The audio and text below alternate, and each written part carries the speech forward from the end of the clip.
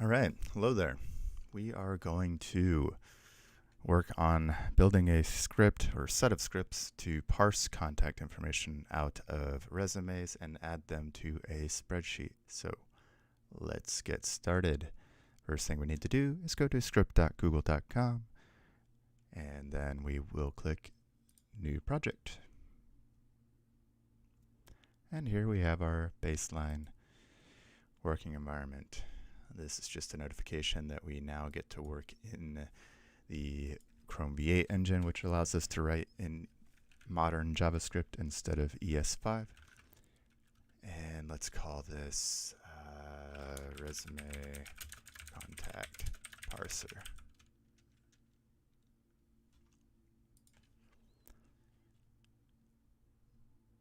So what do we need to do?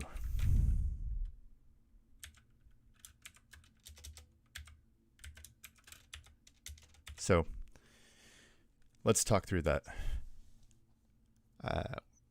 There's going to be a couple approaches we'll take here depending on how quickly we get this done. But the first is going to be extract resume files from drive folder. So basically we will have a folder. It can be our folder or someone else who has shared with us, and we will get the folder ID, which is up here in the URL.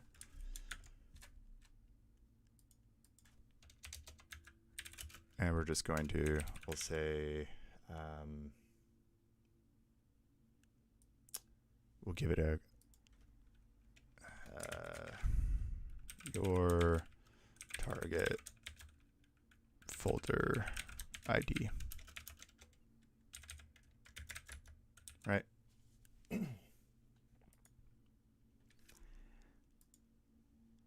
And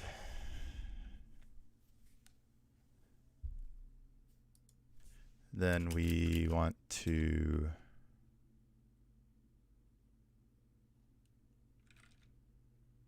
build some functions to read files and convert to text. So the files that we have in there can be a lot of different file types, and reading those file types is the main issue when we first start, right? There's going to be different codecs. The stream that we get from these files is not going to be text. It's going to be some sort of encoded format. The reason we use Google Apps Script is because it has an automatic converter in it. We can convert these things to Google Docs, which is then going to convert them to a raw text format for us. It's not perfect, but it's good enough to where we can extract the contact information from it. Read files convert to Google Docs text via Google Docs. The next thing we will do is convert raw resume text to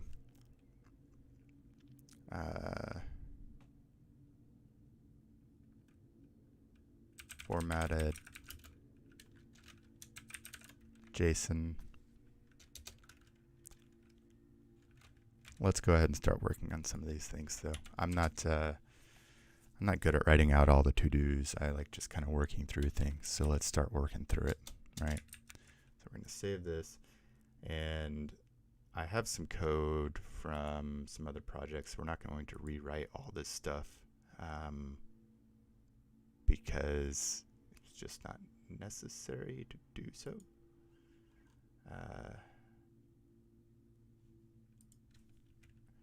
Function get files in target. And so this will take that folder ID target and we will, declare a variable called files, and this is going to be all of the files in that folder. And let's make sure it works. So we're going to say logger log and files, and here let's just create a little test function so that we can run this separately, and then we can take this function, run it here with our target ID, target folder ID, and now we can run this function. The first time we run it, we will have to give the application some permissions.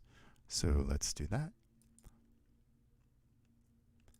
And it's not showing up what that process is like because I'm doing a window capture, not a screen capture. But basically, it's just prompting you through allowing this script to make changes and saying, hey, do you trust this developer? And hopefully you trust yourself as you're developing. And so you should be able to say, yes, I do trust myself. And then we'll run that again and click and press Control Enter. And that will show us our logs. And the logs take a minute to show for some reason since the V8 engine update. But here we go, file iterator. What is this? This is an object that allows us to iterate through files, but it is showing us that it was successful in grabbing that target folder. So let me just copy some code here that I've got from another project. All right. So we're going to create a little array here, and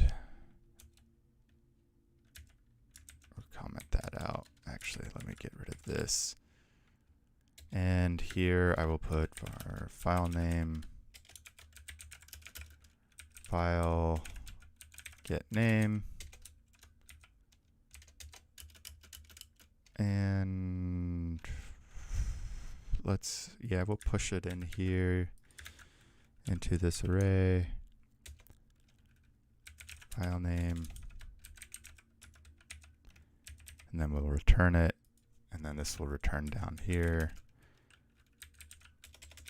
I'm going to call this files, and then here we will console log.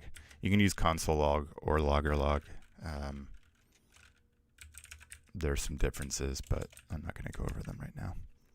All right, let's run this again. See what we get.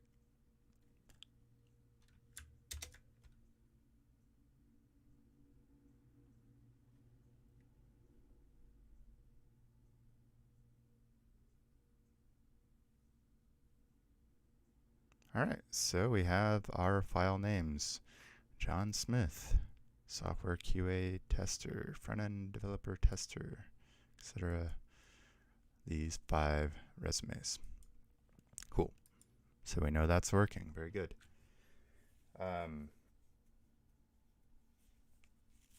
So now we have done the first step, extract resume files. Now we want to process those files and convert them to Google Docs. So let's write a function to do that. We will call it process resume. And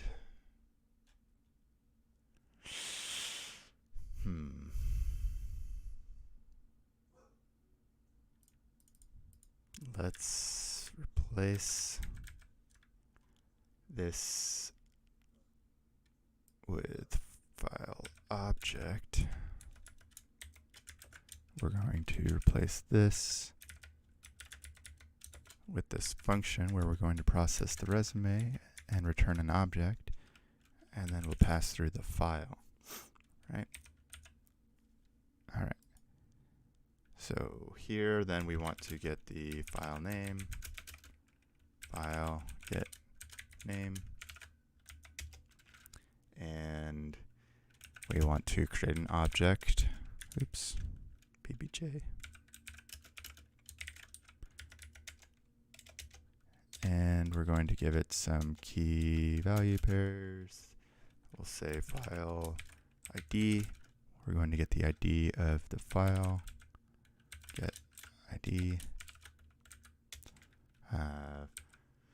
The creation date, created on, which I don't know how, these aren't necessarily all parameters you would want, but there are things that are useful to me. Get date created. So this is these are Google Apps script functions. Get ID, get date created, etc. All right, file name is file name. And file type. So is this a PDF? Is it a doc? Etc.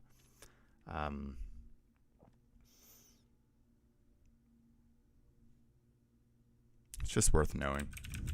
Get meme type.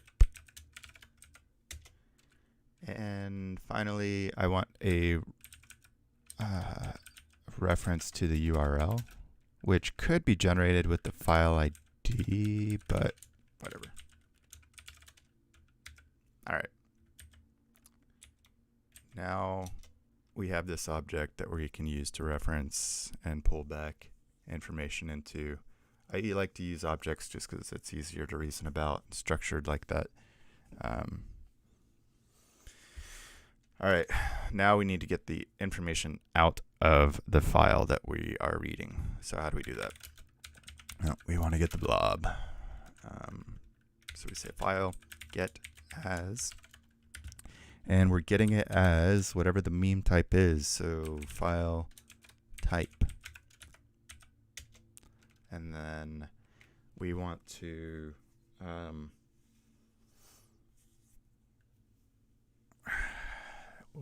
this is where we need to convert it and process the information. So I think it's better to create another function. Because otherwise this will get pretty messy, because the next bit of functions is going to be quite a bit of, it's going to be several lines of code. So we'll say var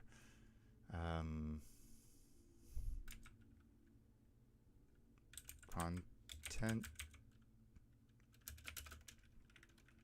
and process text content.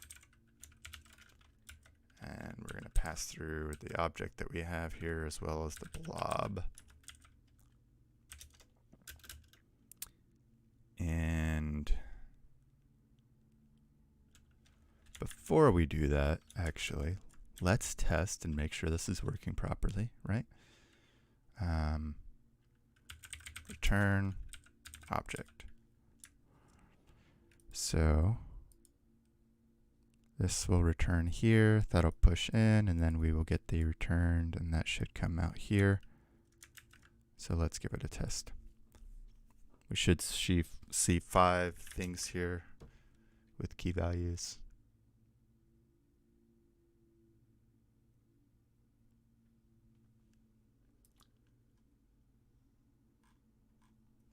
And there we go.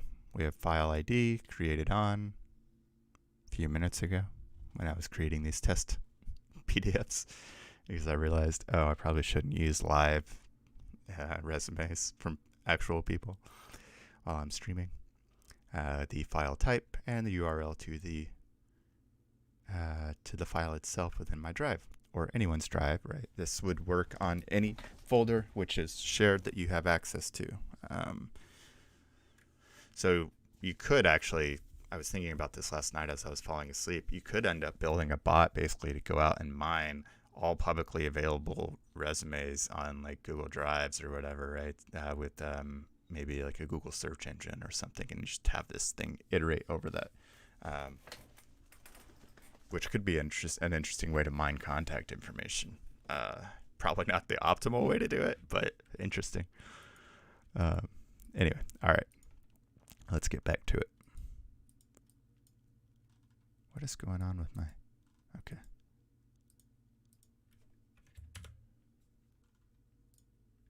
That's weird. All right. So what we're doing, process text content. Cool. All right. So let's create this function. And that takes the object and blob.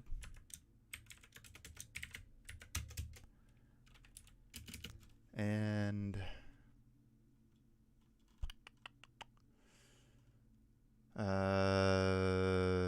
this is where we will create the temporary file. And so we're going to create another object here, just calling it file resource.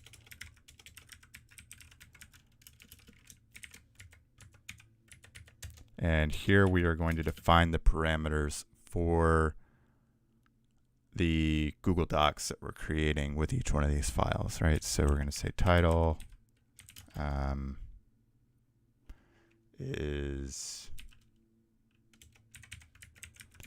we're going to create temporary files, and we'll talk through that in a second and why. File name, underscore, and parents. So this is where we want it to be created, like the folder. And we need to go create a folder for that. So let's do that. Your temp folder ID. And let's go up here. I'm gonna make this constant. And folder ID, we need to go make the folder.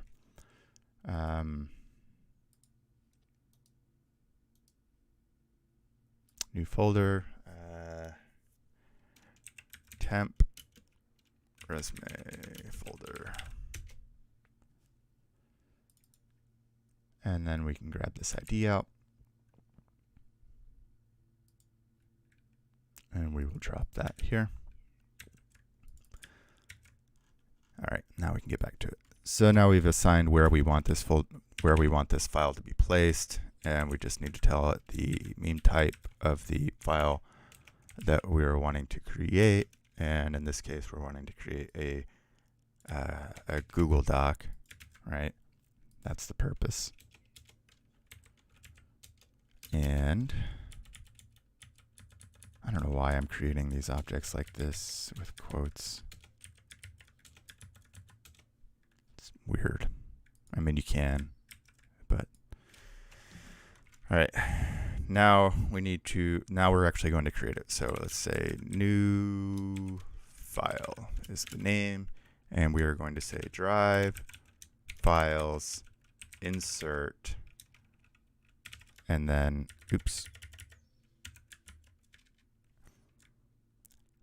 and then well, actually, let's look this up so that you all are familiar with the documentation here.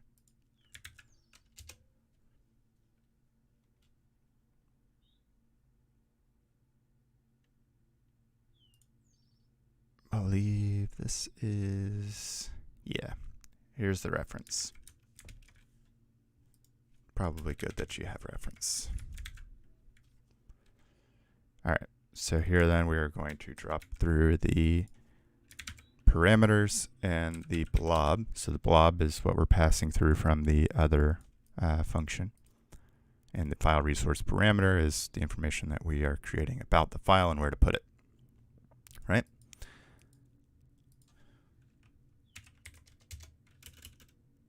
Now we want to get the ID of that file we just created. So new file ID equals new file get ID.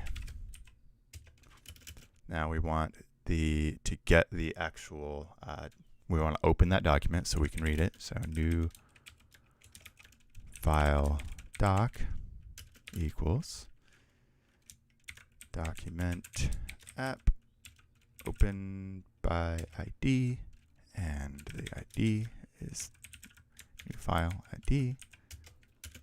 And now we want to extract the text out of that file. Text and that would be new file doc get body get text.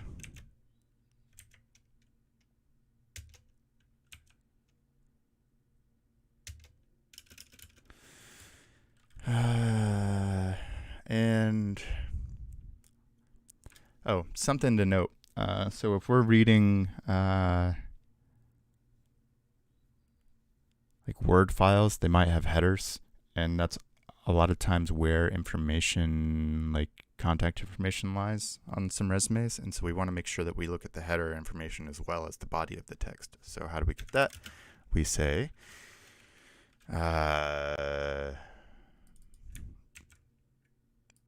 new file, we're going to name it this, and then we're going to say new file doc get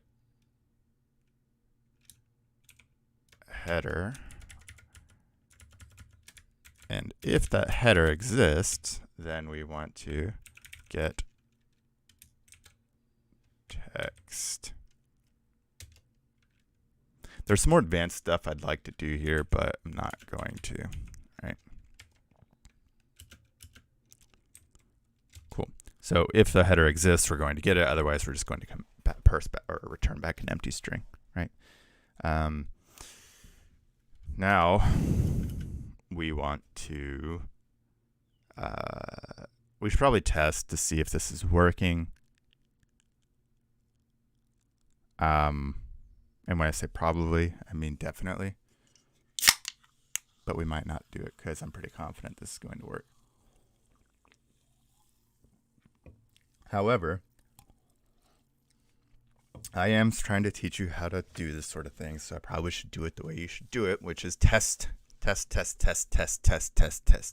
as you're building, so that you don't finish and then spend the next 5 hours tracing down what minor error you did that caused everything to break. So even though I don't feel like doing it, we're going to test. But I don't want a bunch of, well, fuck it. Yeah, let's just test it. We'll see if it all works. So we will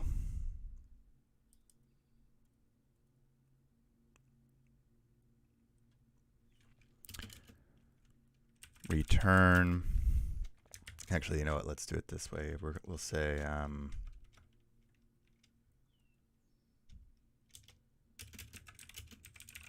because ultimately what we're going to return is the contact information.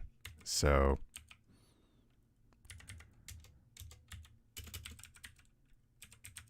we'll just create a temporary thing here called resume text, or called resume text. And then we will pass through the file text. And then finally, we will return that contact object. And then here, we can undo that, and content. And so this should I want to merge actually the response that I get. So let's call this full object, and we're going to merge this using the spread syntax, which I'm so happy that I can now use ES6 here instead of having to do this crap manually. This was not the case a year ago, and it was super tedious to write in Google Apps script because of it. All right, let's give this a test. So what will happen here is we're going to create a bunch of new files in this folder. So we should see 5 new files show up here if it works properly. And then the log will be that file text as well as the information about the original file. So let's give it a whirl, and this should take, oh shoot. Oh, cool thing here. This is going to fail, and we will see why. Drive is not defined. What does that mean? We're using a Drive API, and we did not tell the script that we need that resource. So this is a Drive API. So let's go to Resources, Advanced Google Services. To enable advanced services for your scripts manager, please accept the oopsie. So I'm doing, this is good. This is actually why I did this. So I'm doing this on an account that's a year old, but I've never done any development on before because I wanted to make sure that you could see like what you actually need to do to get this stuff set up from scratch, because you likely are doing this for the first time. And you might even actually have to set up billing, which I probably have not done. And I'm not even in the right account now. I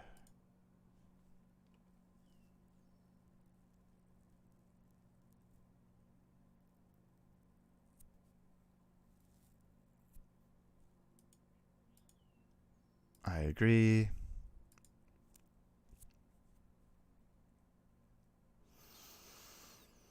And retry.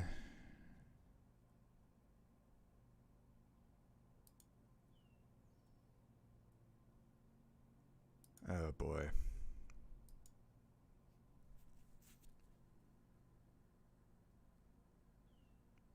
It's been a long time since I've set this stuff up.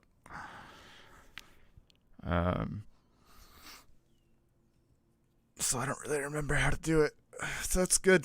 Let's learn together.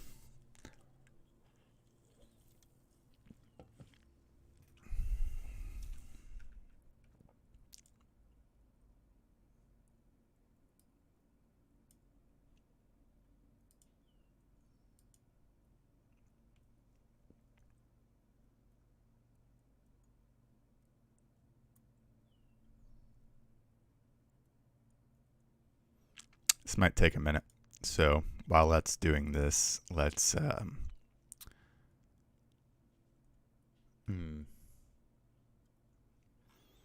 talk about some of the 2D stuff. So convert raw text to formatted JSON.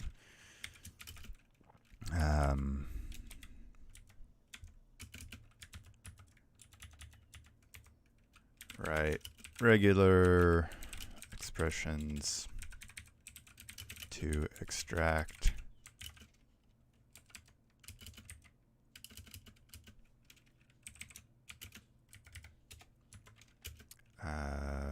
full, or let's say email,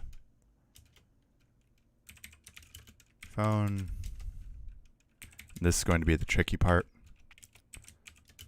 Full name.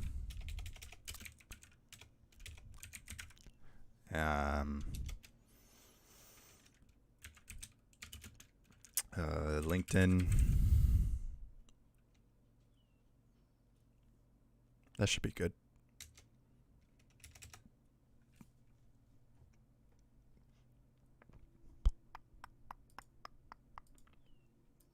Come on.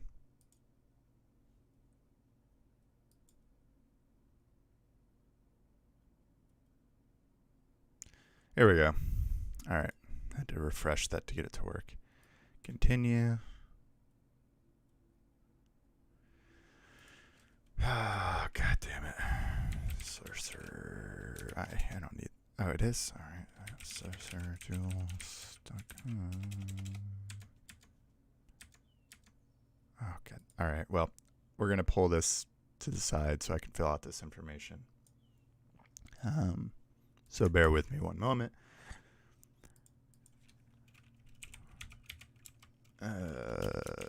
Because I don't really need you all to have like my full address and my credit card information. I mean, I assume you're all pretty good people and not trying to fuck me over, but let's not be silly because this is the internet.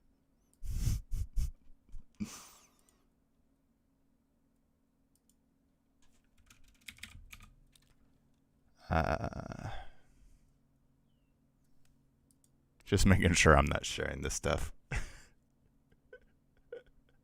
All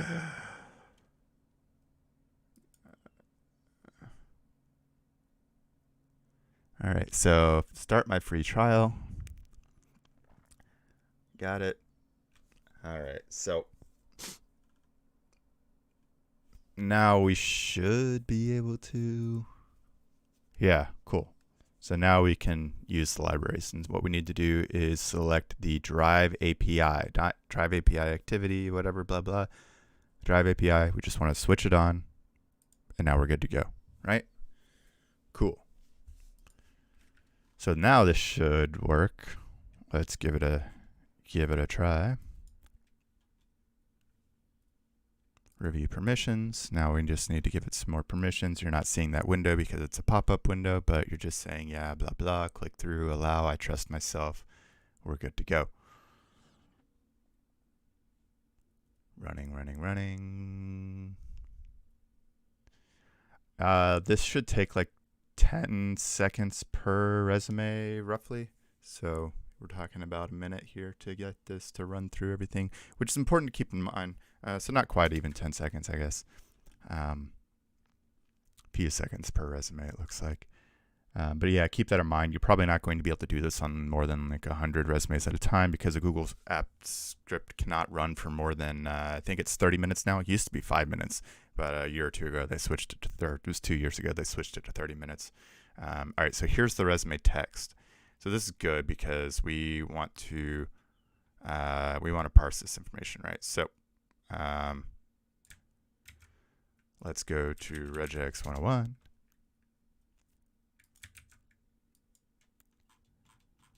And let's write some regular expressions to parse the contact information. And I am not going to write these because I've written them before and have pretty good regular expressions to do this. So I'm just going to copy pasta, my existing ones. And this is really the best email regular expression that I've come up with personally. It works for, it should work for all email addresses. It addresses the variants in domains. It addresses the new domain names, which is why we have like this 2 to 13 characters, because we just looked at what's the minimum number of characters after the dot that we would see, and that's 2, and what's the maximum domain characters, and that's 13, right? And then we had to do that twice because of some domains have 2 dots, I guess is the best way to say it. Anyway, that gets us the email address. So now we can, and see, we created all these temp files here. And we'll address that in a minute because we don't want that to get out of hand. We're going to actually delete them as we create them. But let's now go over here and write const email underscore x is what I'm going to call this. Oops, shit. And this is going to be our regular expression that we will use. We're writing it up here so that if we do ever need to change it, we can just change this one instance of it and we don't have to go hunt down every single time we used it throughout the entire document. Let's do one for phone x. And again, this is going to be for US phones. This is one I wrote for US phones. It's probably not the best for, or it's definitely not going to work for non-US phones, so you kind of need to know that. I've seen some other people write regular expressions for these, so you may want to go check out your own, but I typically like to use my own stuff. And so that's the way I'm going to write it. And then I'm just going to specify, US phone. Now, I do have a non-US phone regular expression, but it's garbage. I would not recommend using this. I mean, it's fine. When I say it's garbage, it does work, but I'm not confident in it not bringing back some garbage as well, because I've not done the kind of accounting for different formats and etc. that I've done with the US. Basically, this is accounting for area codes. It's basically, so if an area code starts with 1, 2, 3 in succession, I know that's not an area code for the US, right? There's no 1, 2, 3.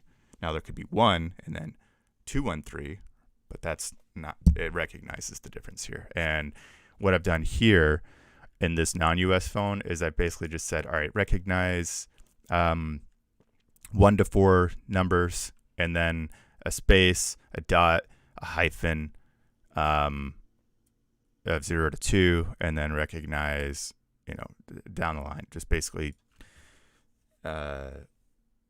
looking for some variant, but not very much. I don't want to go into all of it because it's just not very well done, but it does work for the little bit that I tested it. I actually don't have any non-US phone numbers in here, but I tested it, I don't know, not too long ago, and it worked pretty well for non-US phone numbers. So just keep that in mind. Go find your own non-US phone number, regular expression. There's probably a really good one out there.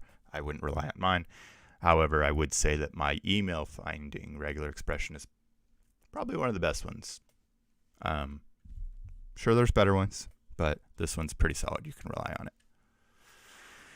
All right. Let's test this US phone out.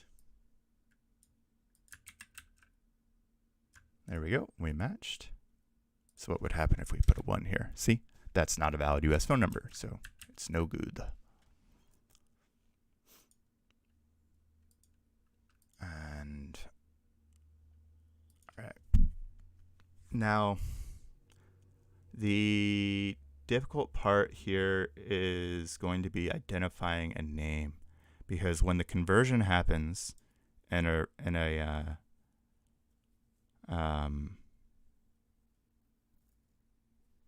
this resume conversion in Google Apps, everything kind of gets pushed into one line. See? And so it's difficult to understand where, and like I'm assuming the name is going to be the first thing, right? But I don't know. It's not terribly reliable. So let's play around with it and see what we get. So the first thing I want to do is I'm going to use some regular expressions that I use for parsing names. And what this is every letter character as well as like accented letter characters, and hyphens and spaces is what this expression is looking for. And I want to find 0 to as many of them as I can. And then I'm going to use a look ahead to say if you see a colon, that's where I want it to stop, right? Now here I'm seeing that it's also picking up a P because phone. So I need to account for that. So I'm going to say word boundary P, and then I'll say any 0 to 1 more, and this needs to be insensitive to case. All right, so that recognized it, but I also need to account for if it was just this. And so the order of how we do these is going to matter. So we want to, trying to think of the best way to explain this. The order of how this regular expression is important. So we need to make sure that the things which are less likely come at the end of our or statement. And so we also would see things like a number for a phone number starting here. We would also see things like email starting off, right? If somebody was saying, hey, I've got an email coming here. Or actually, you know what, a better way to write this would be, there could be a hyphen in here. So we'll say either a hyphen or nothing. And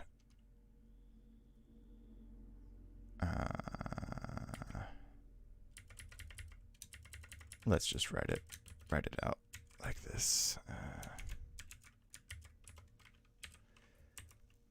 And what else would we have? Phone.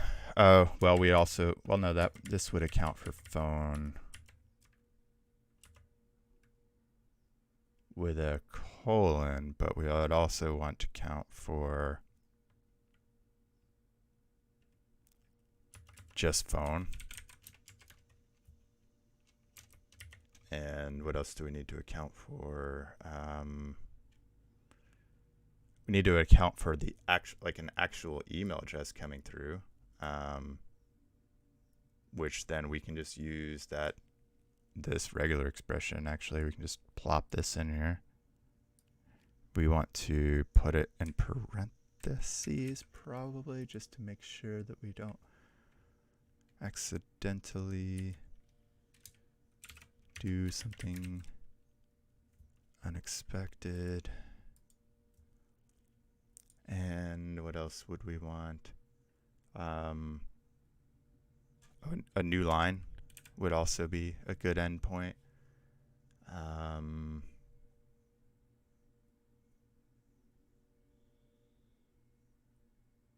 Oh, instead of phone, someone might write mobile. So let's write mobile.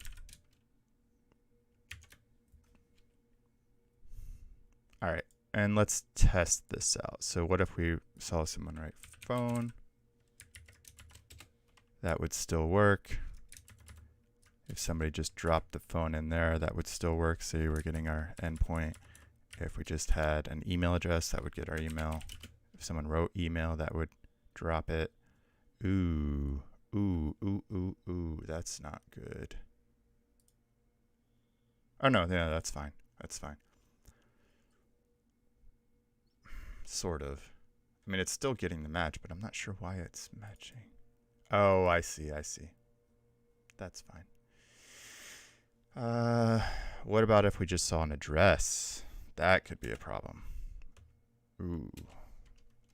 So this is not good.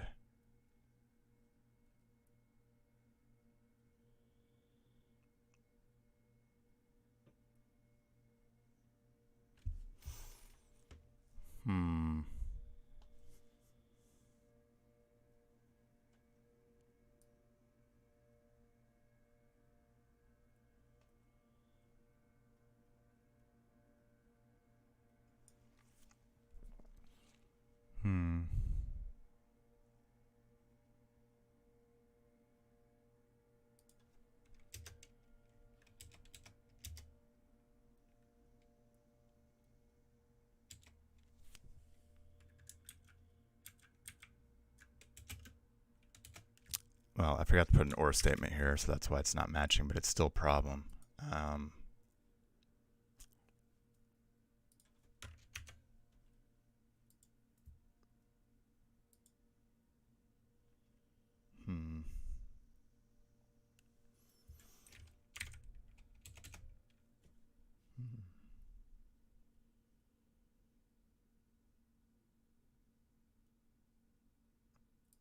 Oh, because there's not actually any new lines because of the way it dropped.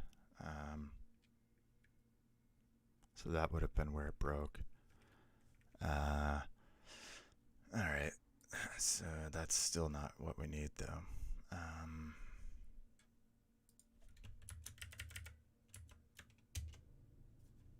Where else do we have new lines? That's a new line.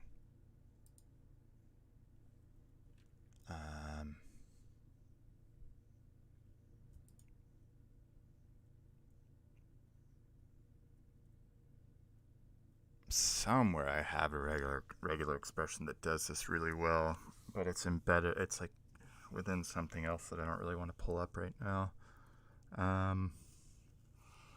It's like a whole set of functions that I really don't want to use here, as it's really complex. I mean, it works, but oh shit, I don't really want to go through all that right now. We're just trying to keep this basic.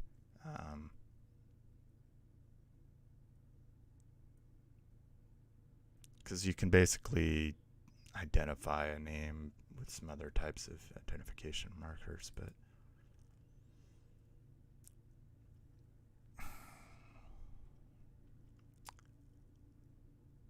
you know what we'll do? We're going to say comma, and we're still going to pick up New York, and that's not ideal, but it's acceptable for now, I think. it's acceptable, because if we were automating some sort of messaging, we would split the name anyway, and we would only address the first name. And so picking up this would be acceptable, because then it's not a problem. Now, it could also be a problem if somebody had like comma their name or something, where they put last name comma first name. But if somebody does that, then fuck them. God damn it. People in your weird ass formatting. Yeah.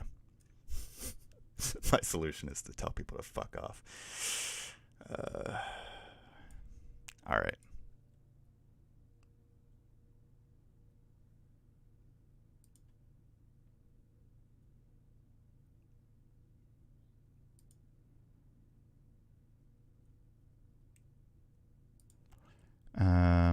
Let's also do, in case somebody puts mobile, right?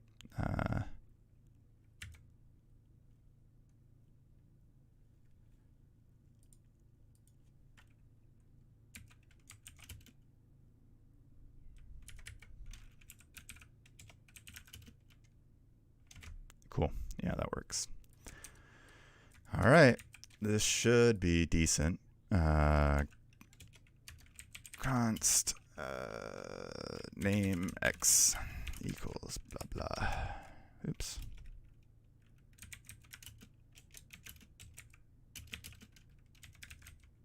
And this is case insensitive, so we need to make sure we put this flag at the end, which you're not able to see for some reason because of my screen's cutting off here. Let me see if I can. There we go. I don't know why it was doing that, but you can see here. We've got the end there. Apparently I've got my screen not filled out entirely.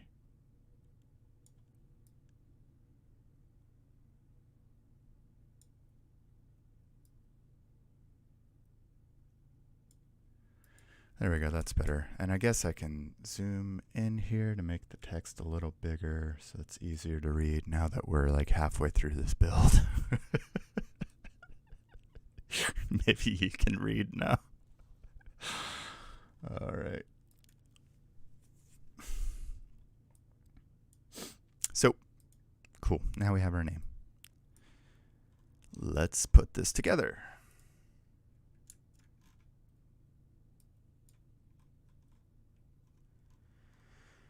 So, let's put full name is equal to, oh, you know what? I need another function.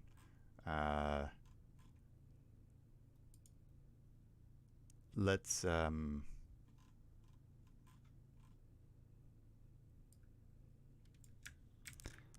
we're going to create a new file here. New script file. I'm going to call this utils. And this is just going to be where I'm going to put some utilities functions. So this fixed name case, this will, you can pass a name string through it, and it will normalize the case for us, so that if somebody has all caps, we can account for that. And so we also need this function reg, which is basically just validating a regular expression for me. And so here I can put name x.exec, and then the match that I want is 0, so the full match. That's the index that I want. And this basically just handles it. So it's what this function does, and let's just look at it. You take a regular expression, which is object, which is represented by O, it passes through the index that you want, and it's just saying, if this regular expression is true, then return the index that I'm after. Otherwise, just return an empty string. Pretty simple. It could be used for more than just that, right? It could be used for checking any kind of object against getting the index that we're after. All right, and let's see. now we need to get the email, and that we need to we probably need to write, because we're going to match on the text or the header, and so let's write a separate function just to, it's just an abstraction so this doesn't get out of hand. So let's just write function match on content, match on content options, and we'll say the expression we're passing through, the header of the document, and the body of the document. And then here we'll just say return if head exists, and so if head exists, then we're going to do this thing. So the way that this and condition works is it checks the first thing. If the first thing is false, it doesn't do the second thing. So we can kind of use this to do some double validation here. So we're going to take x exec, we're going to pass through the head. We want to get this. So we're saying if head is true, and if we're able to extract something out of the head matching our regular expression, then go ahead and return that, and let's trim it down because we don't want any white spaces. So this little trim thing just handles our white spaces. Else, if that's not true, then we just want to run this on the body of the document that we're going to pass through. And again, let's go ahead and trim it again, right? So a simple thing, and we can actually rewrite this if we wanted to as a, because this is so simple, we could call this const, and we could make this into a lambda function, which would allow us to write it as a one-liner because it's so simple. So if we wanted to do it like that, we could, I think, and that should be fine. And then now we can use this down here without having to have this big long line of conditions running through. And so we could say email is equal to match on content options, and the regular expression would be email x, the header text, and the file text. And this is why we want this function, because this stuff is so wordy that if we had all these, or like all these conditions running out, it would just be messy to read. All right, now let's do the same thing for phone. Be careful copy pasting like this. It's a good way to screw stuff up. All right, and what else do we need?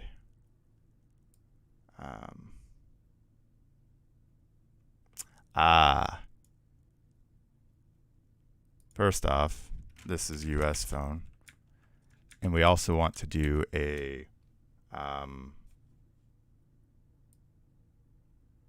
non-US phone. So we can write an or condition here and put in non-US phone. And so what'll happen is, if this is true, it's just going to keep that. But if it's not, it'll try this and give us this. And if neither one of them are true, because of the way we've written this, with this this function just returning back an empty string, we should be okay. And the reason why this works so well is an empty string is considered false, but it's you know, it's valid.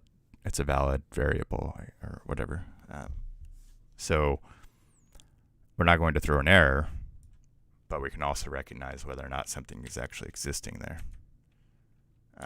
And then finally, let's grab the LinkedIn if there is one, and we will just use this same function, and then we'll just change the regular expression to LinkedIn X. And let me make sure that's what I named it.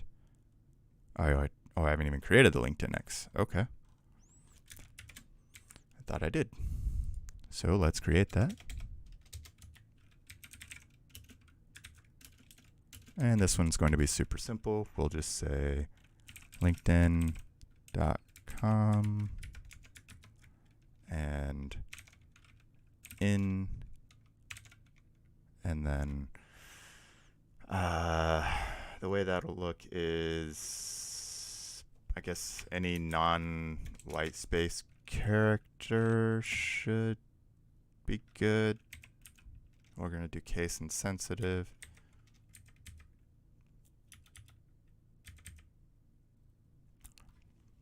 And I don't have to do case insensitive up here on this email because this is already case insensitive because of the way I wrote the regular expression, right?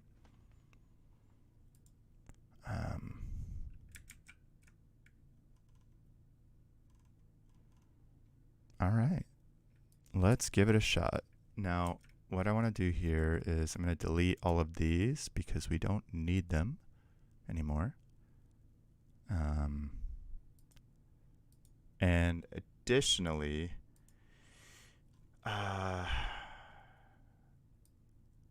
let's delete the files as we are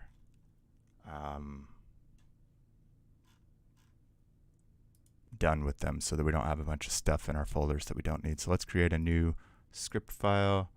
We're going to call this file management. And for now, we're just going to drop this in here. And we can just pass an ID through it and it will delete it for us. And so,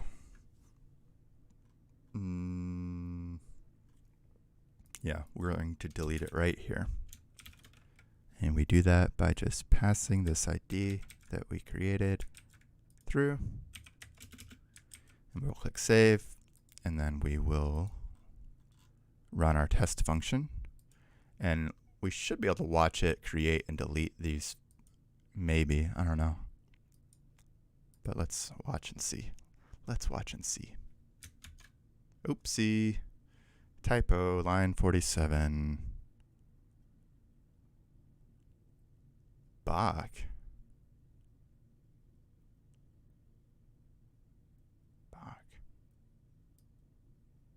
Oh, whoopsie.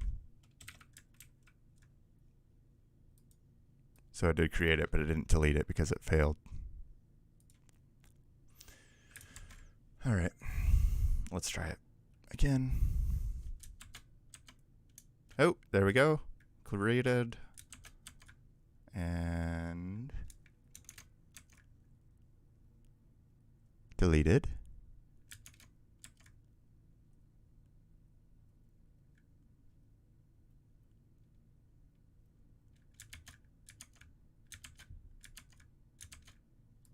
So we only saw it create one, but it did handle all of them. All right, so we have John Smith. It's the file name, full name. We have Roberto did not process correctly. We only got the email out. That's not good.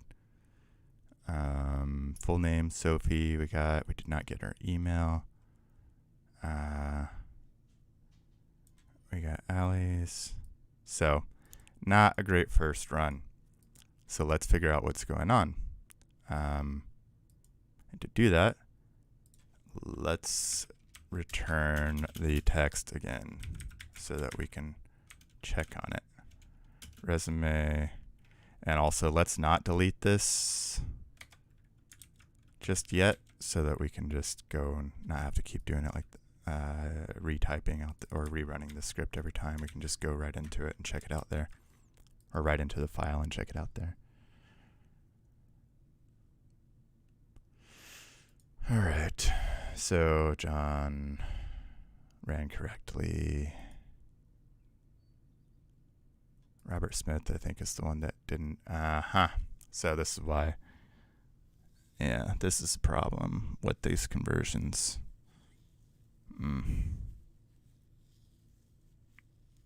PDFs are rough, which is why I'm doing this on PDFs and not even messing with docs, because docs and all that are pretty reliable. It's PDFs that are the bear. But let's check it out. Maybe we can get this stuff handled.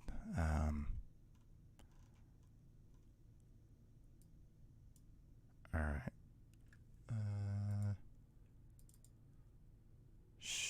So let's copy this here and see what happened. It's weird that it didn't pull. Oh, because the first match was just an empty thing. Okay.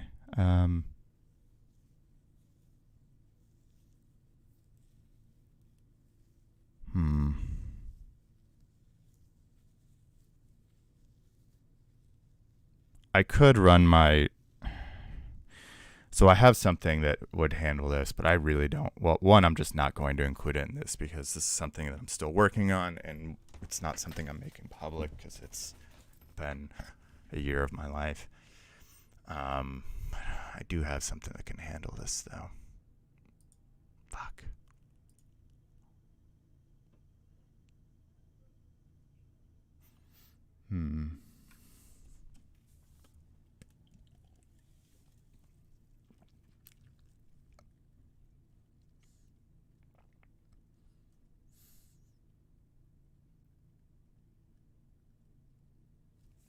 You know what's a good solution to this?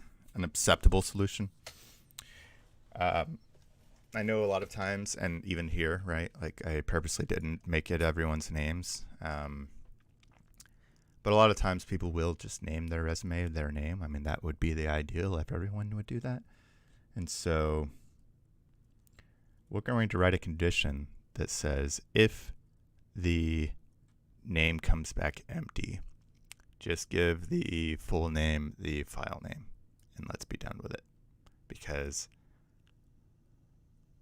no, there's one other thing I think that might be worth looking at, and that is the font size. I don't know how to get that out, but let's see. I was thinking about this recently. So, our font, whatever, new file doc get body get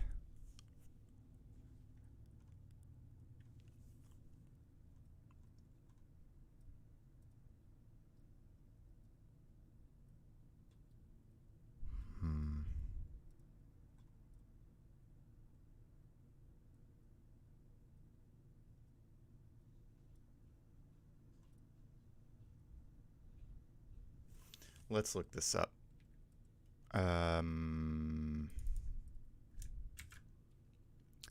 Let's look at the document app.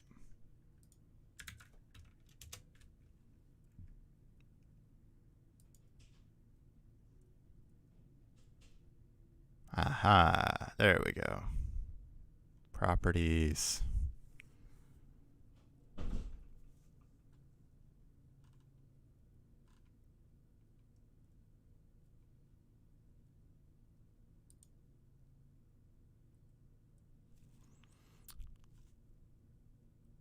Gets the text alignment.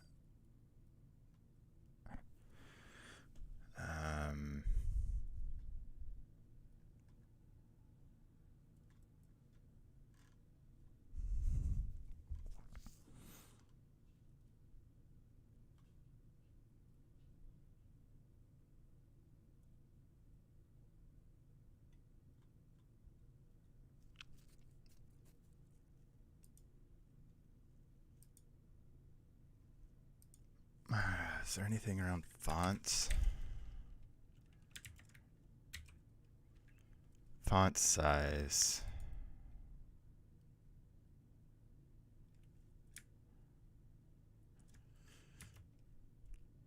Document get body.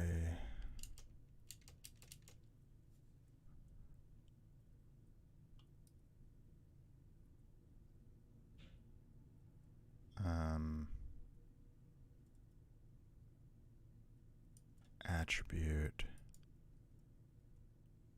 So maybe if I look at the paragraph, how do I chop up the text in a? I haven't done a lot with Google Docs, but I've really only done very little with it. Like maybe 2 years ago when I was helping a friend out. It's the only time I've ever really worked in documents within Google Apps, aside from just basic stuff like that we've been doing. And so I'm just not familiar with this stuff, but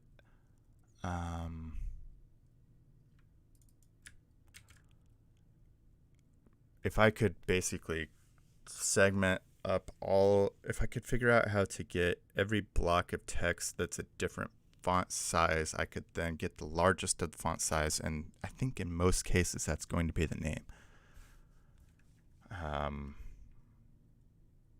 Find element, get element,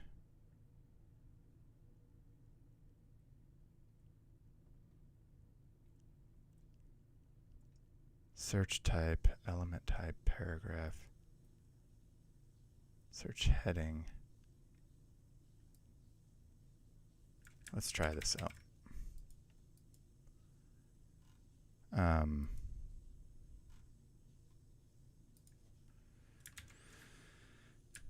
And oh shit, damn.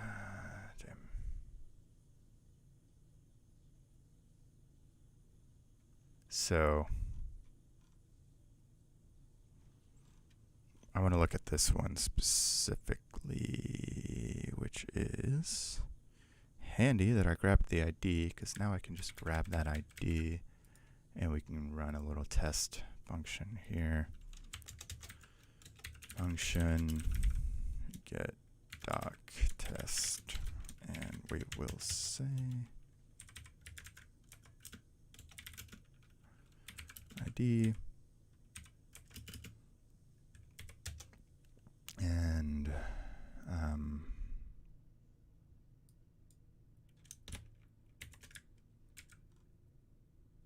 our doc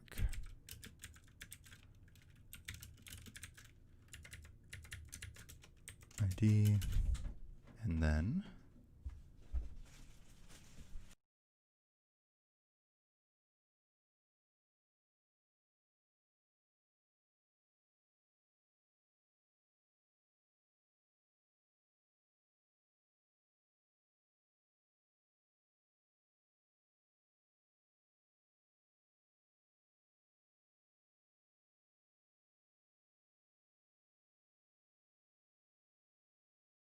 all right. So now we have the document, and let's take a look at this. Get body.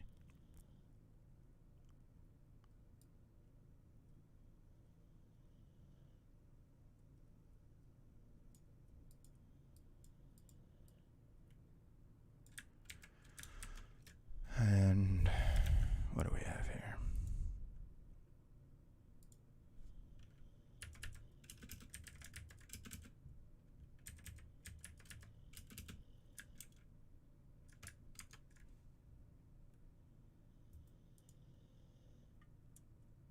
Get the body section of define the search parameters.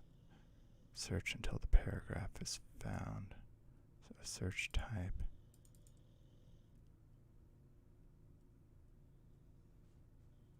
Oh. Is this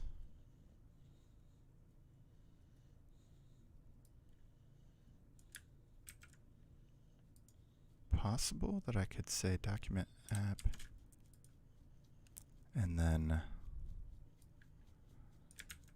font size?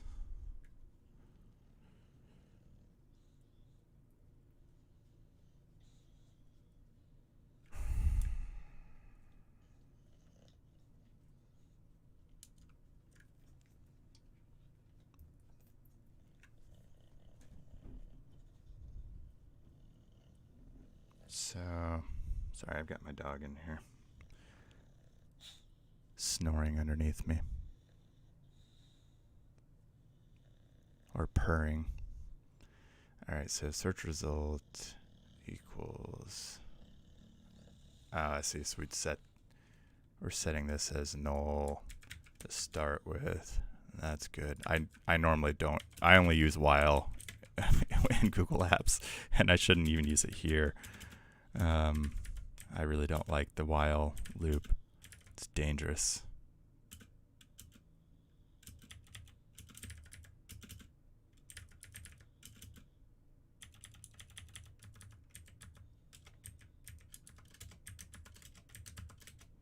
All right. So while search result equals find body, find element, search type.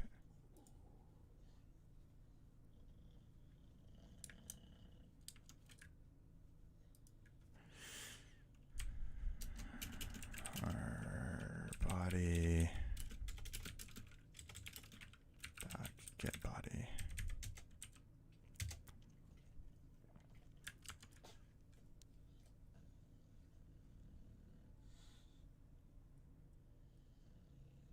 Okay, so that's the result that we want to find. And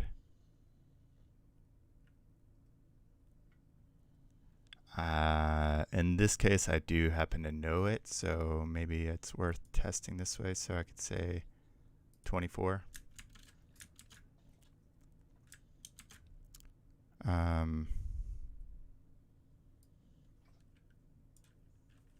24.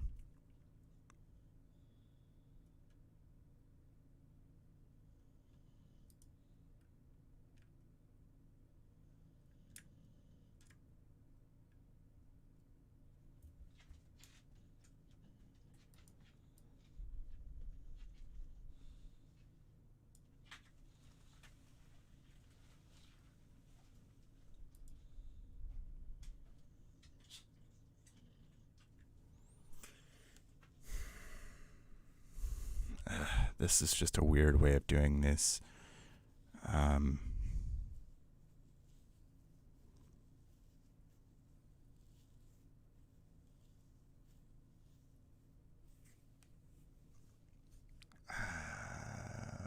it.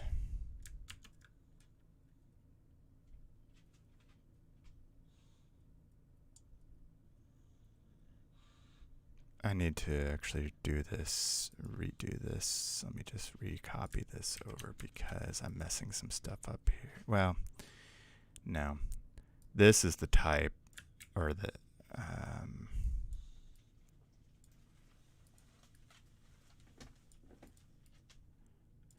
this is what I want this search to iterate on, and this is actually what I did want to search through.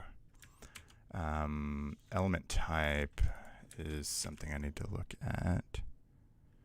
So let's do that.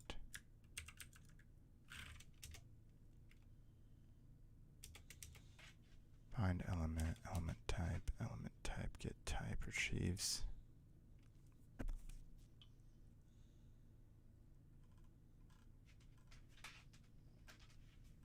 I wish I could just, I wish I knew this better, but I guess this is good enough. Oh, can I just get children?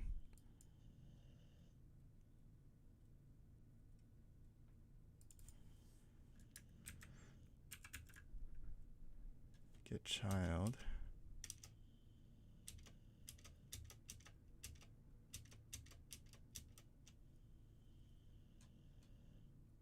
Get list items. Retrieves all the list items contained in this section.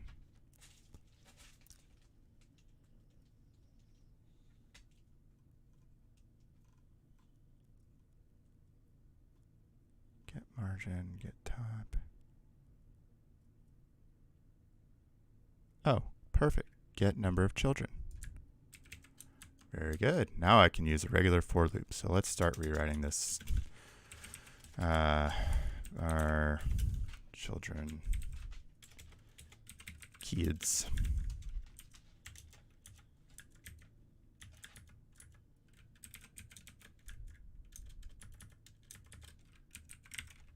Let's write it in German.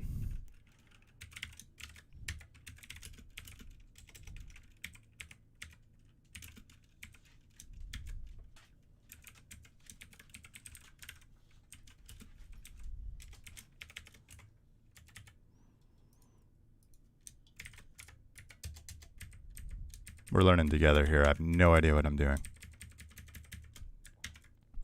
But it's fun to learn, right? So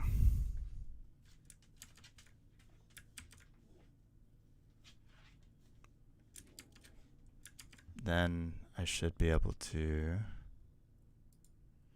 get the child here.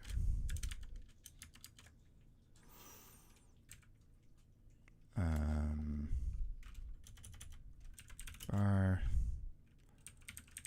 font size. We'll just call it. I just want to see. I don't know. I don't even know what I'm doing, honestly. Bar child.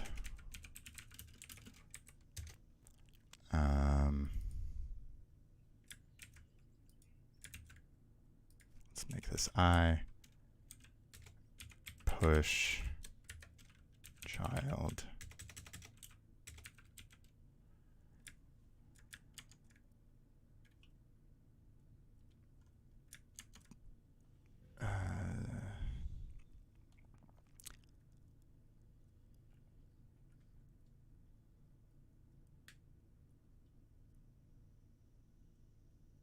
Type.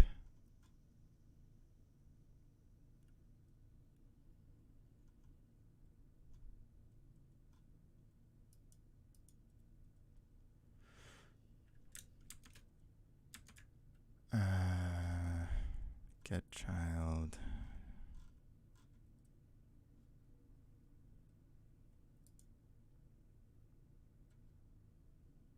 Interfaces, maybe.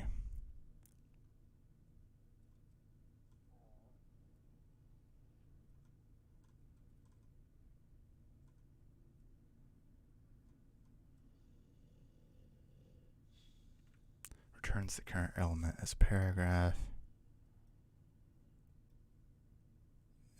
Let's do get type and just see what we're getting out of it for now. And then let's just console log. This is not a good name, but we're just testing. So get doc test. Let's play it. Run it. Invalid argument, line 79. Document app get. Oh, what? Why is that invalid? Don't tell me I'm invalid. It's perfectly valid.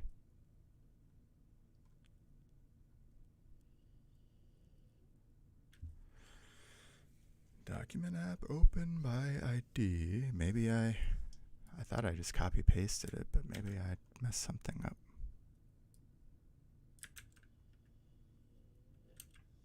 Nope. Maybe I didn't get an proper ID.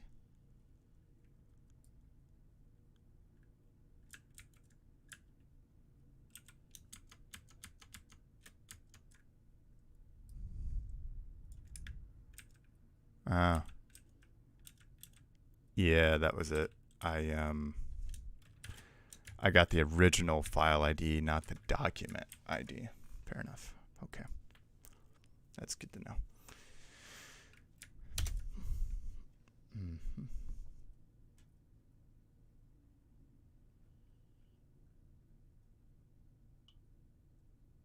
The original file ID being the PDF. All right. Function compared to.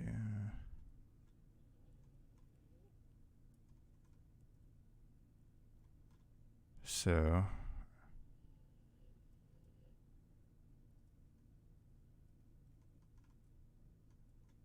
Cool.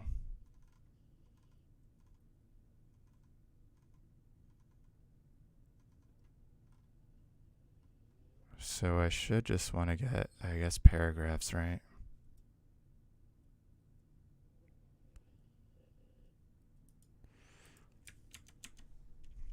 So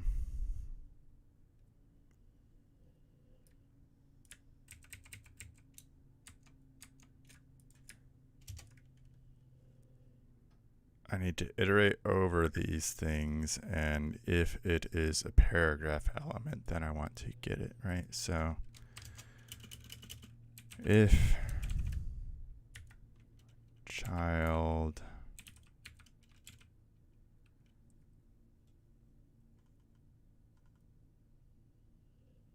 Actually, let's just be lazy and just see what happens. I should get an error here, but maybe not.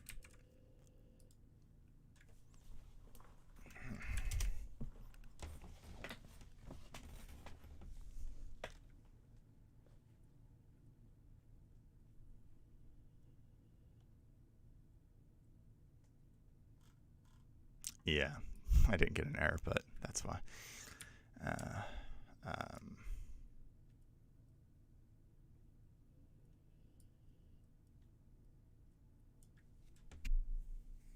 That's why they're using this to get the element. Fair enough. That makes sense. Well, I understand what they're doing now. That makes sense.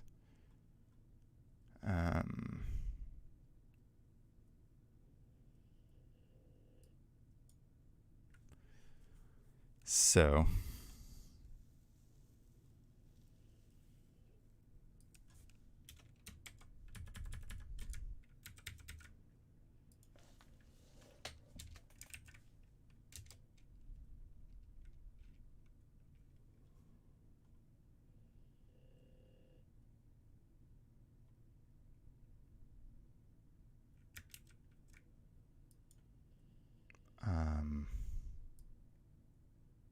I'm going to comment all this stuff out for now and go back to this now that I kind of see how it's working and what it's doing. This is a long derail for getting the name, but I'm just not going to use the current stuff that I've been working on, and so we need to find a solution. And I think this might be the solution if we can figure out, and also it'll help me with some other stuff, so it's worth checking out.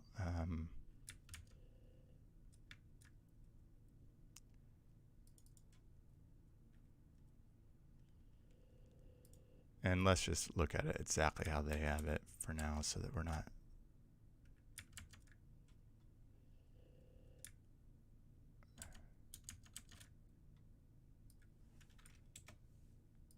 messing anything up. Alright, so they're saying search result is null. Now we're changing it to body, find element, search type would be the paragraph.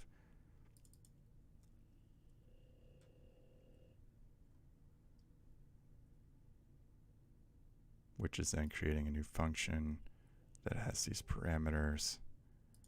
The search result being the parameter, get element as paragraph. Let's call this the paragraph and just call this the elm.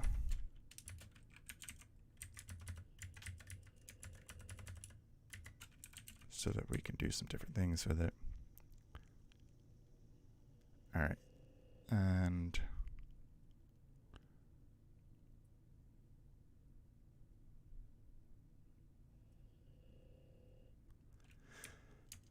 then we would want to say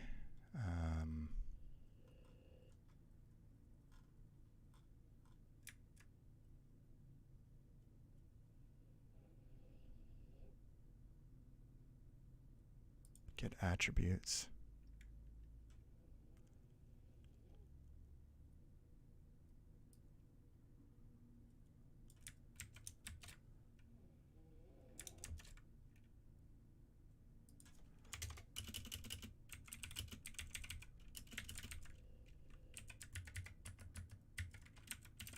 Get attributes.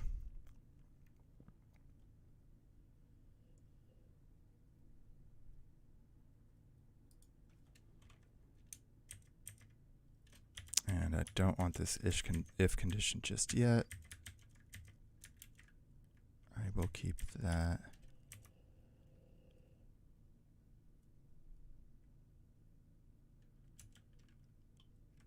I don't need that actually, and what I'll do is attributes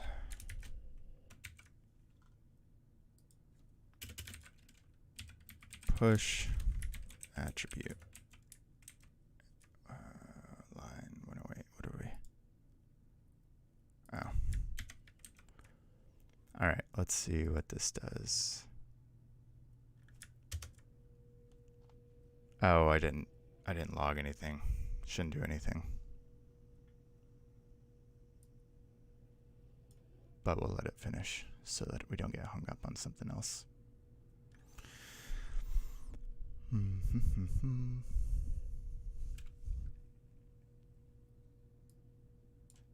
Okay, I'm not going to wait all day.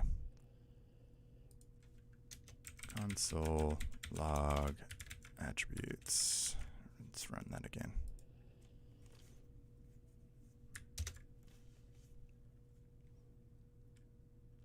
Again, Control Enter to get into your logs, in case you're wondering. Here we go. Font family.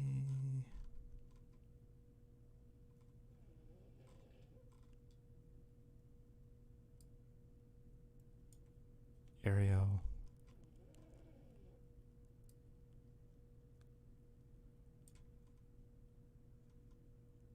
Heading, link, underline. Font size, there we go.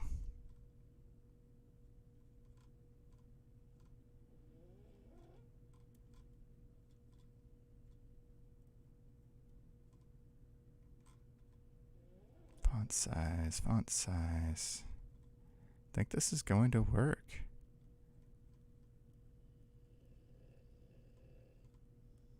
Sorry, that's my dog snoring underneath me if you hear some.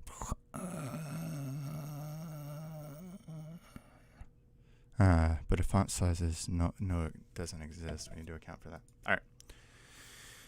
So, get attributes.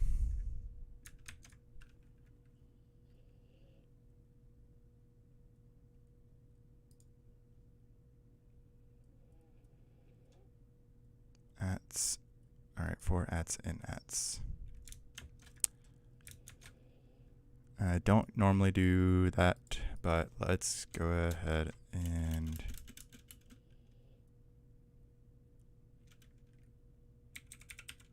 yeah, I don't normally, and so I'm not going to. At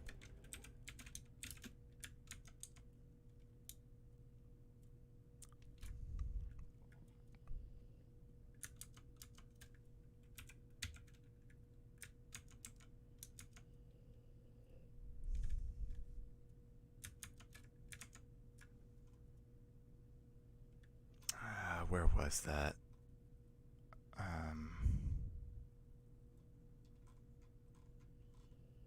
I think it's just font underscore size capitalized. So let's try that.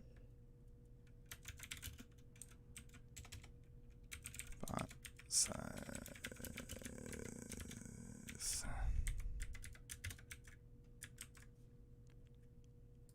Let's run that.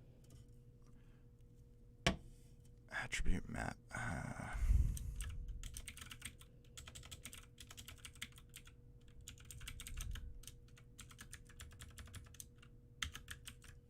I don't know if this will work or not, but we're going to try it.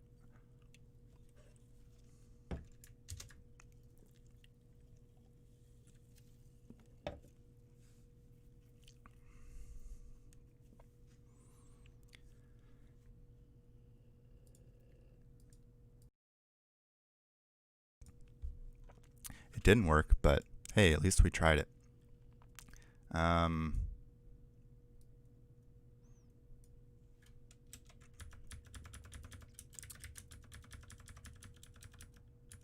I don't know.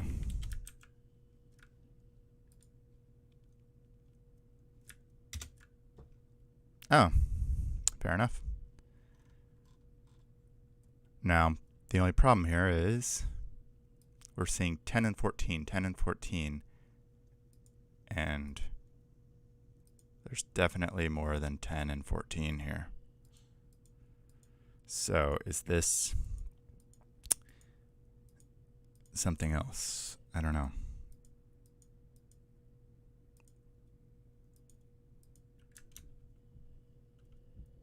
I don't know.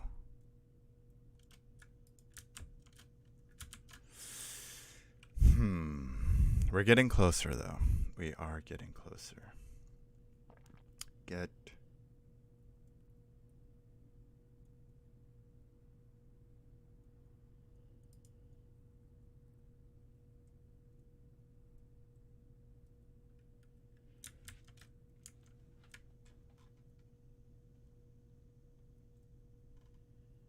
retrieves the element's next sibling element. So we could maybe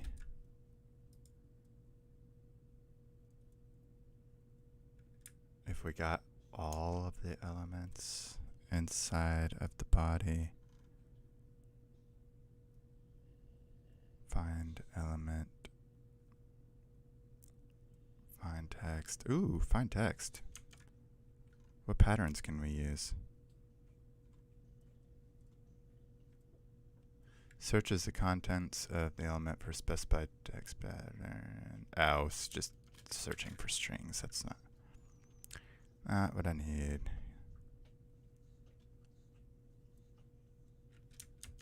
Maybe my approach up here was better.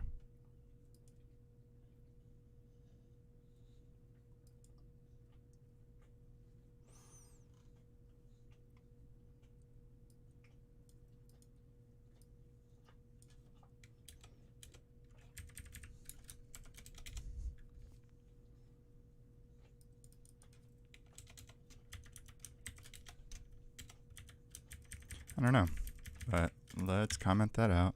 Go back here and try this again.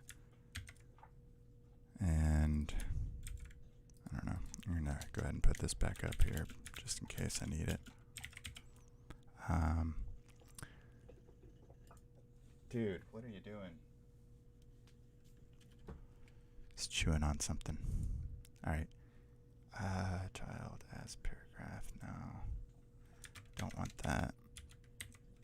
Search type. I don't want that.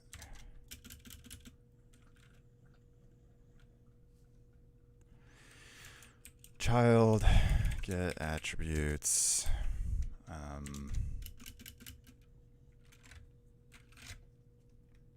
And let's just call this attributes.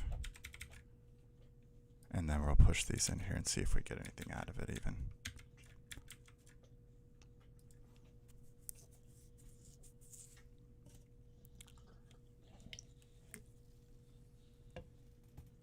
What are you chewing on, man?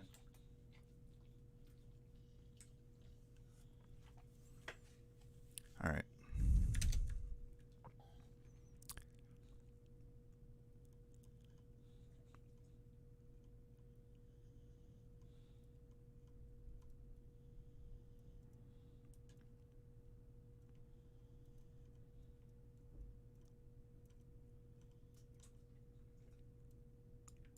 All right, looks like we might be able to do it this way again.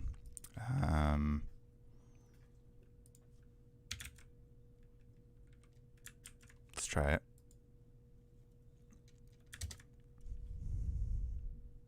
If we see anything 24 here, then we're done with this part of it.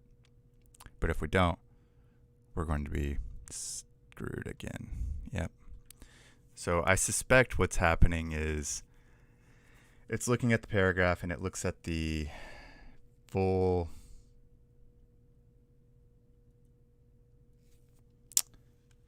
it looks at the line, which is the paragraph break. And so I don't know how I would identify this change. Maybe we should Google this. Google Apps document get text by font size. Maybe somebody has run into the same issue I have. Seems unlikely, but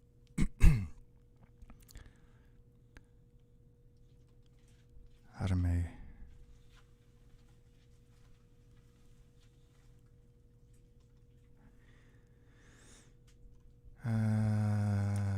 all right. Give me one moment. I need to let my dog out.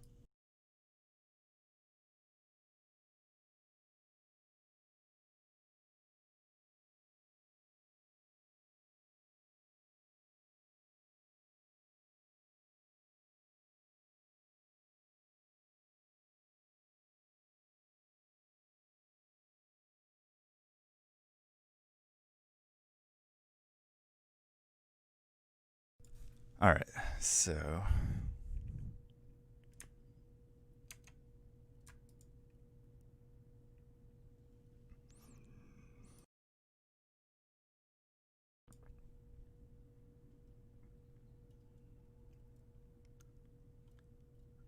yeah, that's not what I want. Not what I want. Not what I want or need. Not useful.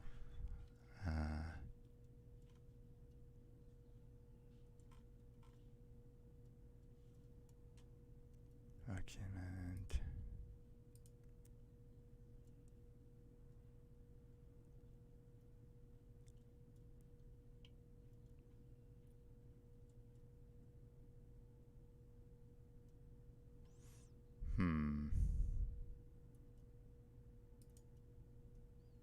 I don't know. Let's just keep reading that. Get heading attributes.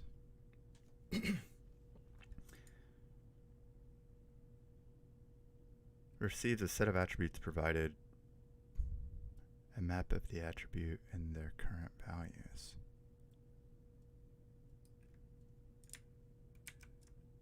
I don't know. Let's try that, I guess.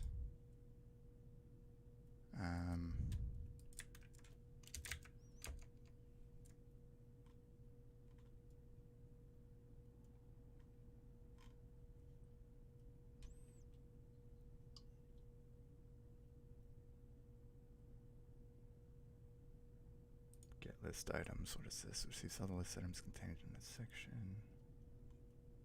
No.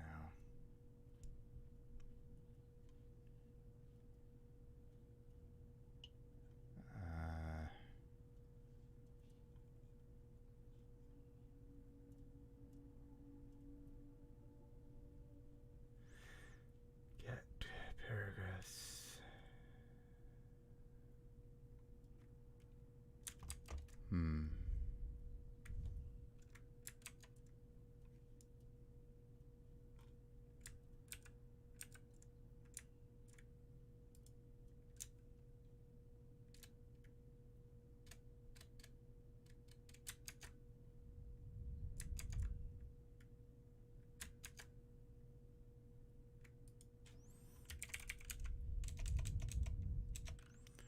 Child. Get attributes.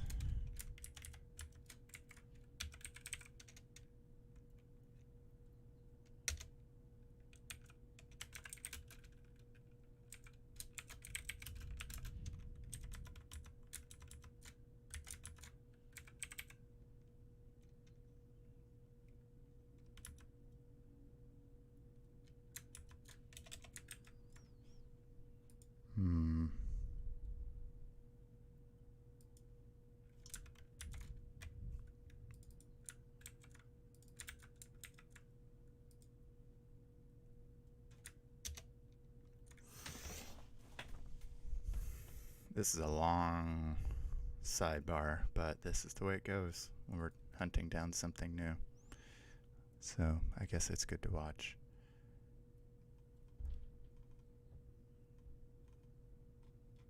Alright, so what do we have here? Font family, background, color, line spacing, horizontal alignment, toString, name to JSON, compare, justify, font size is null, there's nothing there.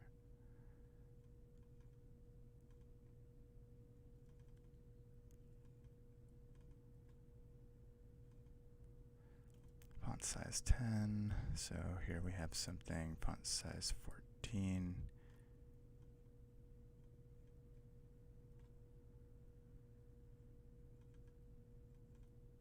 Font size 10, 14, 10, 14, 10, 14, 10, 14, over and over and over again, and we never get what we're after.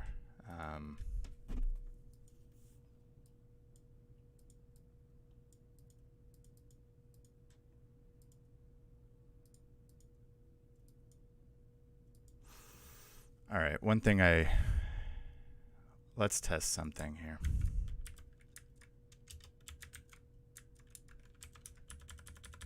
Now this is going to be 17 for the paragraph, right? Because it's starting and ending this line was 17, right? So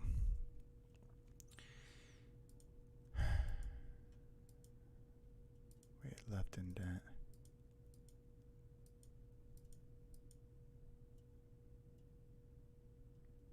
Interesting. Might be able to figure this out that way. We'll look. All right. So let's go over here and undo this stuff. I don't need that. And now the first thing we should see should be 17 if this is working. Or null and then 17.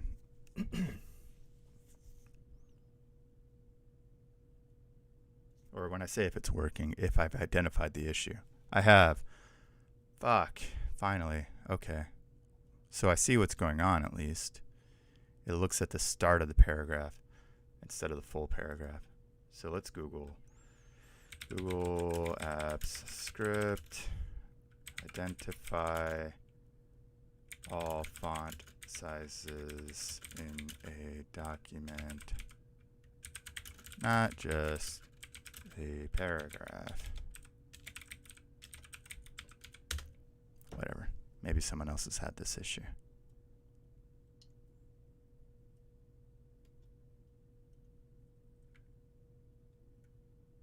Ooh, offset.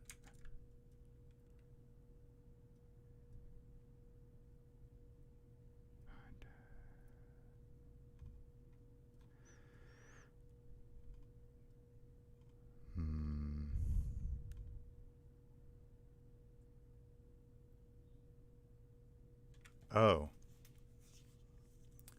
So I could go over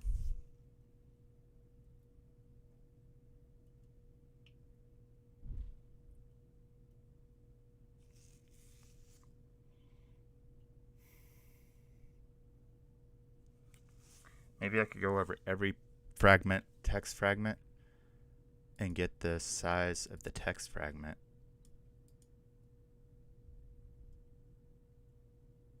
Yeah.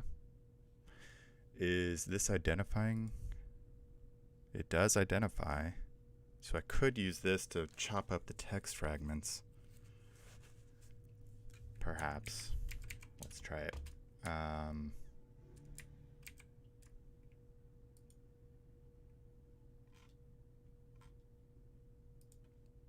So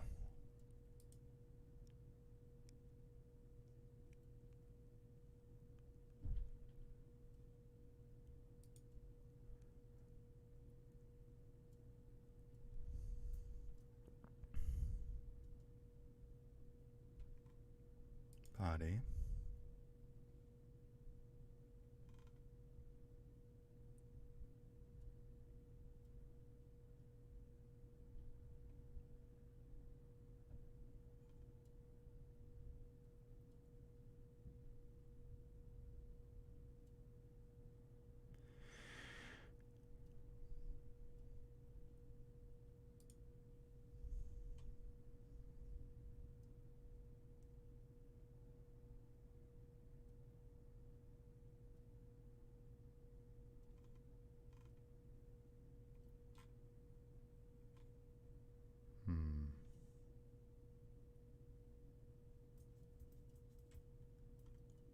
Get text. Get paragraphs.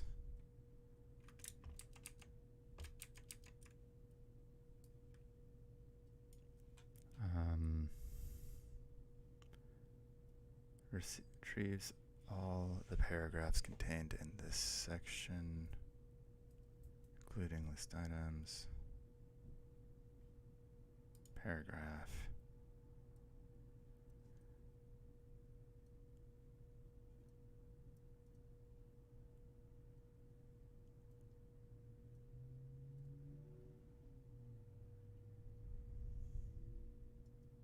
Gets the text alignment, available types aligned.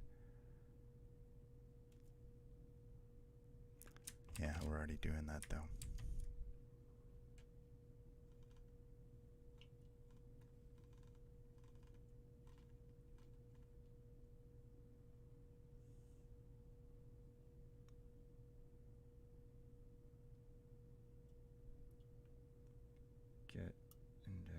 First line.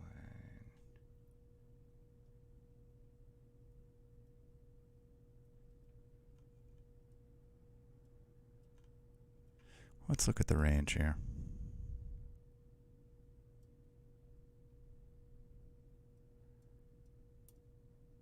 Get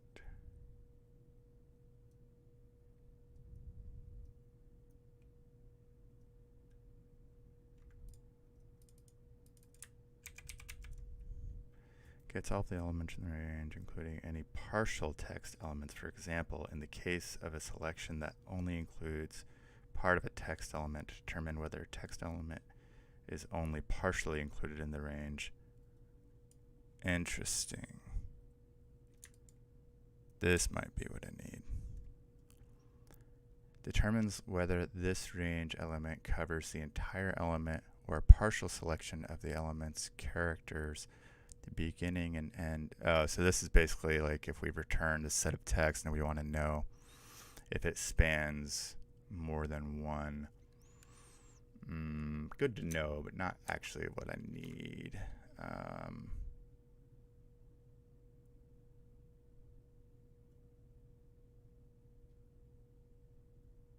However, I am curious.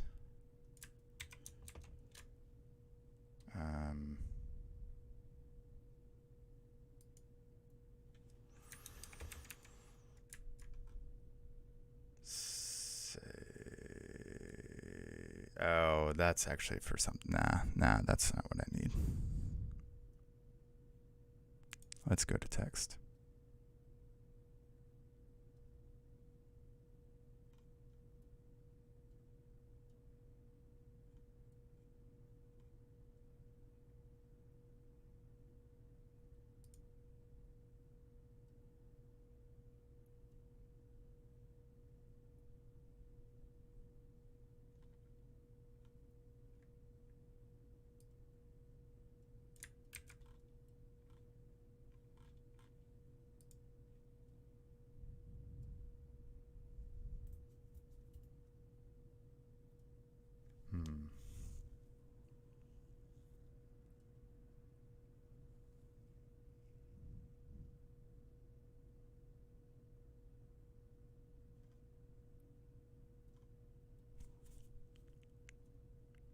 Retrieves the font.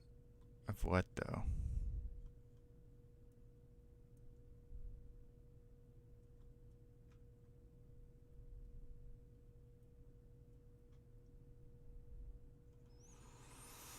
Remove set attributes. Set. Alright. That's not useful. Get text. Let's just get the text. How do we do that again? Well, our text. My autocomplete. Get.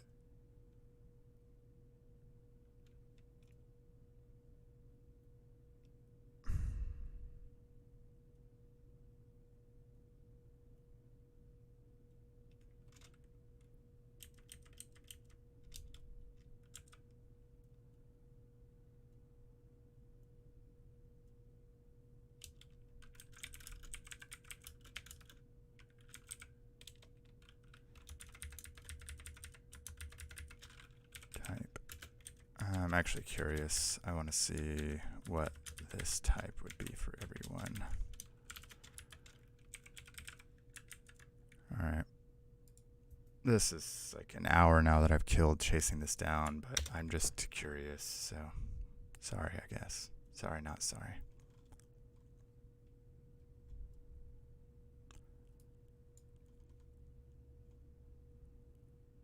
Body section. Auto-generated, body section, comments section, document, equation, function.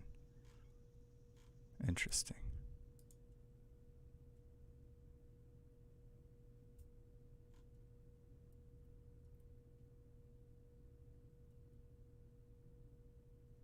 So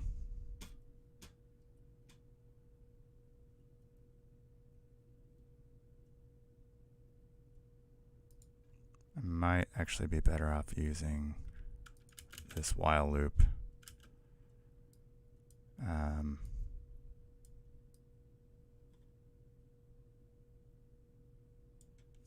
It looks like. So let's go back to this. And we're going to get all the paragraphs, and let's test it. We should, if this works, still get 17 as one of the first items.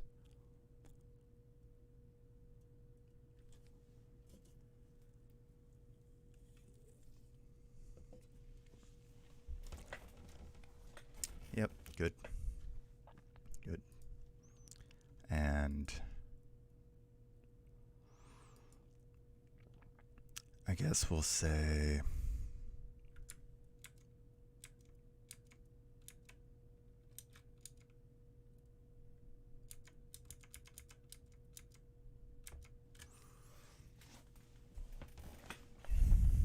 as paragraph.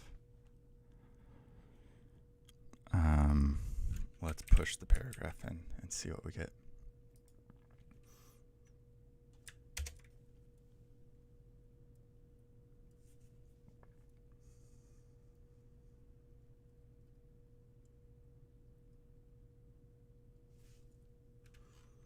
Okay, cool. So we got our set of objects here.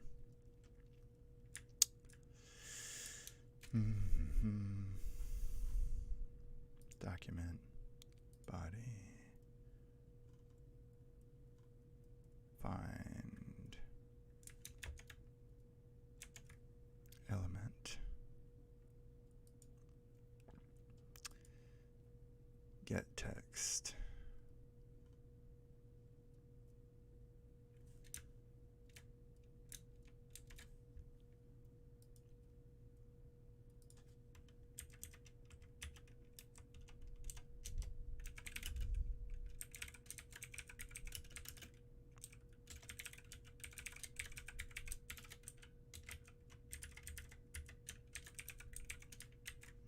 So this should get us our paragraphs.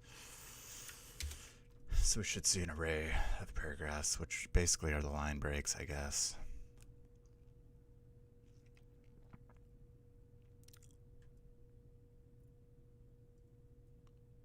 Yeah. So this is what we're after here.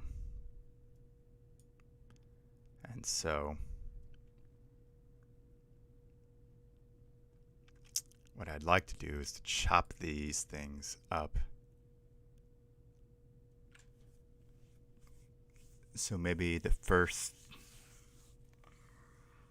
10 paragraphs, I want to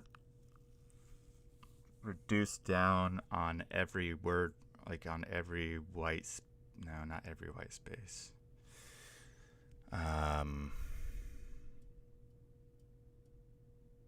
Oh yeah, I just want to use this regular expression here, right? Oh damn, but that doesn't work because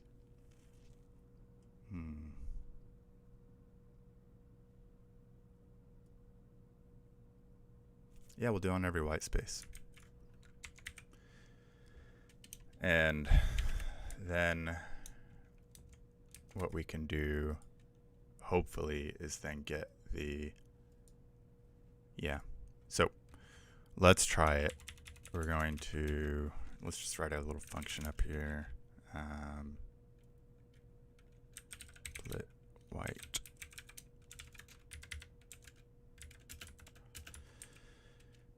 We'll call this let's call this S. And then we'll say split. I don't think this is going to work, but white spaces.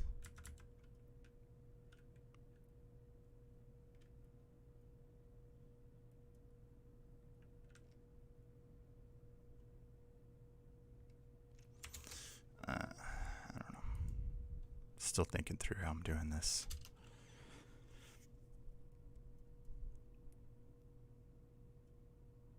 Before I do that, let's see if I can even, I want to, can I call, Yeah, I can. Get font size, right? Get font size. Saw that somewhere. I think here, probably text. Get font size. Retrieve it at the character offset. Is this specifically what I need? Nah. Although, good to know if this works. Not font family, font size.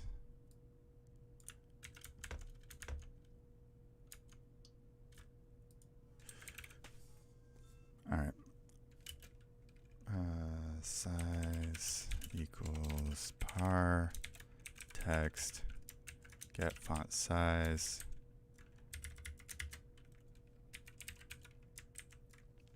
And now if this works, then it'll just get the front. Yeah, I didn't think so.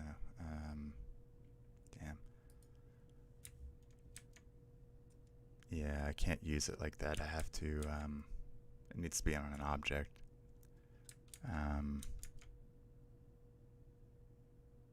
So how do I turn? Oh yeah. So I have to edit the actual document.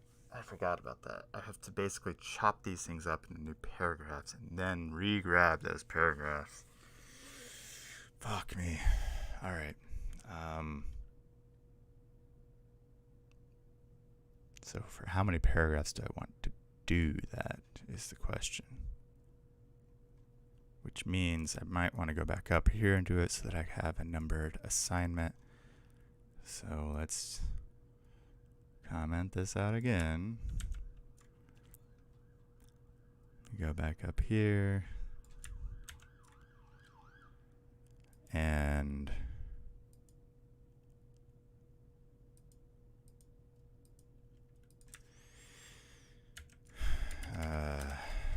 paragraph.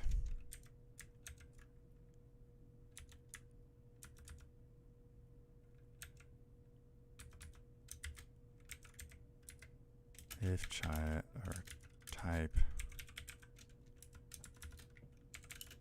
Actually, no.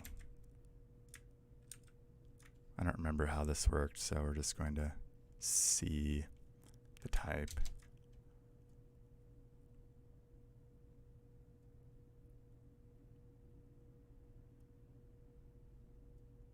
Actually, I do remember how that worked, and so I want to write this condition. If type equals paragraph, then push it in, otherwise leave it out.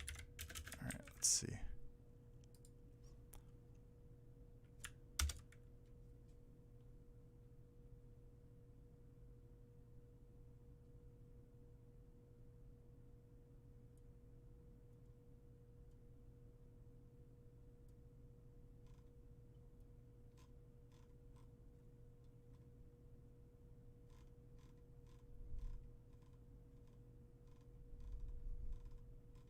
No, fuck.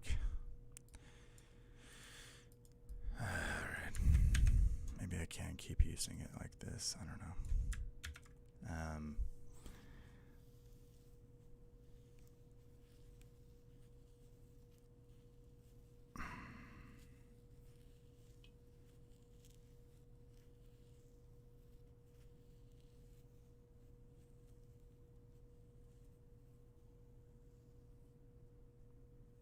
Alright, I'll be right back.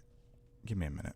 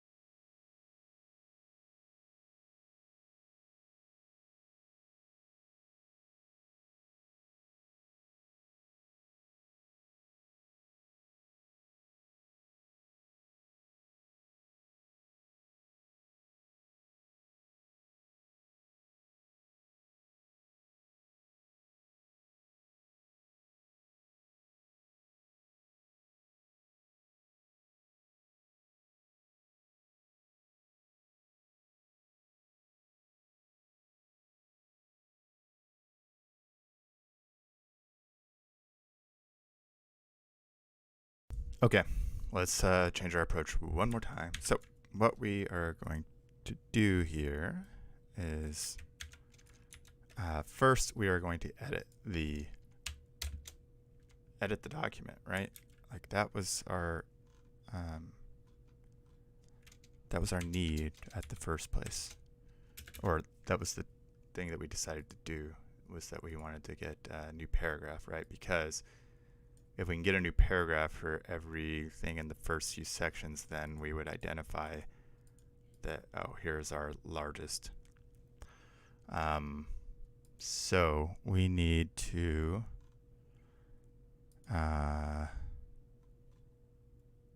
edit as text. So we want to get the text for the first few paragraphs and then edit them.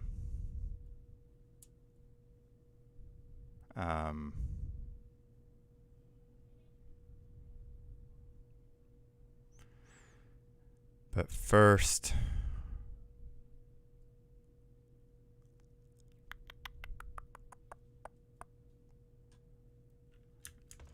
let's see.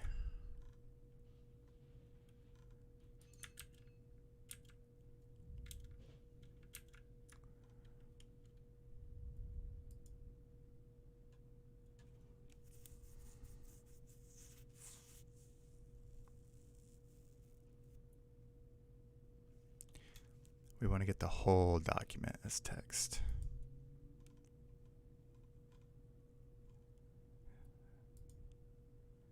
Retrieves the content of the element as a text string. Right? Okay.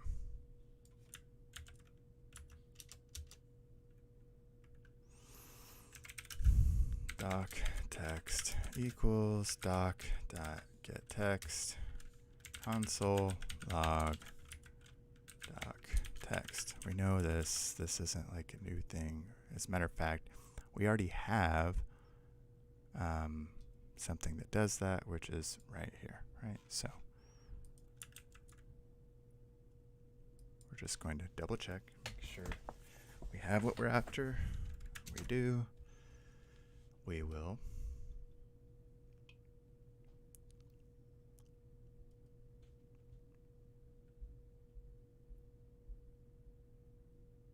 cool. We do. And so what we want to do is get, I don't know, the first block of text. I feel like this should be sufficient.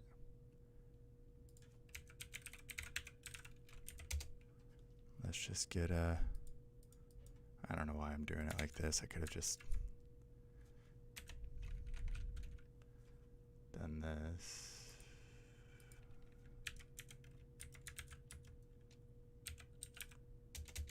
So 666, that's funny.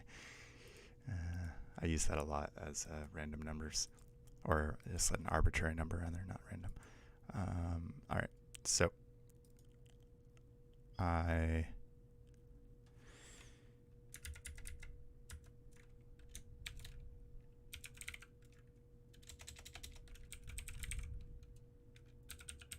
first block.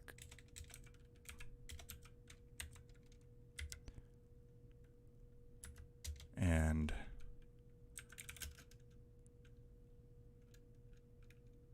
block to paragraph.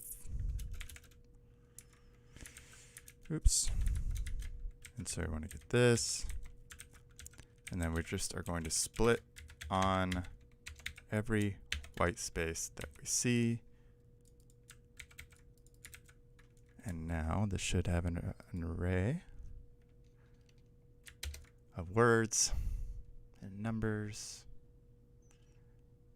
And Robert and Smith should be 2 items in the array. You know, probably like a, yeah, boom.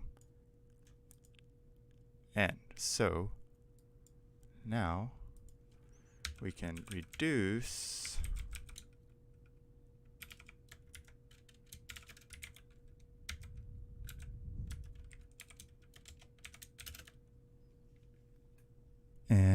we want to set new paragraphs. So how do we set paragraph? Get paragraphs.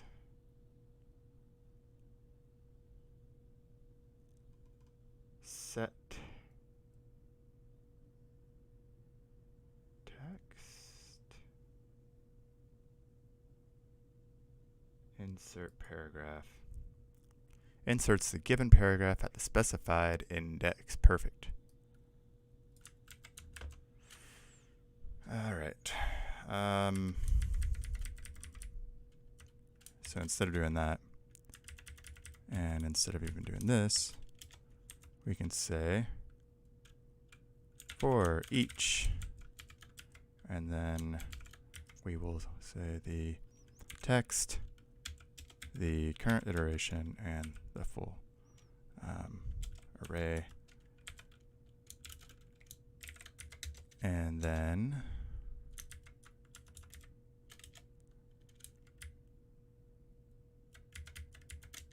God damn it, I don't like the way the automatic formatting here, or indenting, doesn't work since the V8 update.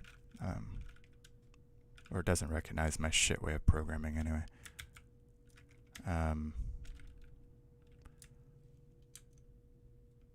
Insert paragraph on body. So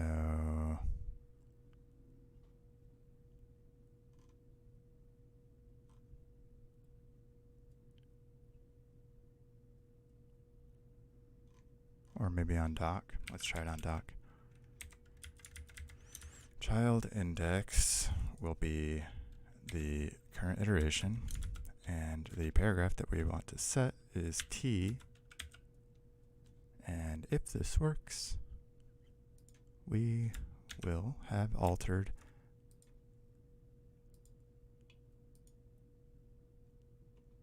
nice. Except for it lost all of the formatting, which is not terribly helpful, is it?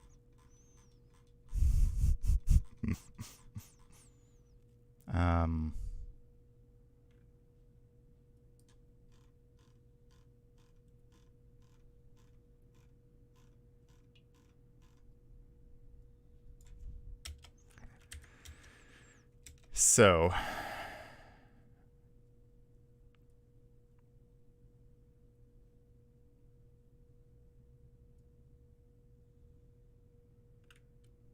instead, we will edit as text.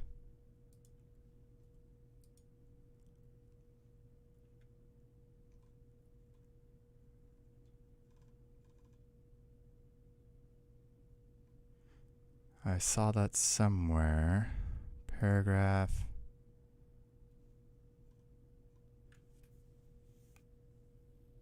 Insert page break at the specified index. Okay.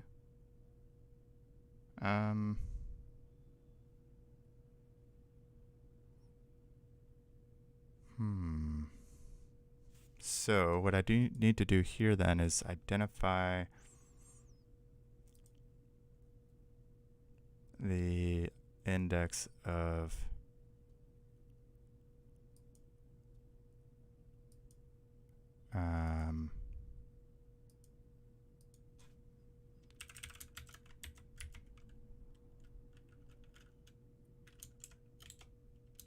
yeah, I forgot to do this.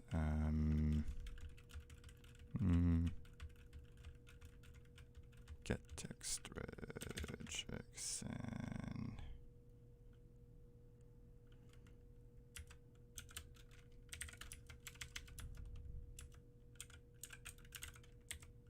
oops.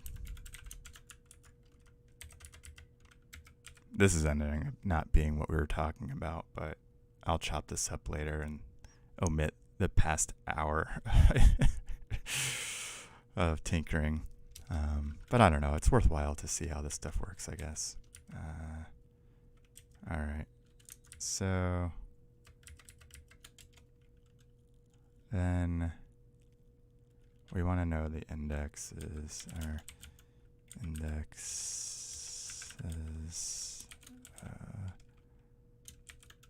spaces.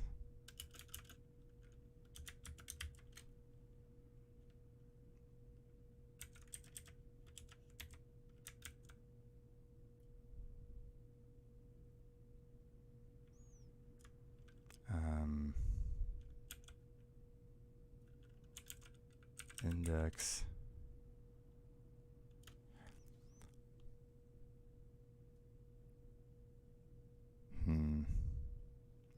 Shoot. How do I?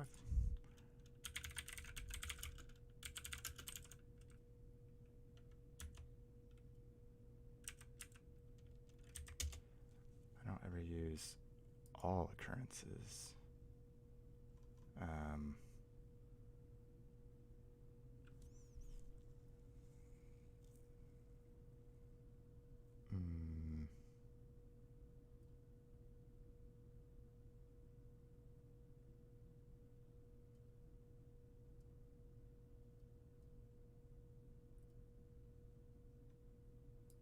Looks like somebody might have.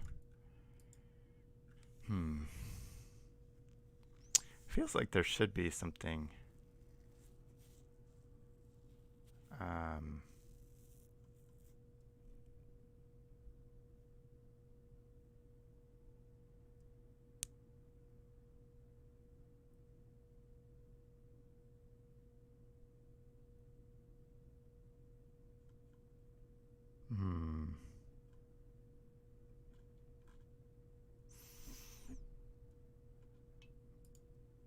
Let me take a look at this. I don't want to use on an array though.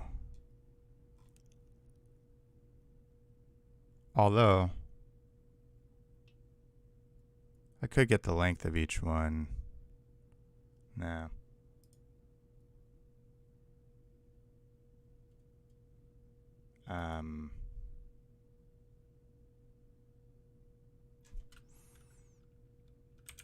Index.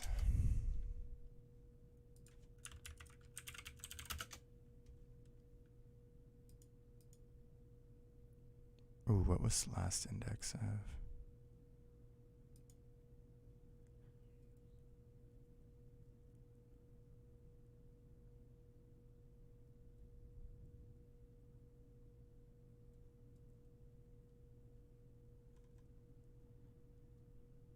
Includes.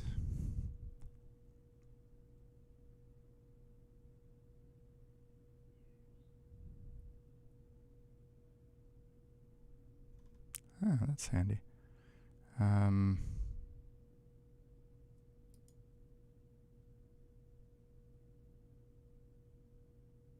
wonder if I could use the match function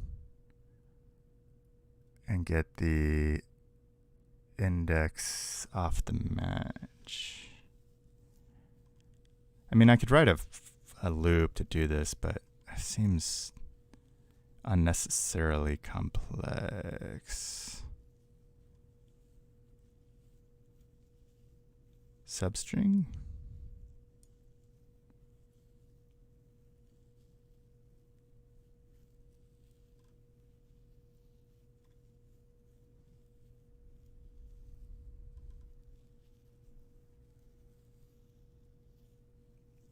I guess I could split everything and then get the indexes. That might be interesting. I kind of want to try that.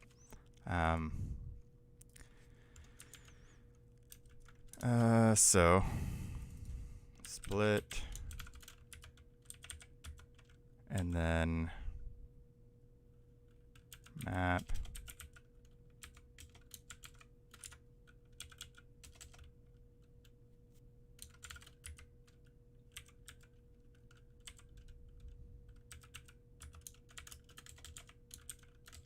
and so I could say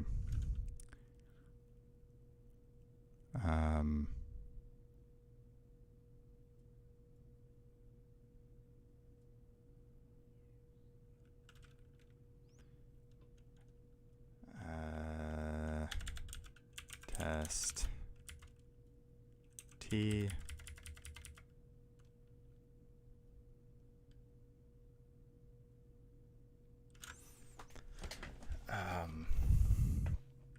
And if a white space, then give me the index, else give me 0. Right?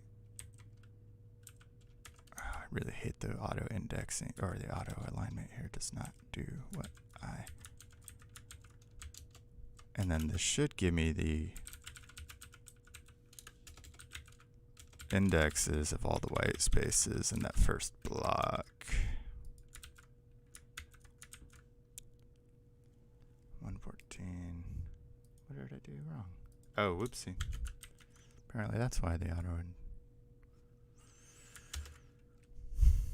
So I'll have zeros, and then I should have filtered out the zeros. Oh well.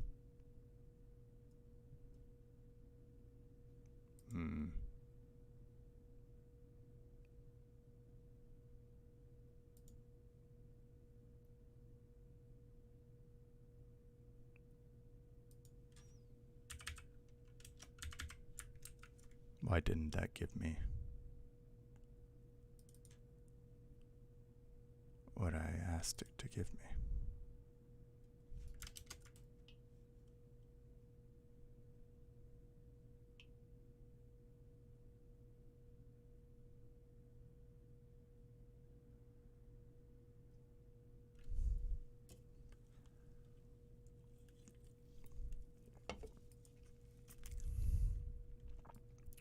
Okay.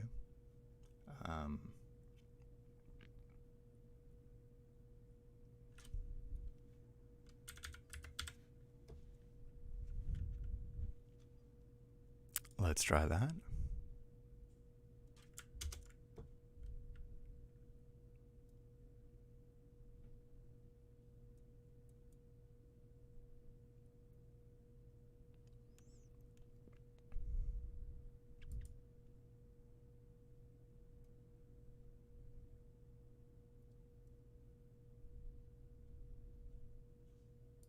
So this is not getting me back what I wanted, which is okay.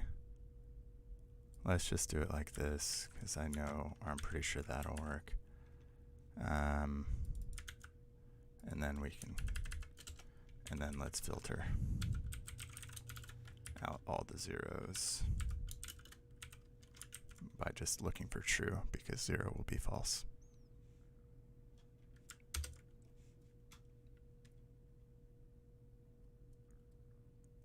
And then we can just chop that array of indexes by some arbitrary amount, and we should be okay.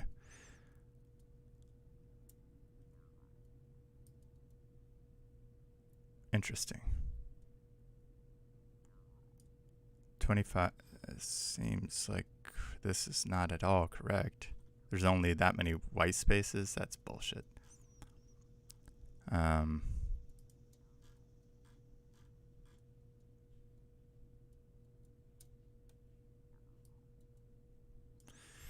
25, 57, 103.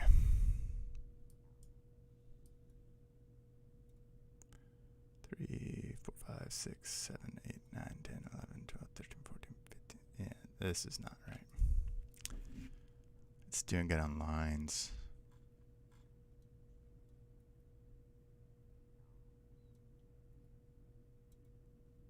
So I'll do it on word boundaries.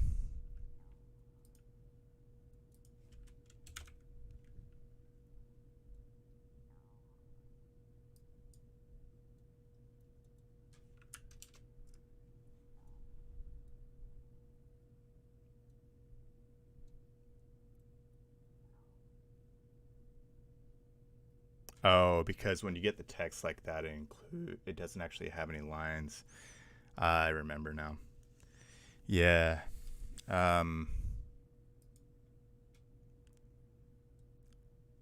Which is why we have to get his paragraph.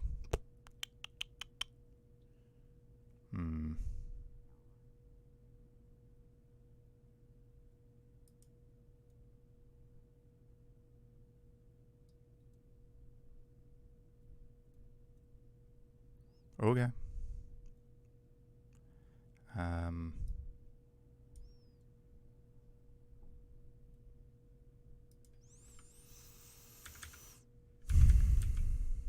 Let's see what this is giving us.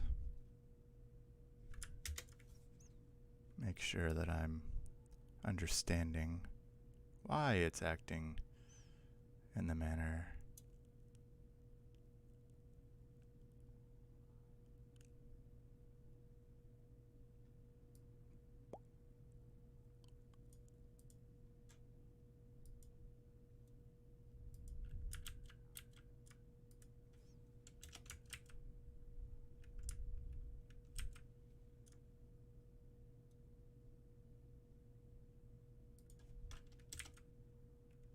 Oh.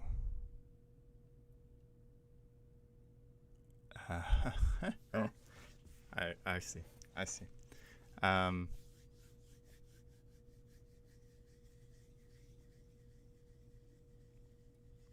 need to split on word boundary.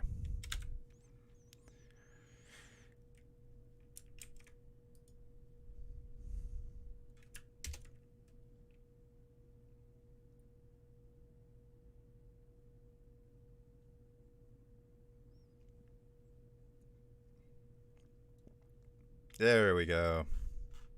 Winner, winner. So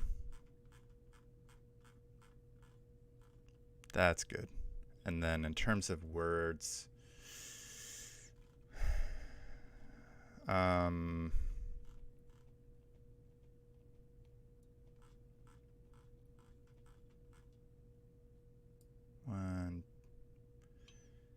3, 4, 5, 6, 7, 8, 9, 10, 11, 12, 13, 14, 15, 16, 17.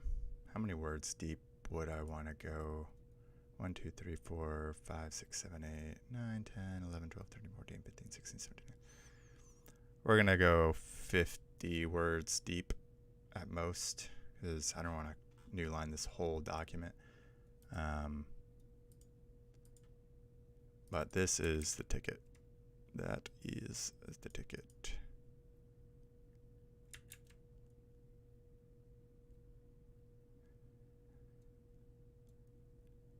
And insert paragraph at what is the insert page break.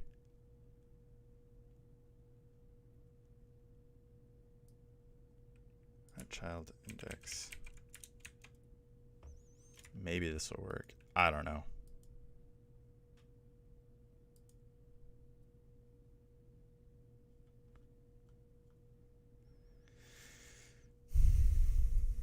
But we are getting a lot closer now. I think, maybe. I could just be wasting my time over something that's not that big a deal. But I do want this to be useful, and I feel like a lot of resumes come in PDF, and so we should figure out to the degree we can. It's worth spending an hour and a half with, hopefully not 2 hours. So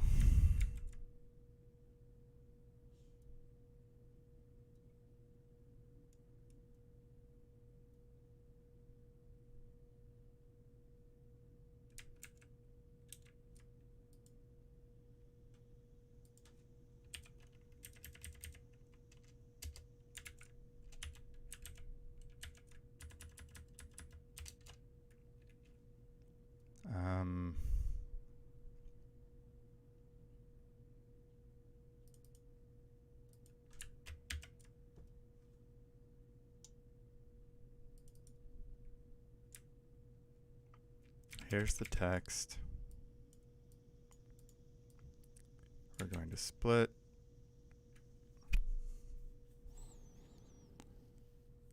And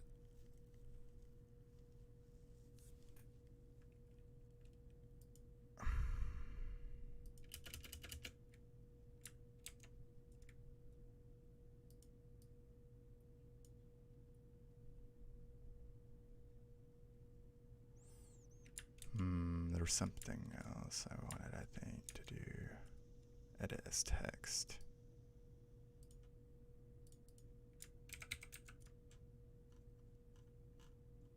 Set insert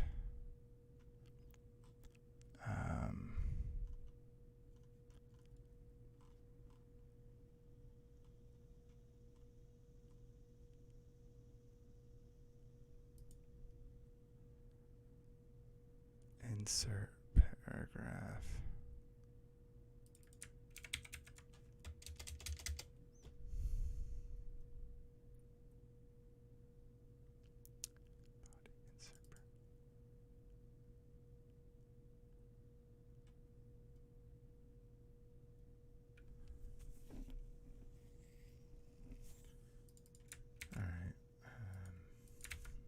If I worked in here more, it would be easier for me to, but I guess it's probably good to follow along with someone that doesn't know what they're doing with someone else that doesn't know what they're doing.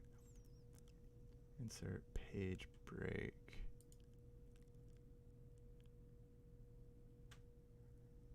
Inserts a given paragraph at the specified. Inserts the given page break at the page break.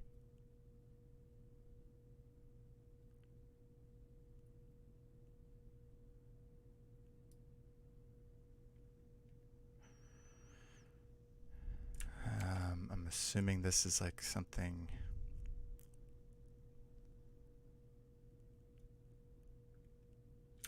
Okay. And what was that on?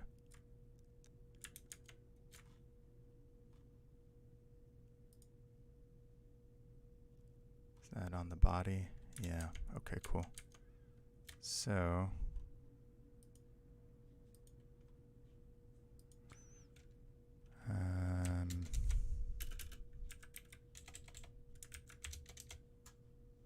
then I don't need this here.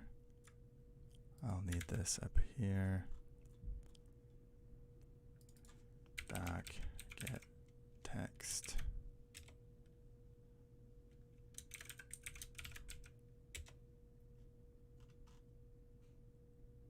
Right? I don't know. Let's just undo to see what we had. Yeah, get text.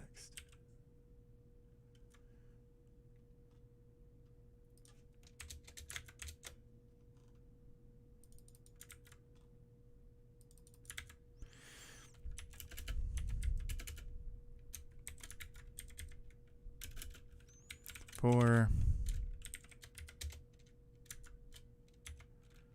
var I equals 0, I is less than index of spaces I++. We're going to change that, but for now it's okay. And then is less than 50 because I don't want to do more than 50. And then index of spaces is greater than 50, then 50, else index of spaces, and then I'm going to change this to length. Oops. If. And then here we will say body. Body, insert page break, and that will be this will be the index.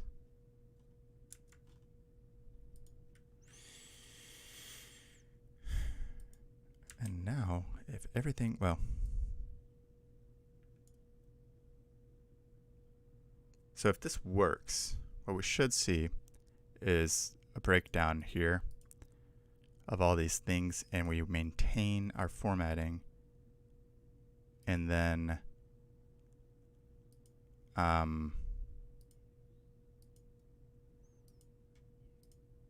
I imagine that's not going to be quite right, though. I'll probably have to move the index over, but it's going to be better and let's copy that just in case, so we can just paste it right back in case something goes wrong, which I'm pretty sure I know what's going to happen and it will be incorrect. But size is not defined. Where did I? Oh, dismiss.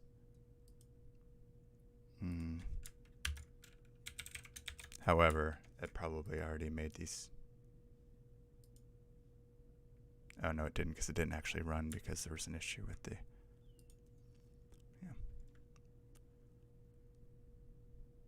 Yeah. Oopsie.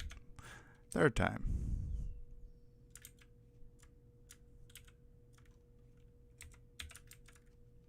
Run one more. All right. And it didn't do what I wanted it to do.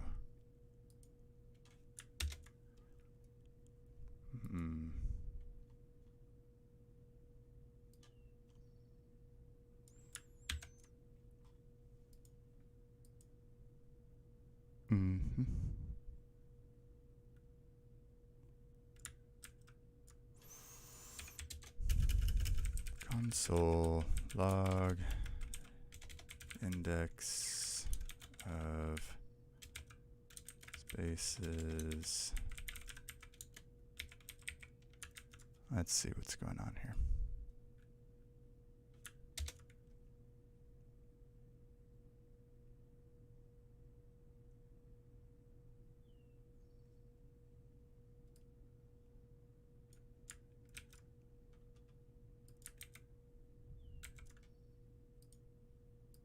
Okay, we got the index of all of our. Insert page break. Okay, so I guess I just don't know how this works. Inserts a new page break at the specified index. May not be contained within table cells.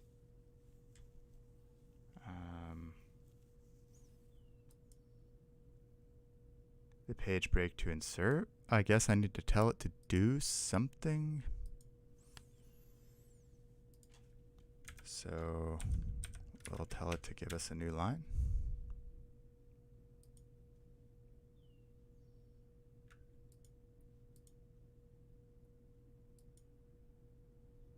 And that did nothing. Fuck me.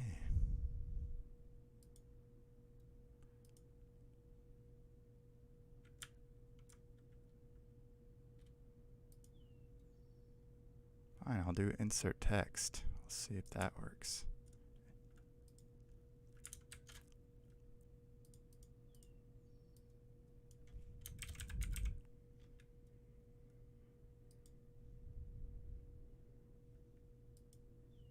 Nope. Nada.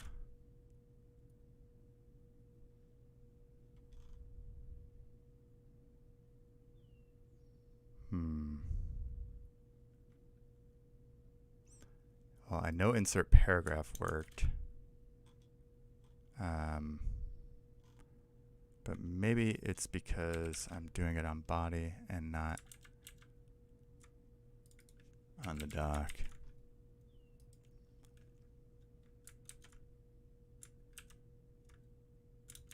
Nope.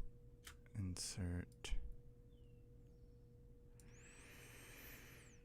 All right. Paragraph. Except for that's going to be all messed up, but whatever. Because each iteration will have then changed the index. But if it, let's just see if we can get it to work before we worry about corrupting stuff. You kidding me? What is going on? It's not the right file, maybe?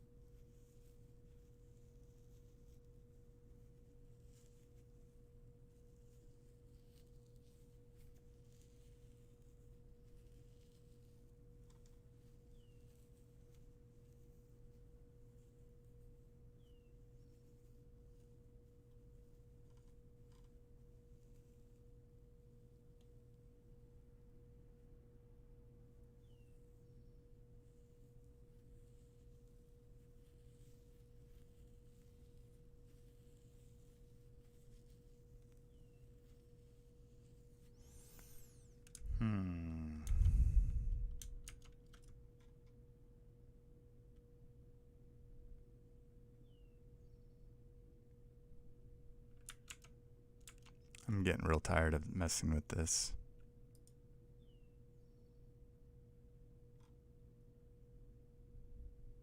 I'm about to be done. We're going to say screw it here real soon. We're going to give it another 19 minutes and we haven't figured it out. We're moving on. This is just ridiculous. Fuck me.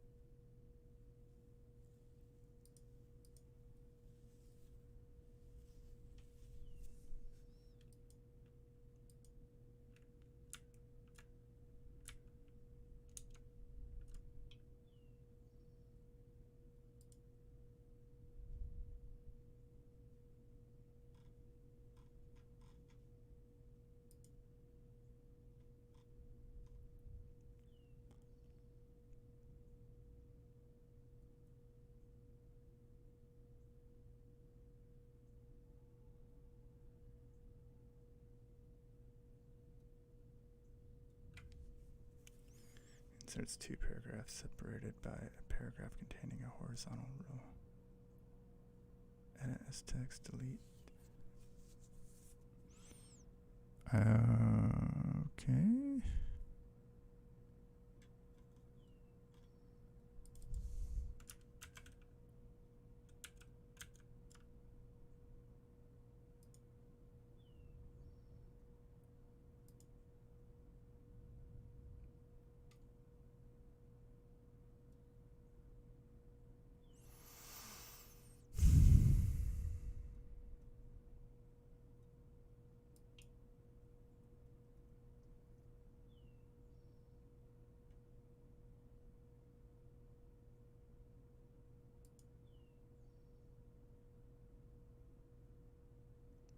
An element representing a horizontal row.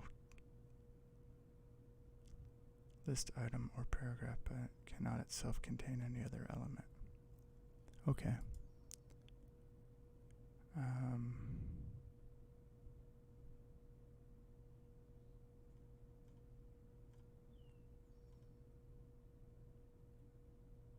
Find element.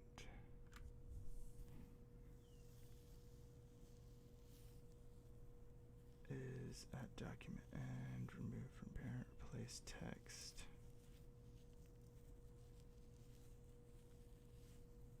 Shit. If this works, I'm going to be annoyed, but whatever. I'm going to be annoyed because it's not really what I wanted to do, but it'll probably work.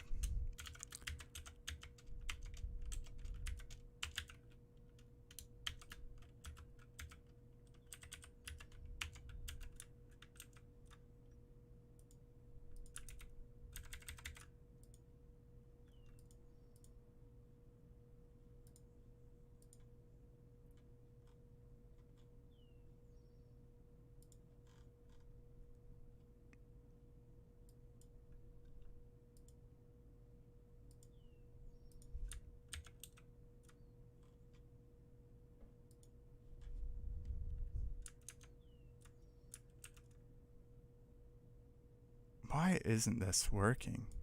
Nothing is working that I'm doing. This is fucking ridiculous.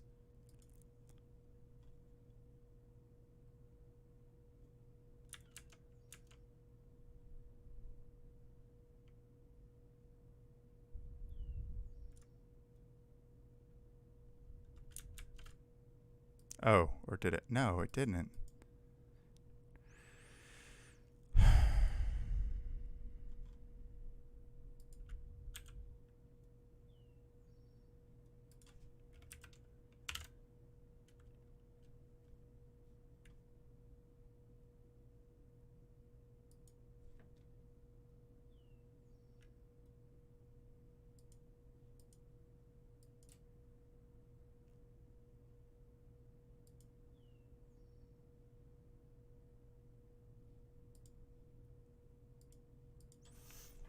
I guess I just don't understand how any of this shit works.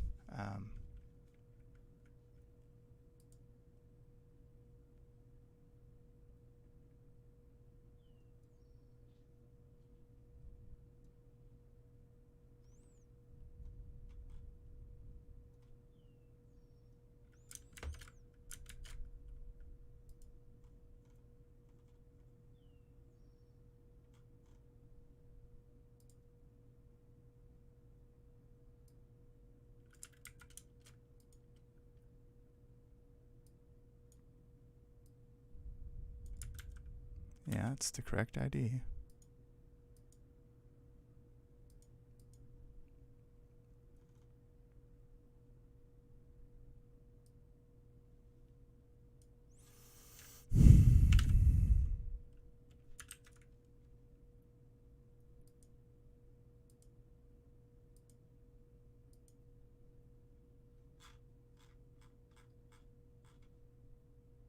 Nothing.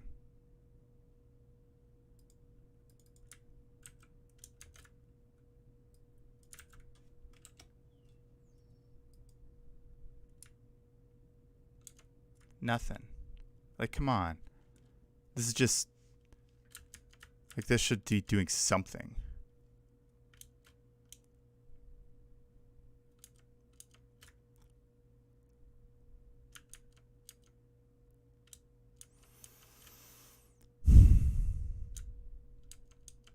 This is just ridiculous.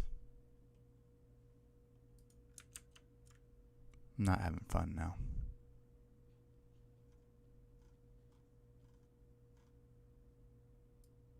All right, so this worked before. If it doesn't work now, like AppScript just isn't working.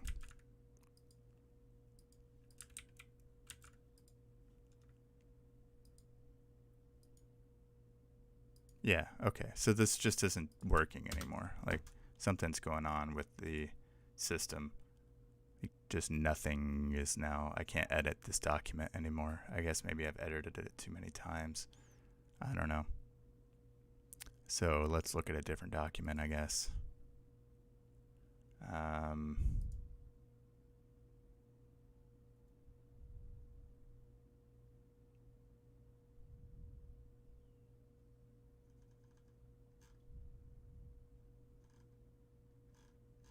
Holy hell.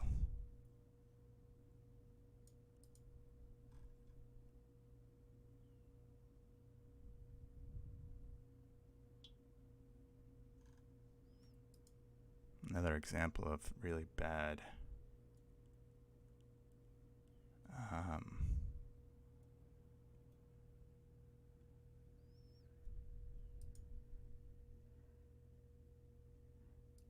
let's try it on this one.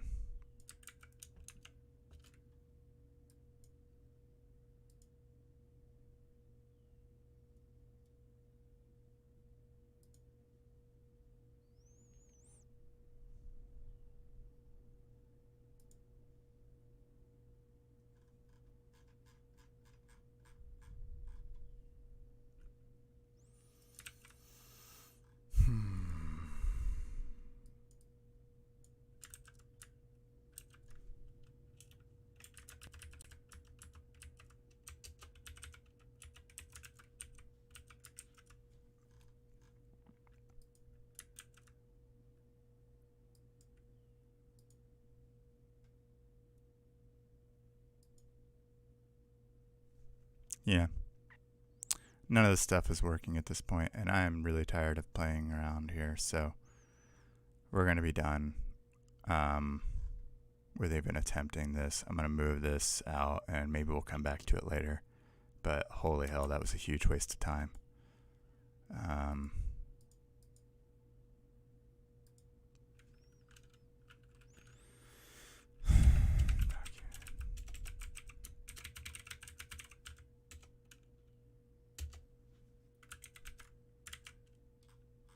What a waste of time that was. So let's go and just do what we should have done to begin with, which is if that isn't doing anything, then let's just get the object file name and name case. Right. And let's go back here. Let's delete all of this stuff.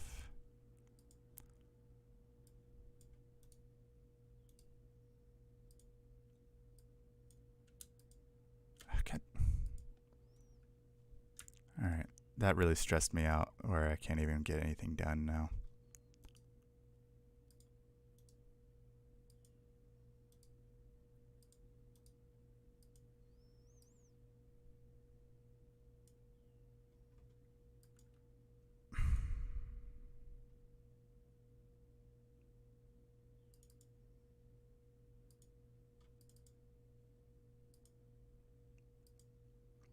All right. So that distracted me so much that I don't even know what we were doing. Did we get that? I guess so. Let's run a test and see what we have.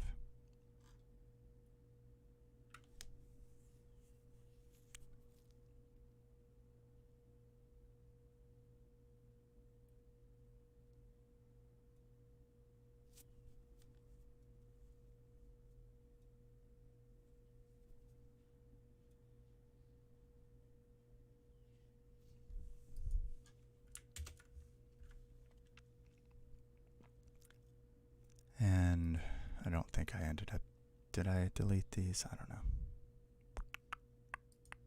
Cool, I did. Auto delete. No, that's test folder temps. Okay, I didn't delete, cool.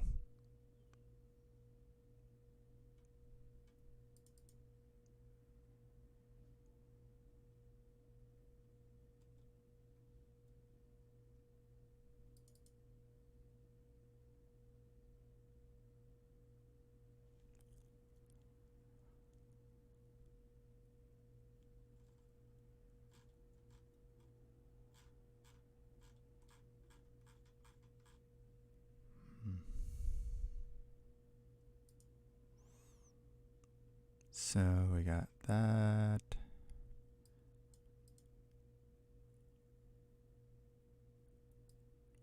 Okay. I forgot that I need to take this off. So let's fix that. And let's delete these and let's auto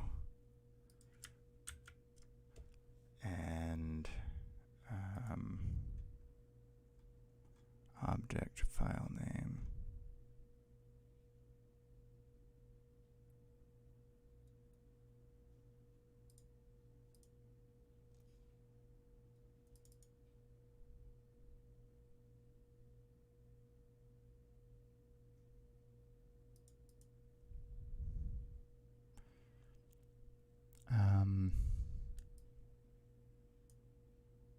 So,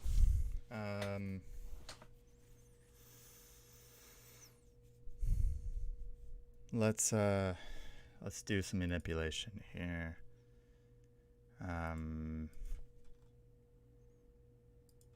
We'll call this const file name as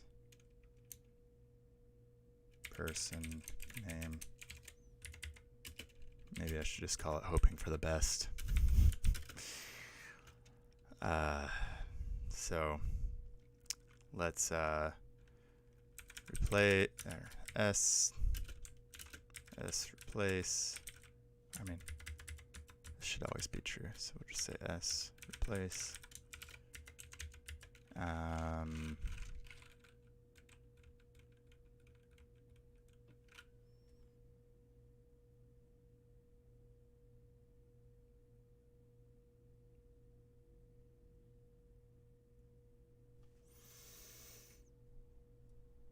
Anything that's not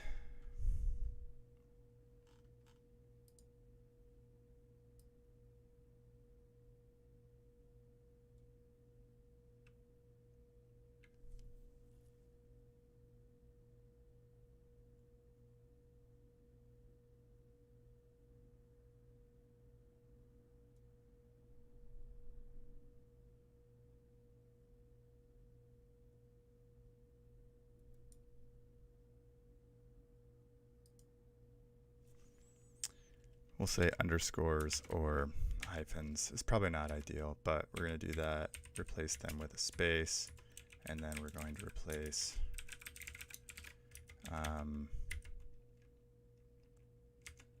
the file appendage, then the file type at the end with nothing. And then we also want to, if I don't know if there's numbers in here, we want to get rid of numbers. We don't want numbers of any kind. I don't know, globally. Nothing, and then we'll just trim it. And this is like really dirty and ugly and whatever, but we tried to do it a better way and wasted way too much time. So much time that I probably could have just rewritten some of the scripts that I had that I know would have been effective. But if I figure this out, I'll come back in and edit the code. But I was just getting too angry to continue on with that. It was not good. All right.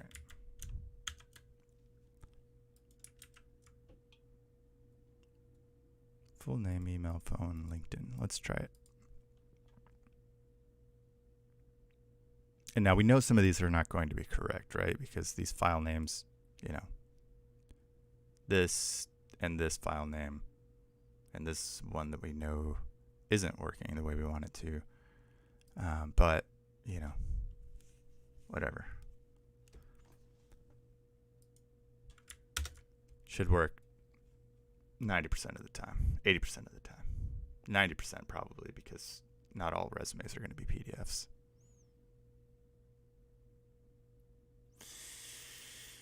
So, full name, John Smith, Sophie, we got it. We didn't get our email for some reason.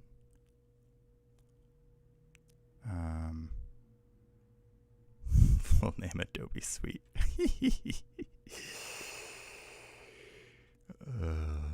This is not good.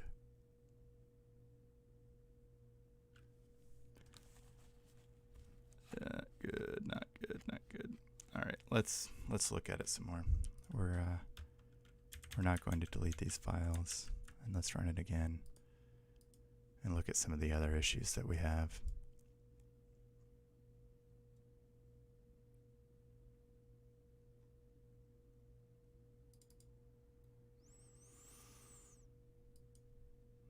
Okay.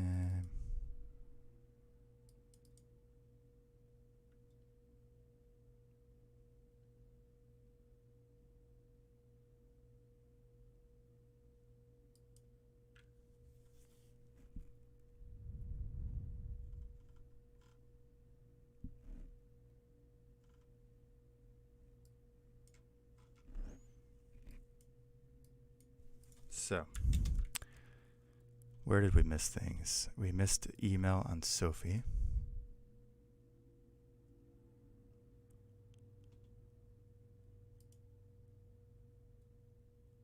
And I think that's this. So why didn't we get the email? Hello Sophie at resumebot dot. Okay. So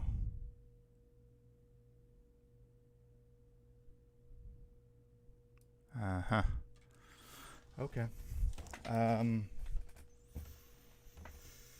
Well, I mean, nothing can really be done about that. That's just unfortunate. What am I going to do about the way that pulls? Nothing that can be fixed in the short term. But we did get a phone number, so that's cool.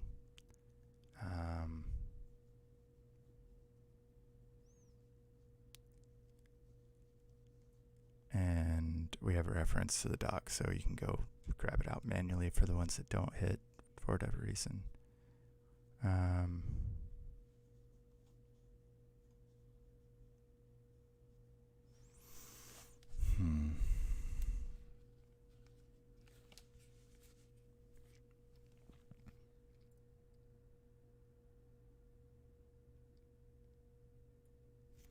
One thing we can do here to check on validating if this picked up the name, and it will work in this instance and probably some others as well, is we can say check the file name, split the file name on spaces turn the words that we pull out into a set of regular expressions.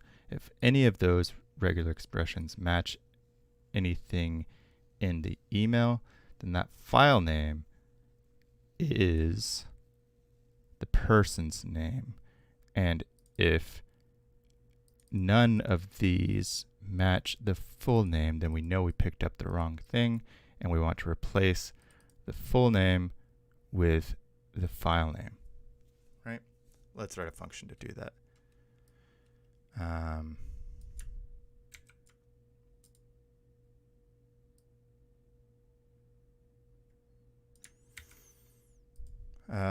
So let's write this function.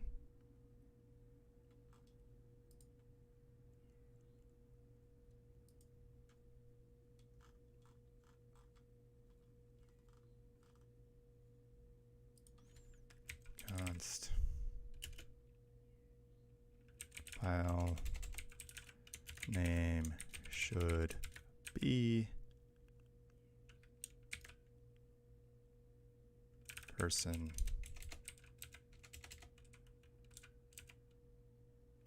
name, and this will be a true false. And let's make this function, and we're going to pass through an object.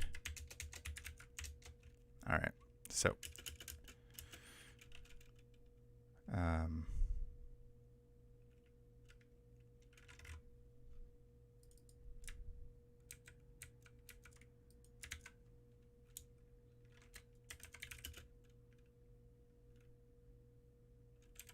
name array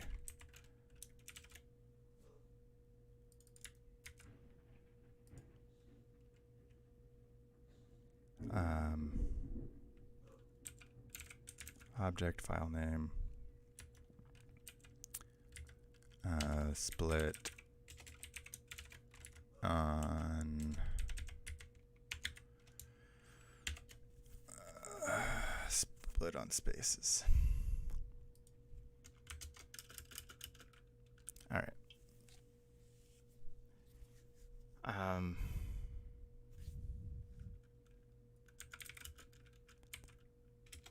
Name is in email equals name are some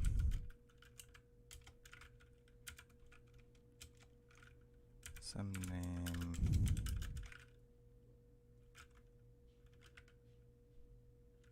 new regex expression n I test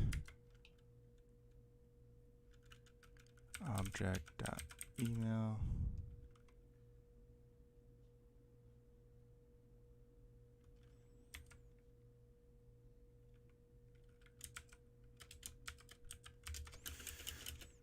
and then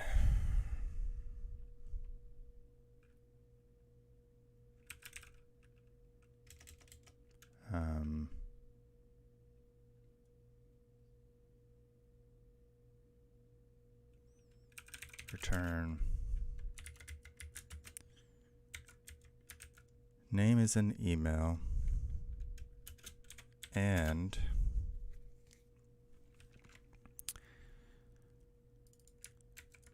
nameR dot sum, or actually I think we're going to do every.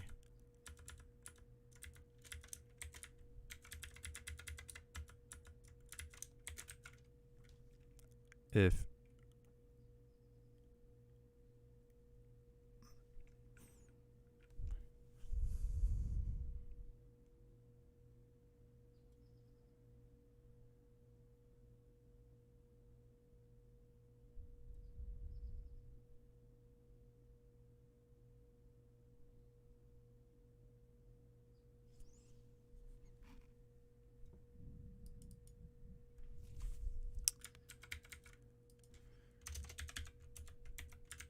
full name split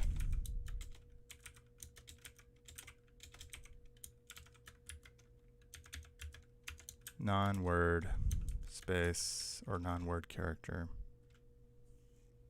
I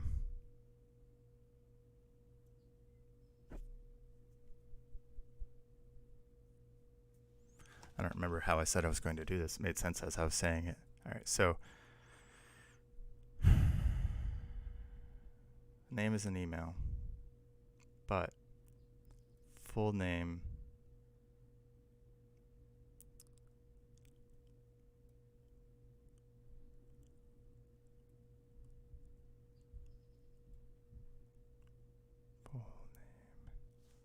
trim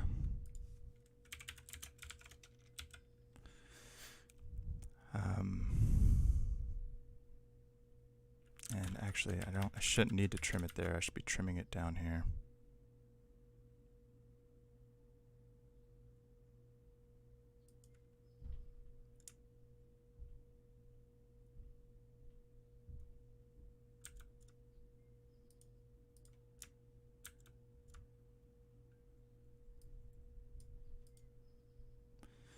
All right.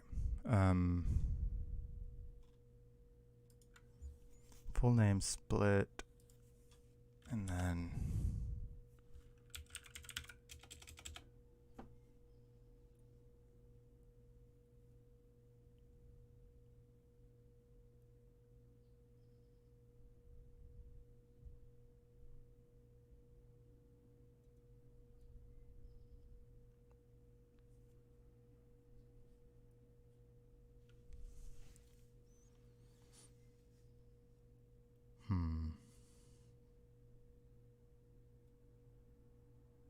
I don't think this is going to be ideal. I don't remember what I said. I guess I could go listen to the stream, but I don't think that works, because what if the file name is something arbitrary, the email is something arbitrary, which isn't associated with the name. The name could be correct still, right? Like I can't safely say that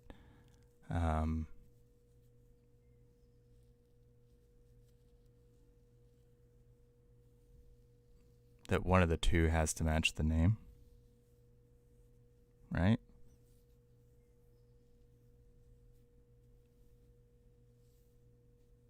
Yeah. That just handles this specific instance, but that doesn't really account for, that could actually end up messing up a lot more than it fixes.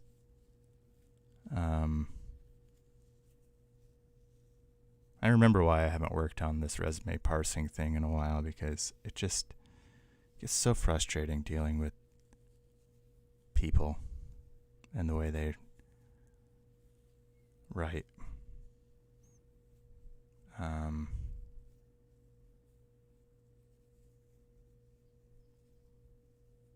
I've taken a very different approach to this last time I worked on it, which was basically just looking at names and the propensity for it to be a name.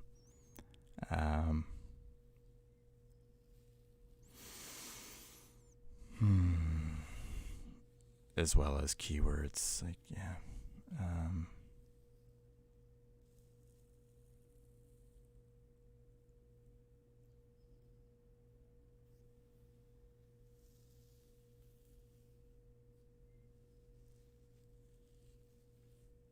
One thing I am going to do, though, is take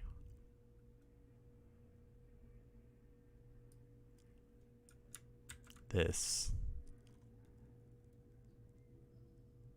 and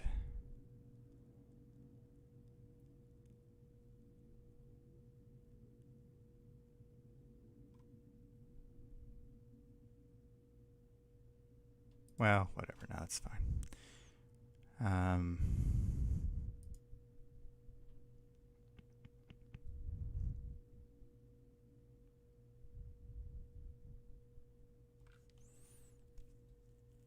File name should be person name.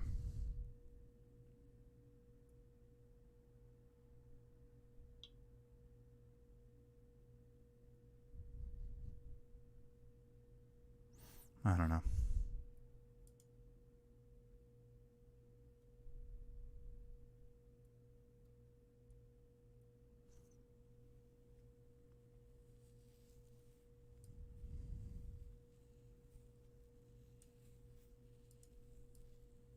However, let's figure this out.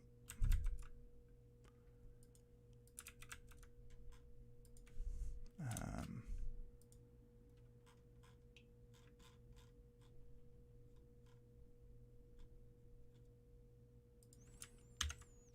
don't know.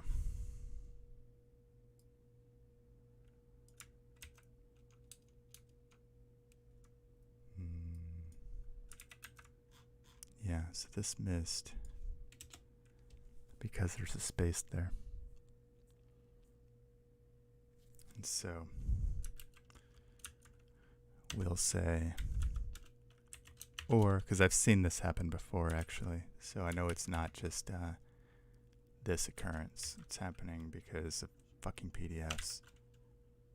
So if we see that, then we'll do that. And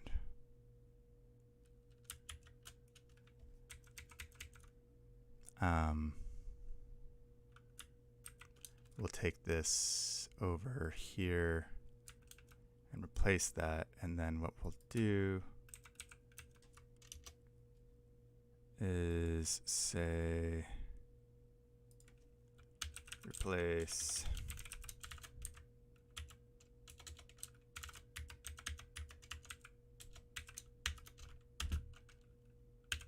white spaces, and then let's just trim this just in case.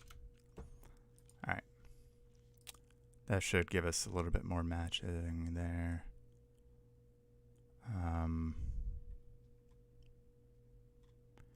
And we are going to comment all this out and just ignore this for now. And we will just get it out of our way down here. Let's move these up here. And all right, we did that. Now, step 4. Insert table, or insert table into spreadsheet.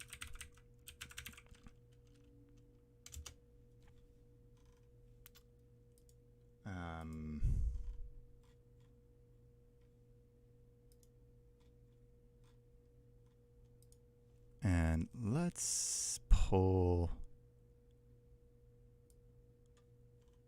all of this out. Oops. Yeah, let's pull all this out and create a new script. We'll call this resume parser dot. We'll know it's .gs. And now we want to write a function to say set resume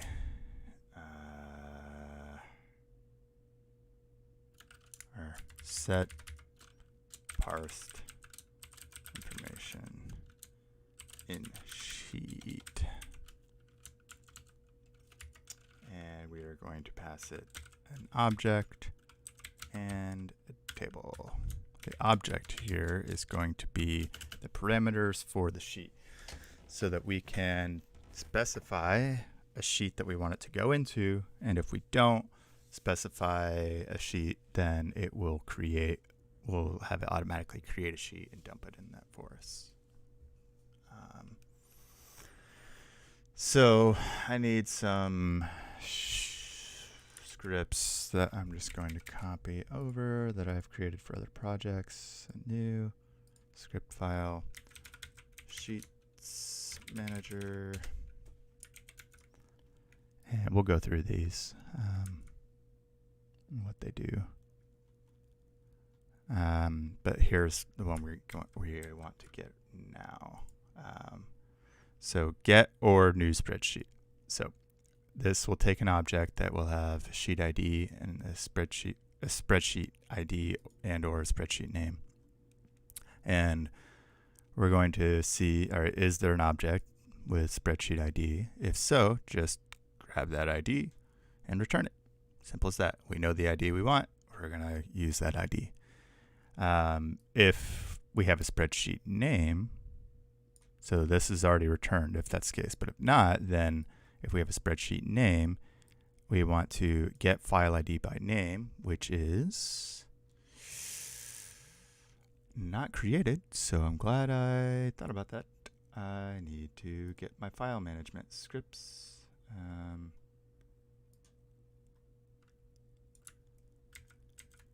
Because I think I only brought one over. Yep. All right. So get file ID by name. So it takes the target name, goes to the Drive app, gets all my files, runs through, and when it gets a match, it returns that ID. So back here,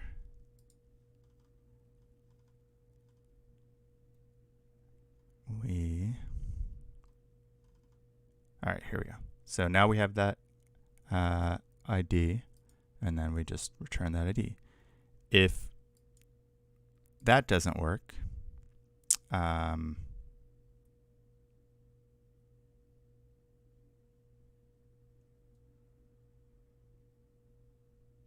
then we're going to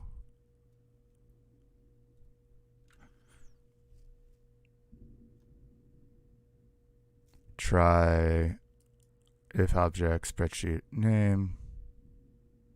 Oh, okay, so we didn't get anything back here. When we try to open it by the ID, it will fail because we have returned nothing, right? And so that's why it caught an error, which isn't the best way to handle this, but it does work. And then we're going to try something else. So, all right, if the spreadsheet name was assigned, then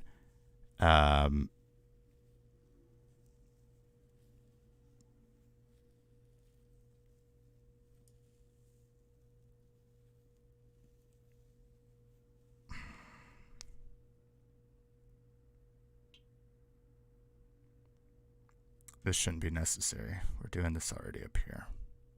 Why am I doing it again? Oh, I know. So I'm doing this twice because it's possible that it could fail here if I pass over an invalid ID. And so this is, I should probably note that, but yeah. This tries twice because the failure could have occurred when we tried to return the spreadsheet by or with the object dot spreadsheet ID. All right. So hopefully that helps. Tries, let me say, a second time because the failure could have occurred. Yeah. And I could have, I guess I could pull that down here, but whatever. Yeah, there was a reason why I did it that way, I'm sure. All right, so if that try fails, then we catch again. And then we just go ahead and we're just going to create a spreadsheet. And if that object name exists, we're going to use that. Else, we're going to just create a spreadsheet with a timestamp for today, hyphen the weekday, which is why we have this, right? So this is basically getting us the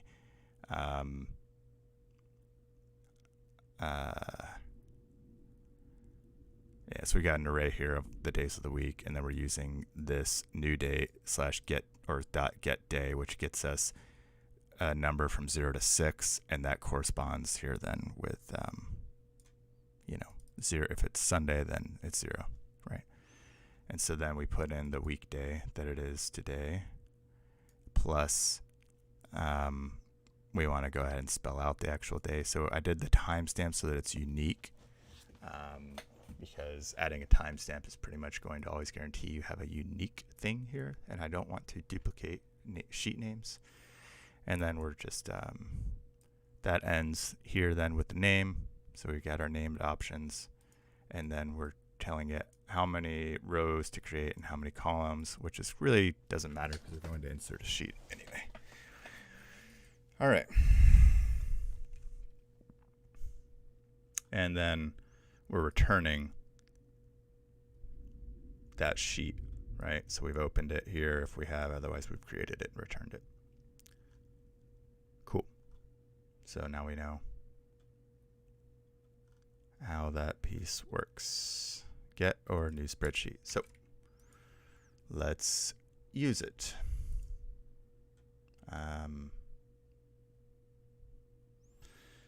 So we want to call variable spreadsheet, and we're going to say get or new. We're going to pass through the object, right?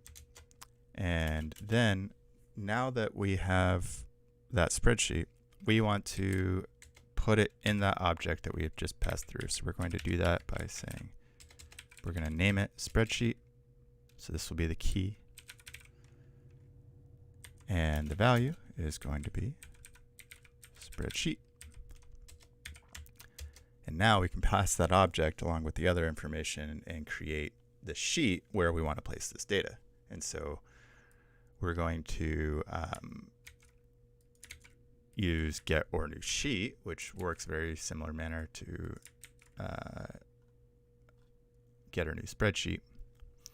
And we do that by, we get the object and we say get all the sheets currently in the spreadsheet that we've returned.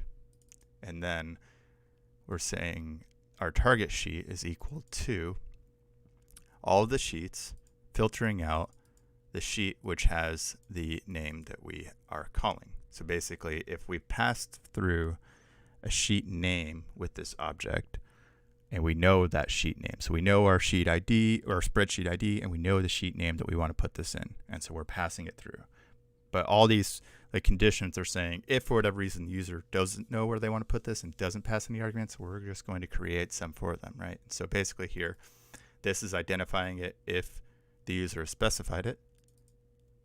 And therefore, if the length exists, then we're just going to return that match, which is going to be the first item in there. Otherwise, we're going to check and see, all right, have we even specified a sheet name that the user wants and that it just doesn't exist yet? And so the user has a specific sheet name they want to give this, or maybe even a spreadsheet name, but one does not yet exist.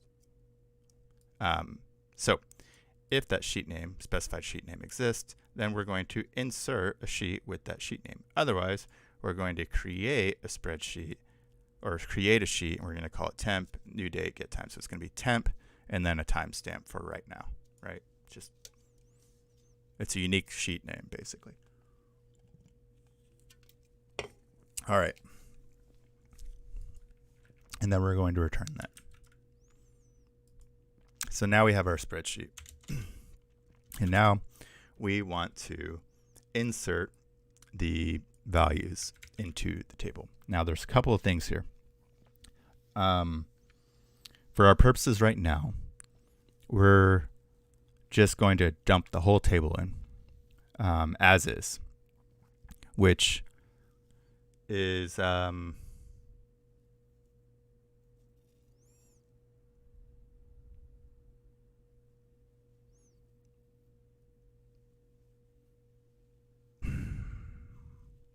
it's fine if you're wanting to basically create a spreadsheet for an entire folder, but it would not be good if you had a spreadsheet where you were wanting to just continually add information like over time. And I don't know, it's getting kind of late. We might go through it. I wasted an hour and a half, almost 2 hours this morning chasing down something. I should have not done that. That was silly.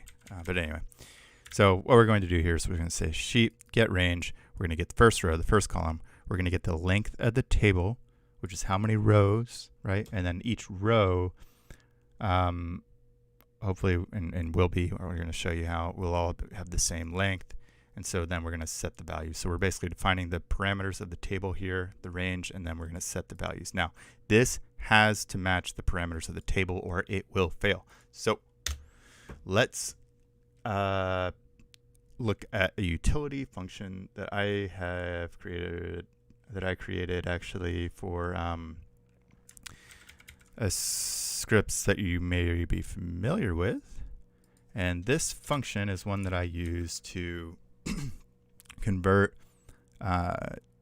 JSON it's flat JSON, basic semi or flat JSON data into a table. And so if you use anything of mine or any recent scripts of mine that download as a TSV, this or version of this function exists within it. And basically what it does is it looks at all of the key value or all the keys in the first level of an array that you pass through that contains a bunch of objects. It looks at those keys and it assigns those keys as the header of the file. And so it looks through every single object in that array and looks at the first, all the keys in that, and then it merges them all together, removes duplicates, and then it has an idea of, all right, these are all the possible headers that exist in this document. So the idea here is the JSON data that you're passing through doesn't necessarily need to all be the same, right? Which is cool because sometimes you have information that exists and doesn't, and then it figures that it places it all into a header and then loops through all of those objects and all the values in those keys and figures out where in the header it belongs, and it puts it in there just all the way down through. And if it's not a type of string, if it's an object, which is what you see this function doing, it converts it to a stringified object and inserts it in there as a string so that it's readable. And so what we're doing here basically is we're going to pass through the information that we parsed out of the resume. We're going to convert it and pass it through as a table here. Cool. So let's do that.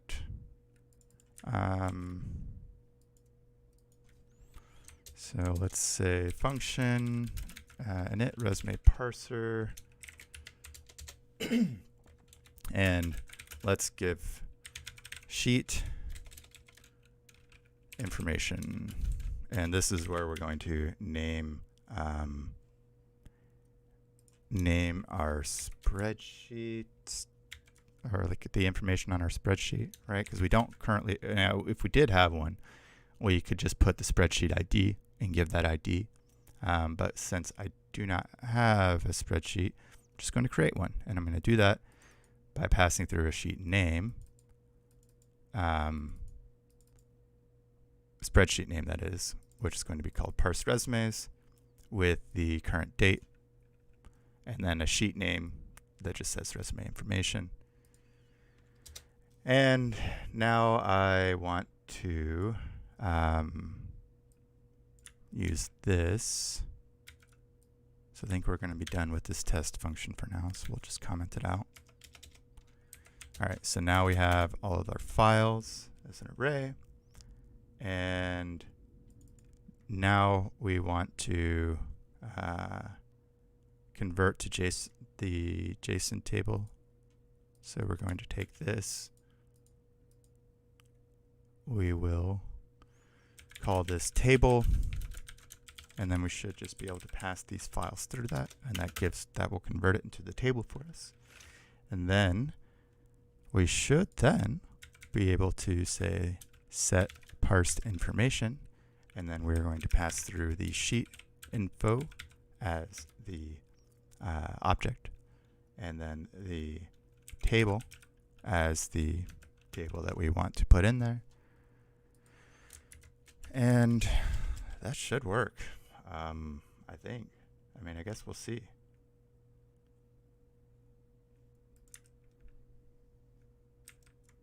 Let me make sure. Oh, you know what I didn't do? Do I have that?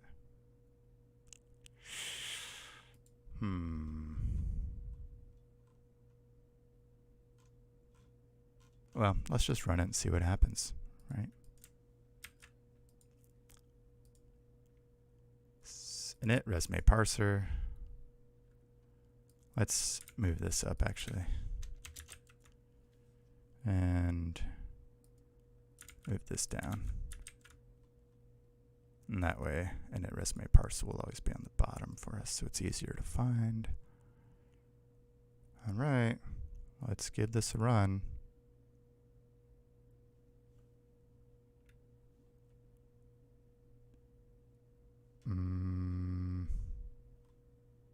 One thing, let me just check something.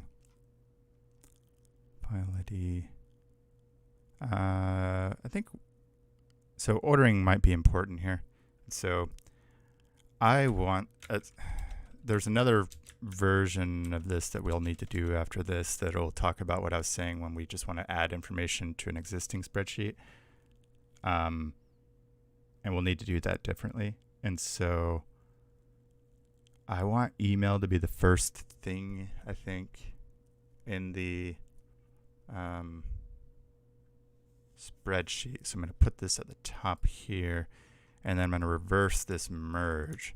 So I'm going to put the object second and the content first.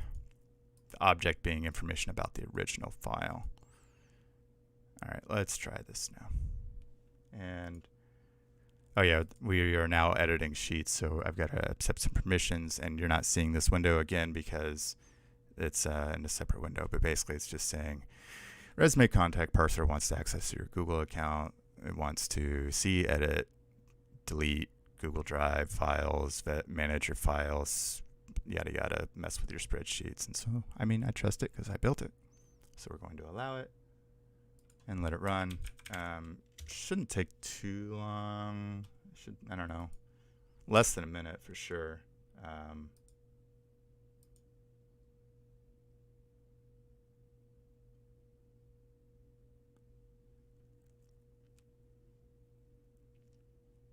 And if it's working, then we should see a spreadsheet. Oh, here we go. Boom. And here's our information.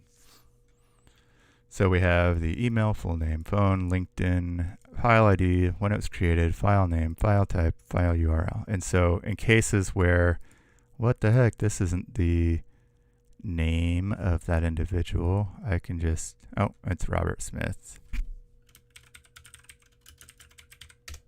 And her name is not Adobe Suite, it's Ali Allingson. Oops.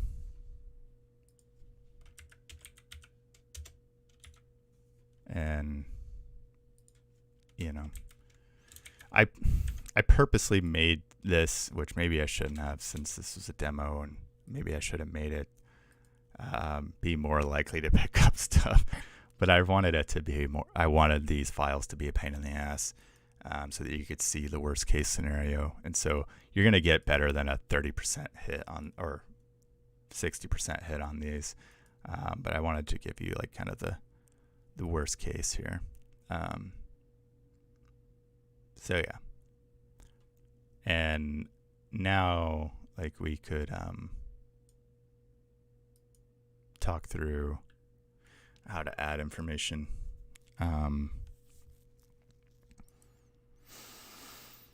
One thing I wish I'd done here was freeze this first row.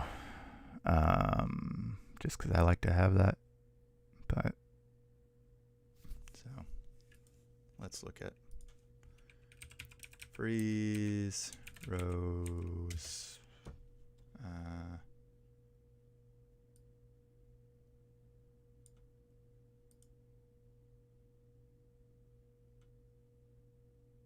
Ooh, what does auto resize row mean?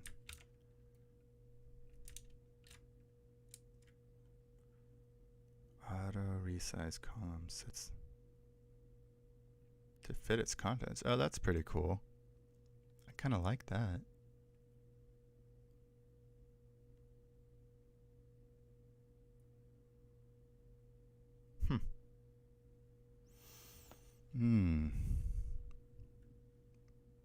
I haven't seen that before.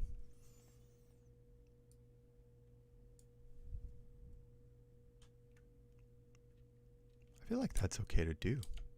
Let's do that. So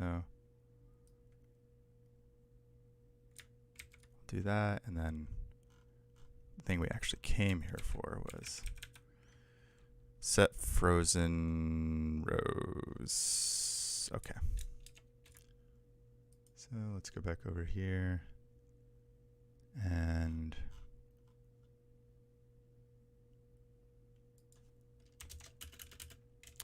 sheet set frozen rows 1, sheet auto resize columns, start column 1, end column, sheet get last column,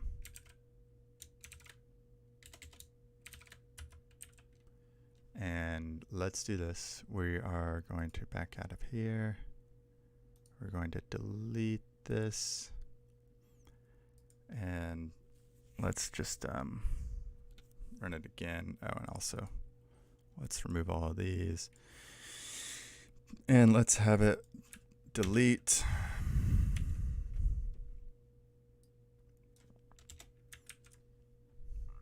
and let's run it again.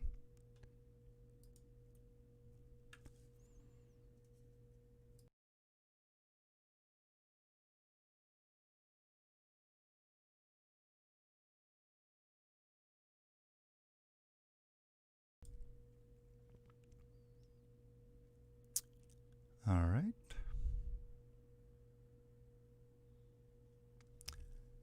Well, did I mess something up, or is it just still running? Oh no, it's just, there we go. Cool.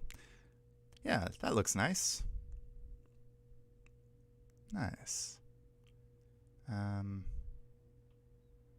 Pretty cool. Pretty cool.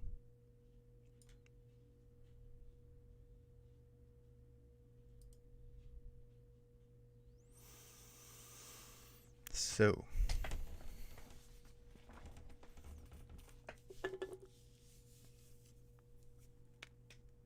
what if we just want to add people to the spreadsheet that exist already?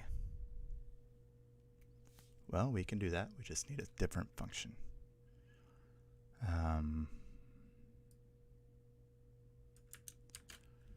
So,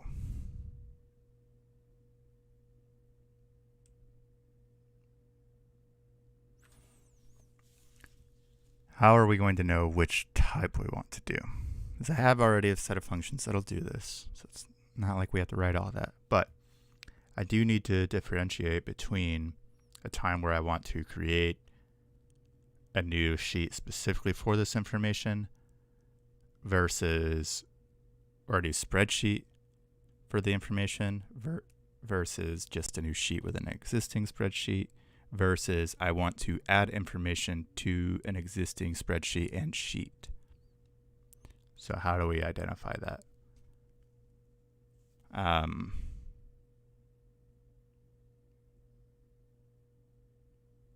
I could say something like add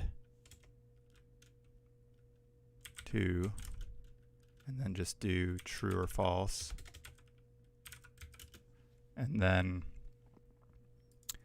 I could say, I could put a condition that says if add to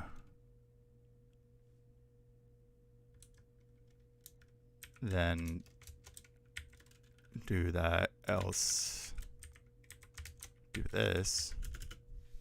Yeah.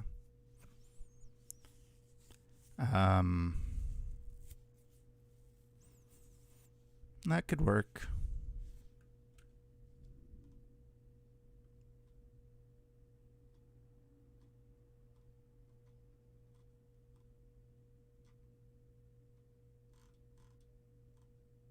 And then I would just need to, I'd say, run resume parser. Excuse me, sorry. And then here I could call this init resume parser. And then I say that just because, you know,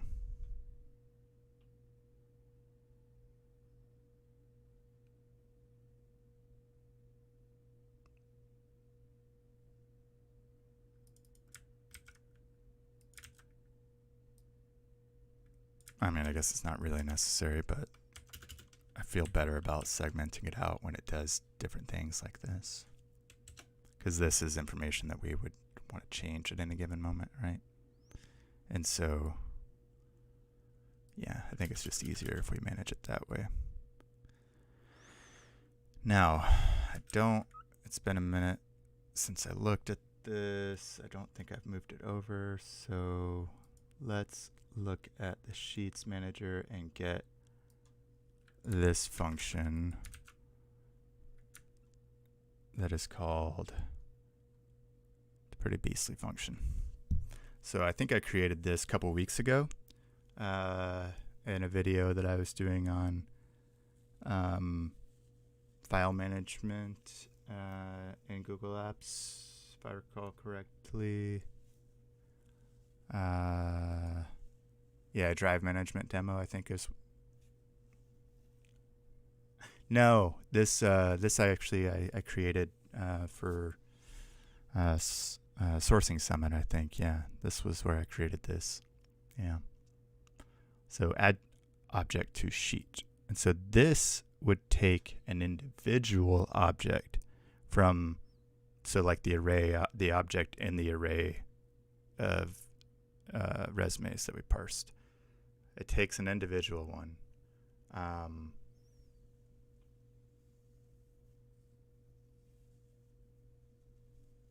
And so I don't know that that's ideal, because if there's a lot of them, it's going to take time to figure out, like, because we're actually inserting every single cell, which is pretty time consuming. So if we're doing more than like a dozen resumes, it's going to take really long. So I might need to change this. I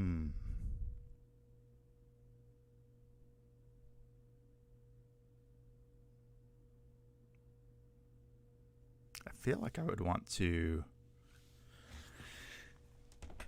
I feel like I want to get the existing spreadsheet, convert it to JSON, and then look for, convert it to JSON, merge it with the incoming information, and then reset it using the same function I did above. That actually, I think, would be a better method than what I've done here. So we'll leave this in here for now. But, and this actually doesn't belong here anyway. This belongs in Sheet Manager. Oh, I did already bring that over. Okay.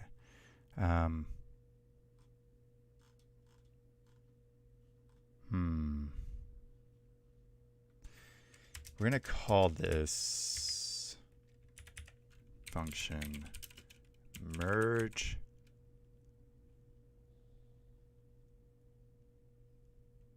table with object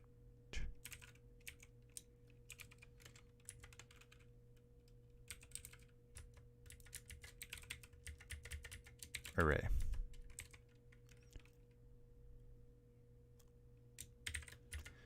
So, and we also need to get the parameters for the spreadsheet stuff so we can reuse some of this.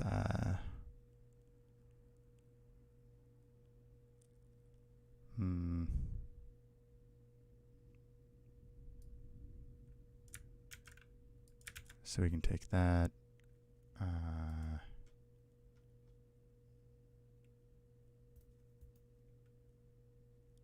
Set parse information and sheet. Yeah.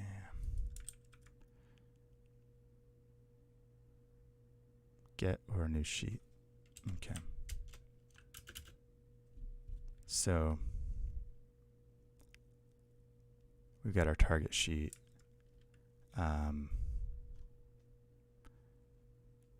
And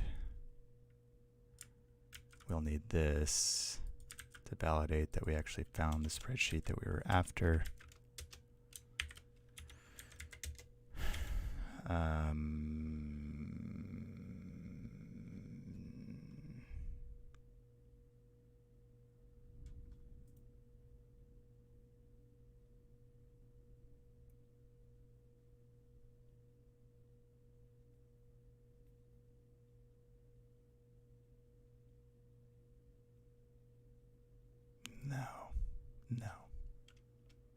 No.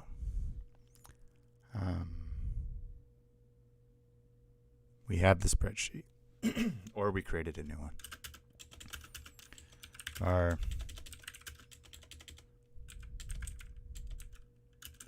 table, current table is target sheet get range. Actually, let's just do it. That's what we have this for. Get table values by, and if it's blank, just return back an empty array. Is what happens there. Cool.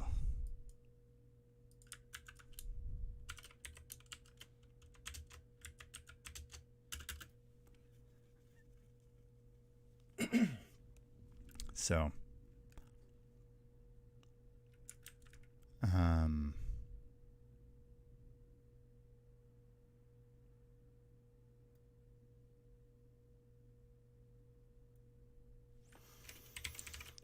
if current table length, then we're going to do some stuff with it. Now, we would want to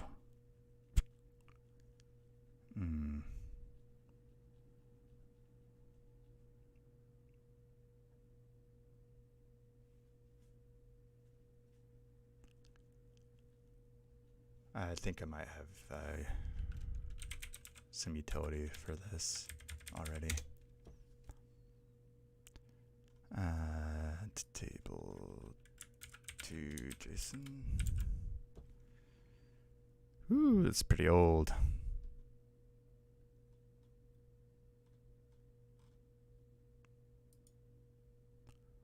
Table to JSON. Upload TSV to JSON. That's pretty recent. Let's see how this works.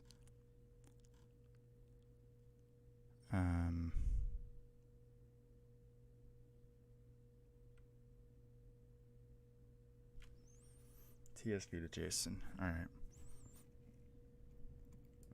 So this is what I want. Let's see what it's doing. So this splits it and maps it, but we already have that. So this is the table. Okay, cool. TSV to JSON. I feel like that's a utility.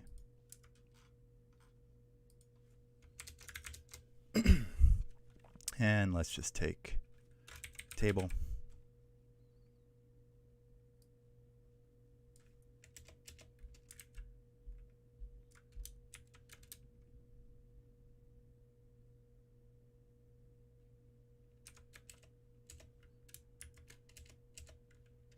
All right, for each. And where are we pushing this? Okay.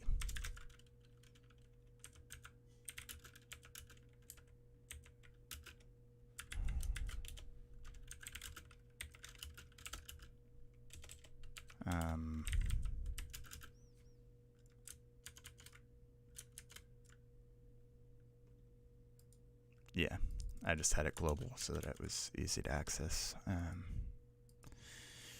All right, so for each element in the table, create an object. For the length of the row, we are going to assign a key. So we're just making sure that it's proper formatting.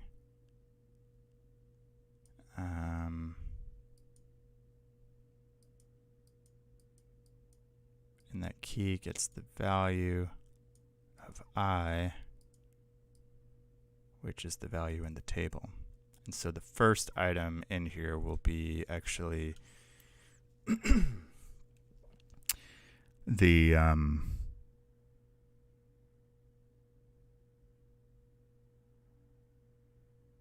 first row will have a key value pair of key and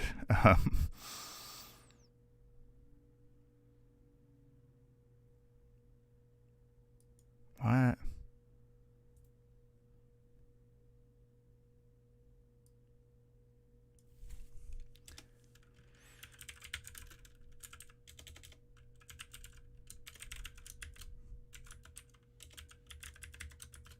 I'm trying to move to doing camel case unless it's a function, so I'm just changing that. Or not camel, snake case unless it's a function. For each item in the table.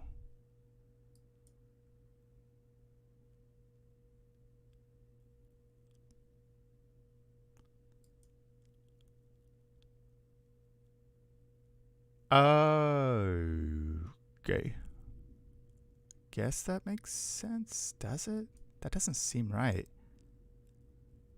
Have I tested this? Well, let's test it real quick because we can do that right here.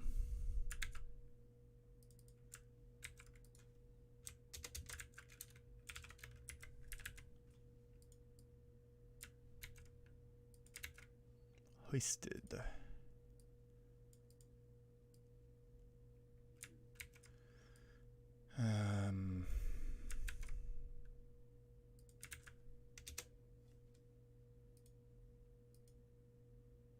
Yeah, it works. Okay.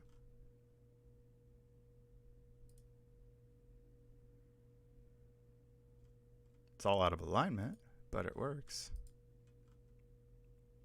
Or not out of alignment, but it's just not somehow created on. You gotta put it in first, which is weird. But whatever, I guess.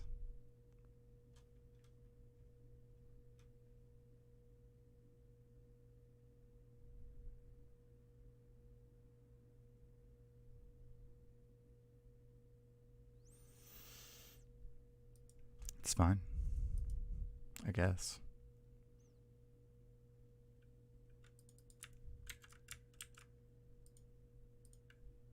All right.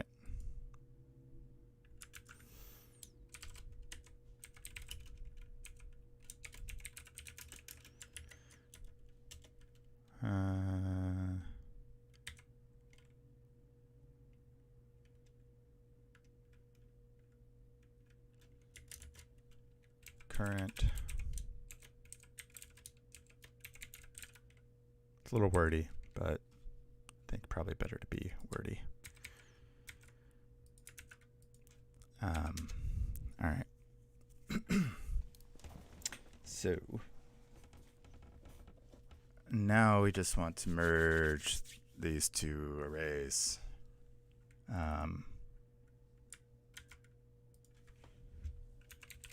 Merged tables equals, we'll take first array, So that's the new one with the old one. And then now we should be able to use this other function that we had.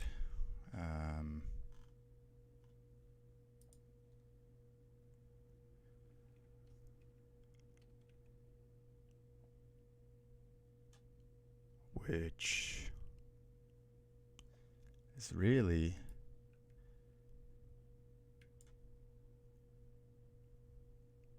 just this. Oh, but you know what we want to do? We don't want duplicates. I forgot about that. So we don't want to just straight merge.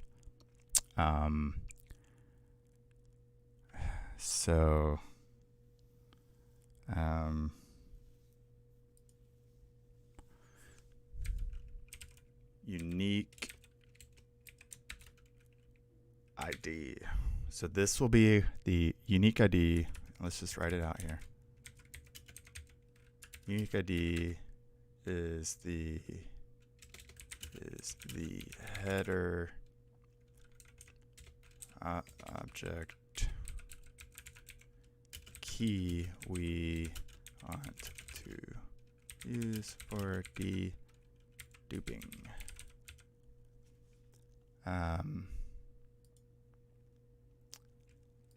And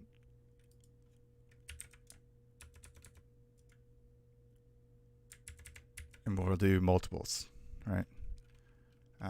Because maybe we want to dedupe on multiple things. Unique IDs are the header names or object keys we want to use for deduping. Cool. Let's do this, and then we'll say our merged table is equal to, actually I don't need to do that.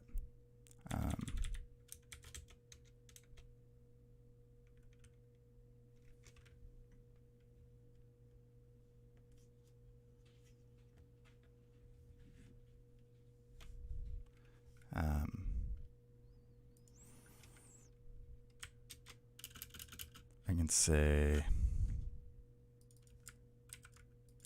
array for each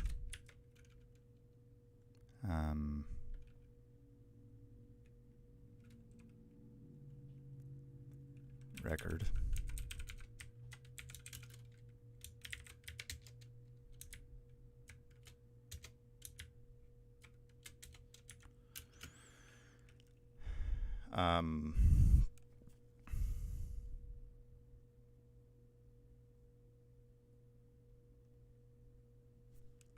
If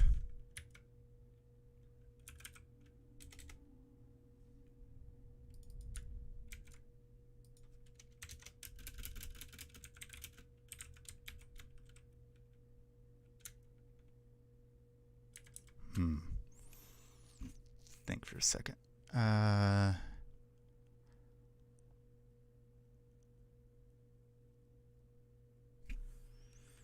Unique IDs. Now the question is, are we saying or every? So like, do we want to validate for all of the IDs, meaning if it's not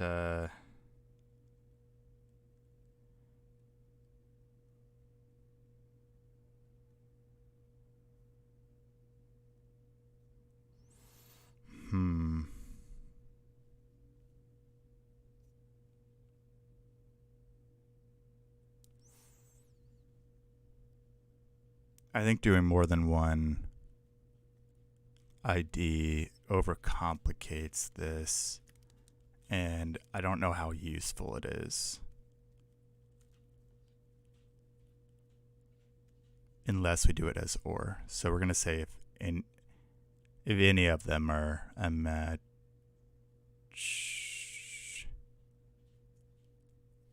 then we're not going to add the record. Is that right? If any of them are a match? If all of them are a match? I think it overcomplicates it. So let's say is the header name or object key, unique ID, so record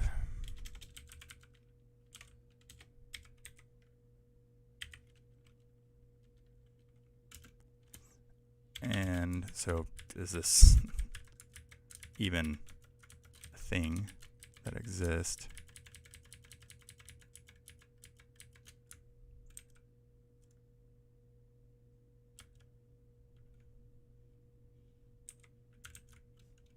And this is equal to let's say var is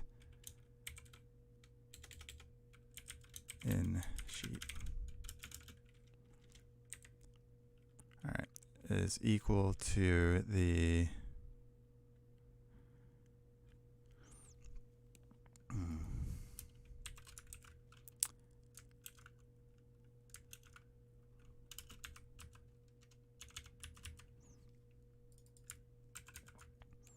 current table sum row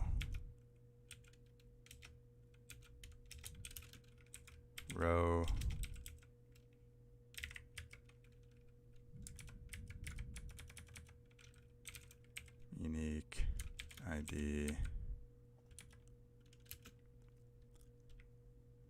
All right, so the unique ID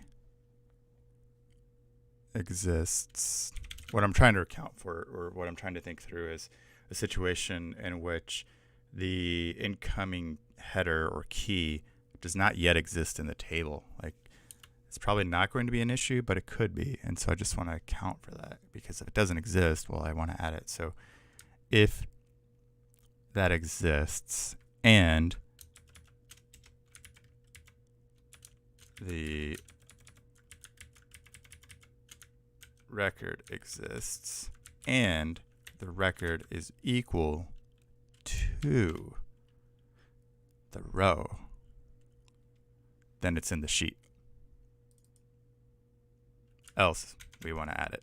So if it's true, we're not going to do anything. There's a better way to write this, but my brain is fried.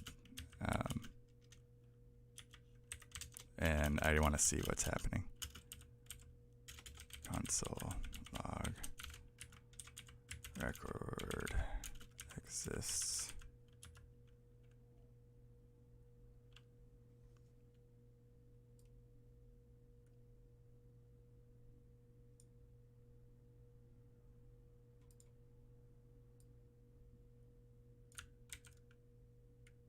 If I wanted to be fancy, I could have done that differently to get the index, but I'm not going to right now. Else, we'll push this record in there, the whole record. Else,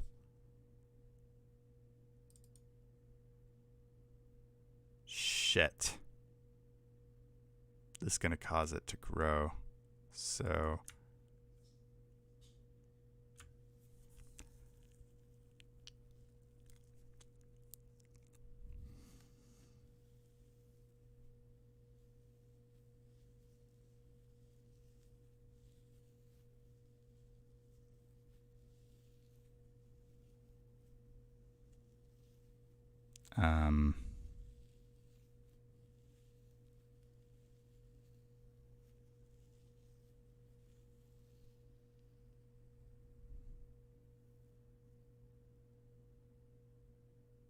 actually, that's okay.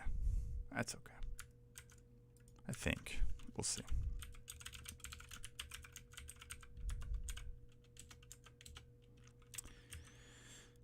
All right, and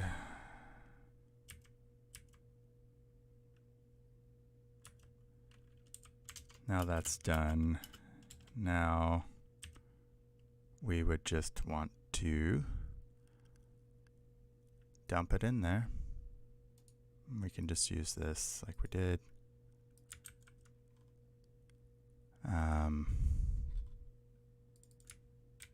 Target sheet.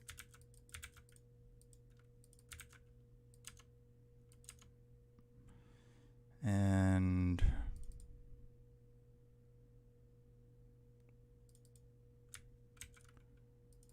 current table, current table, current table,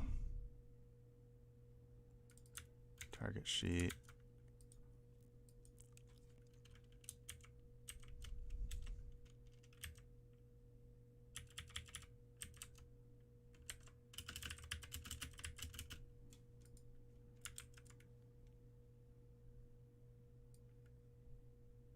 All right, let's see if this works. Kind of forgot what I was doing. All right, so add to, and the object is the sheet info. The array is the files.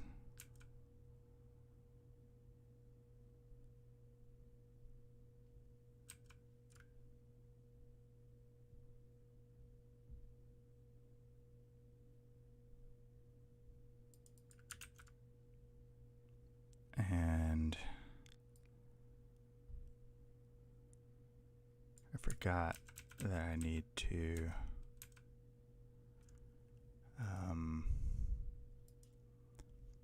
I'm just trying to set the JSON table. That's not going to work.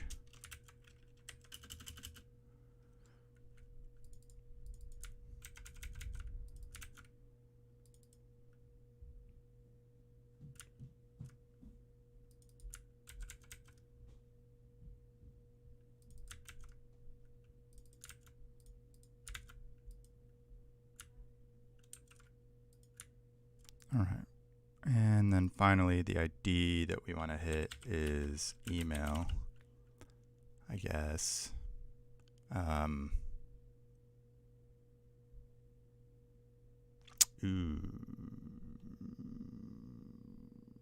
no, that'll be okay because an empty email should be. All right.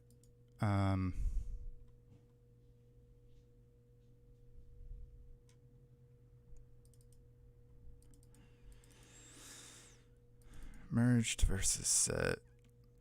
That sheet exists. So now when we run this, if let's just delete this one. See what happens when we run it. We should only get one record in now, if I did this correctly. And also not throw a bunch of errors, which we'll see.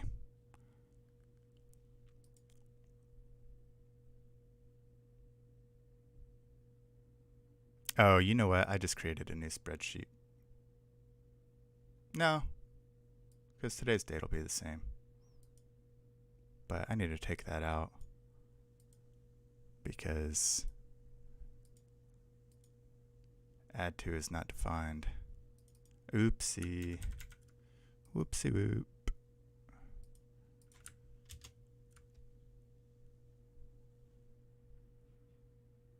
Run resume is 76. I forgot.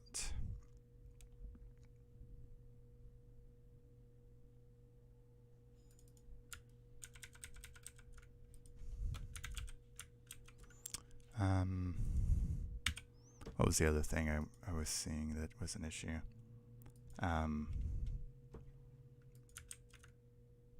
Yeah, that's okay. Well, like this needs to not be, this is not going to be good, but it's okay for now. Let's run it again.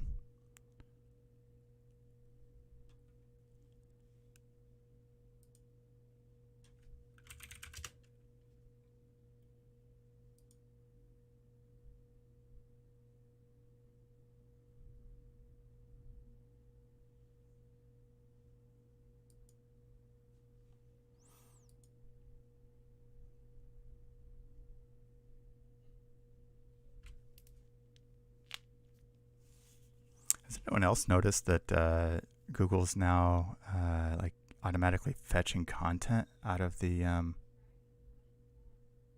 displaying it? It's pretty cool, I think.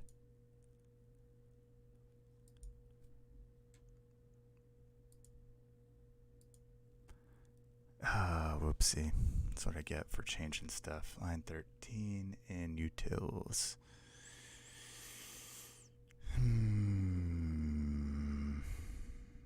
Yep, I see. All right, let's run that once more. And I'm going to be right back while that's running.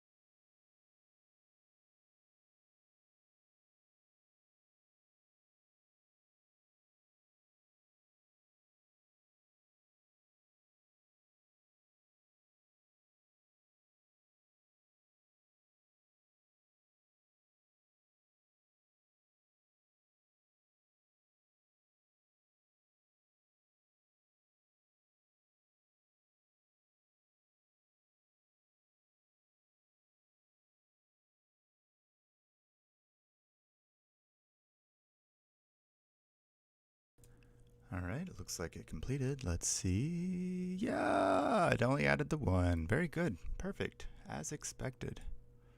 And again, so it didn't just add it, it replaced everything in the sheet. So it's important to know that. So we probably should have, no,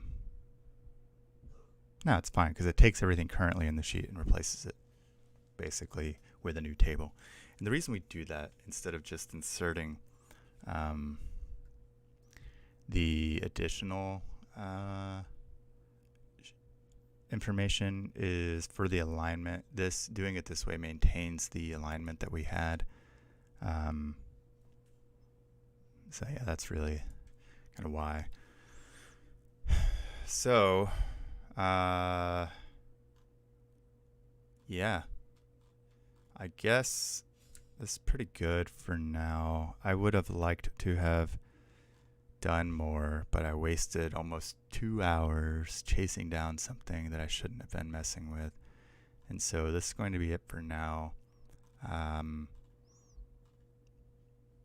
You know, ideally we would want to create, well, maybe we have, I think, you know, ideally we would want to create something to handle this via email.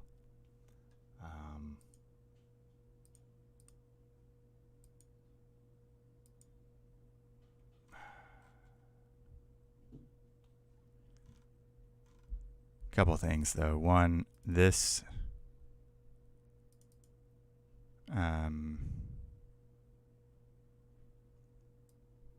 is checking on email, and this is like I'm inserting that in specifically, and that should be a constant somewhere else.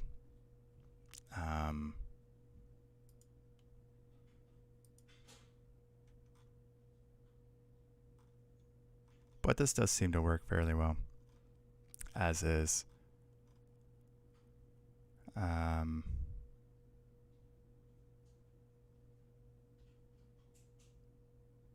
So I think we'll keep it contained. I'll rename this target object key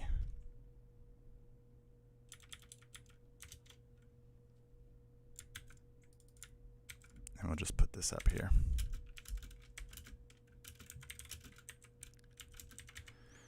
This is the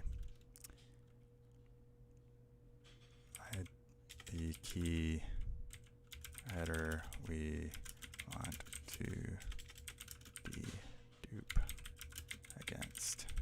Yeah.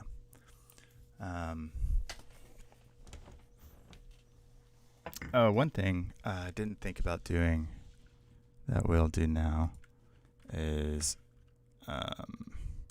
do lower case in case anybody has small caps. This will keep it consistent so that our deduping doesn't have any issues if somebody has one version with all uppercase or something like that.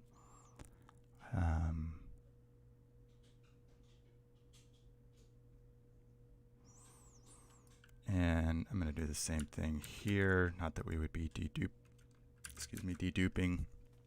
but I don't like seeing uppercase like that. And I guess that's pretty good. Now, I recognize that for the use case in which I was talking about this with some people, that there's a lot of information in here that you don't need. So if you don't want that, just so like if you just wanted this stuff, well, one, you could just delete these items, but within the code, if you don't want to keep adding it every time, you can here just remove this object piece or just return the content and get rid of this altogether. And you would be, you would just have that content piece that would have the email, full name, phone number, and LinkedIn. I think it's valuable to have this other stuff. But that's just me. So anyway, suppose we could go ahead and do the email thing. So let's do the email real quick. We'll be quick about it. So what if we want to import files from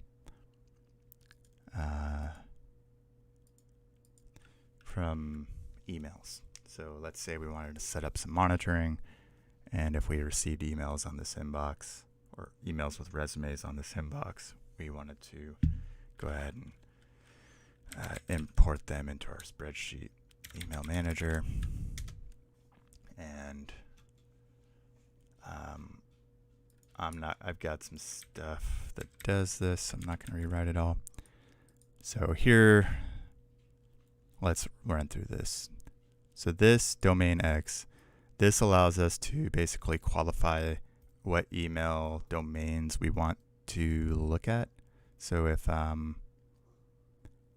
we only want to parse things from a certain domain that's coming from, we could do it like so.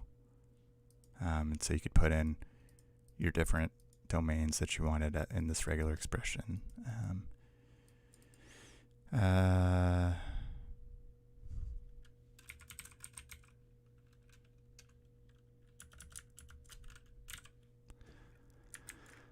And resume types. So this is defining the different types that we would consider a resume.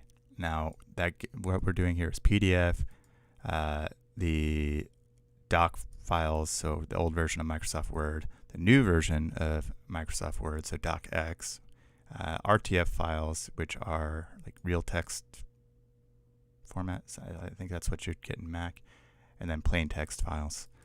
You could add images on some, so I could see this happening, right? Like at my organization, people might go to like some sort of conference or like a job fair or whatever, and maybe they're like taking photos of people's resumes.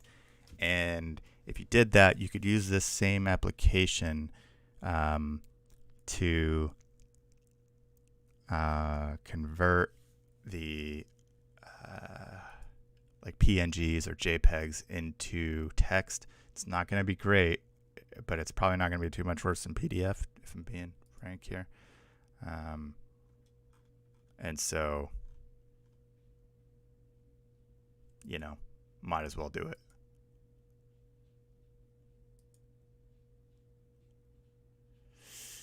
So, how will that work?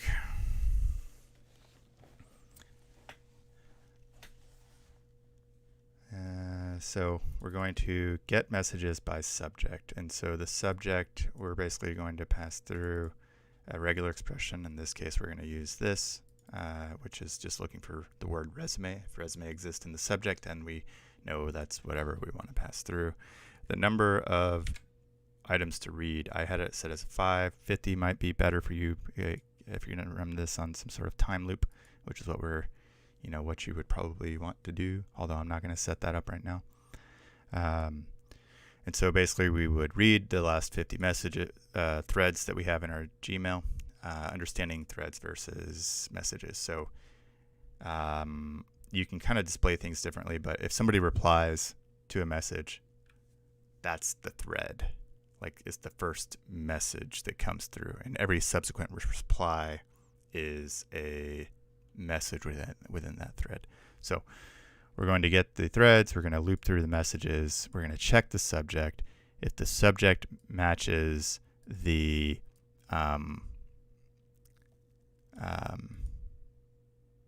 parameter that we set for if it contains resume and it's unread, then we are going to return it. But first thing we're going to do is check a couple things. I want to know, is it the first message in the thread? Because if it's not, I probably don't care about it. Maybe you do. Like, this is something you can decide. But I wanted to be able to know if it's the first message in the thread. Does the message have a doc type, which is something I want to do something with, right? Like, because maybe people are responding to a resume and like they're going back and forth, and I don't want to keep looking at the same messages over and over again. Anyway, if that's the case, push the message into this container, then eventually when it's done, return that container. So what is next?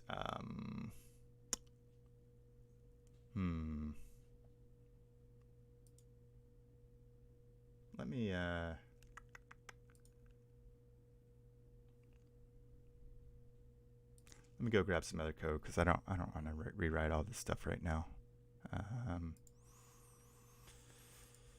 Let's see. I should have some stuff laying around here.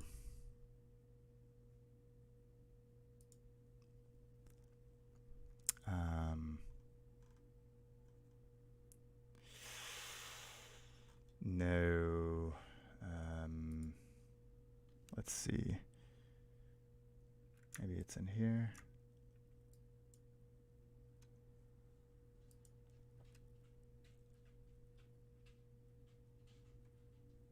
Email.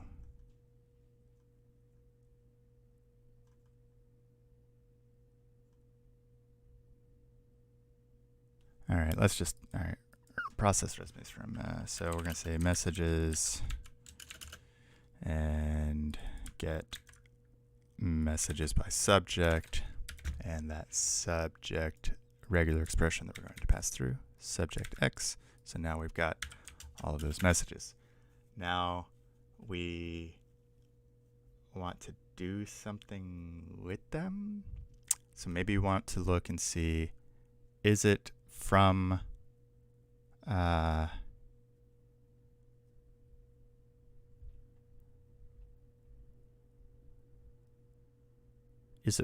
our target domain? We could do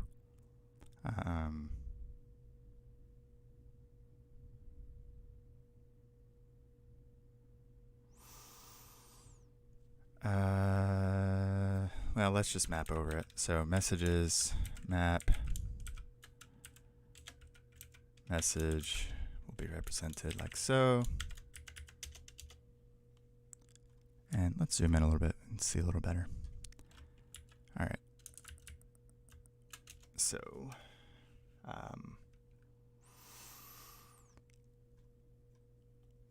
and I don't want to do map. I want to do for each. So,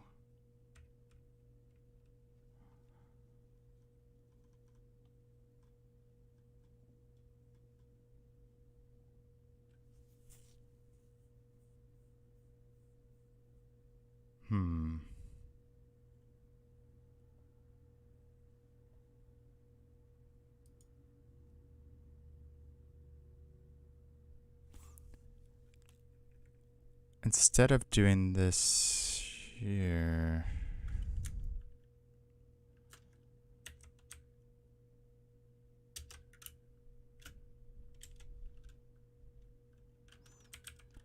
if m dot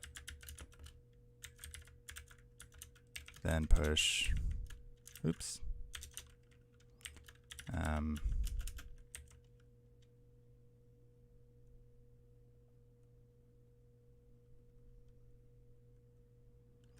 yeah, the reason I don't want this to be there, because this is just about getting, this needs to be more generic, right? Like if we want that condition, like that's, what I can do is here, I can filter it out. I can say filter our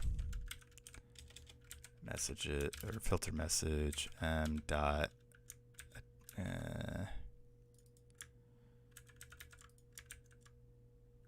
attachment that doc type.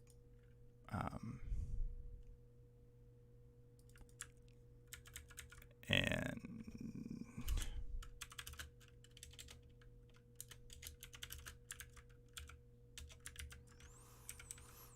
his first message in thread. Cool. Now I can run this, right? And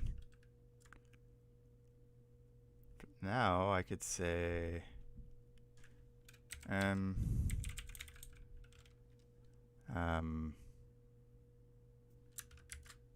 get attachments, right? And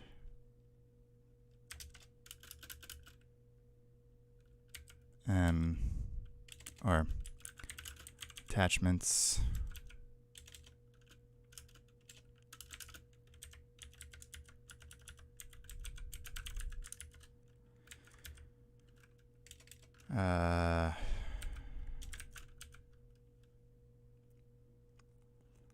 for each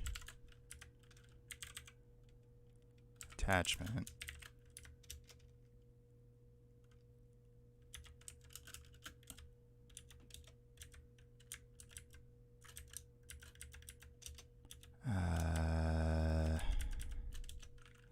if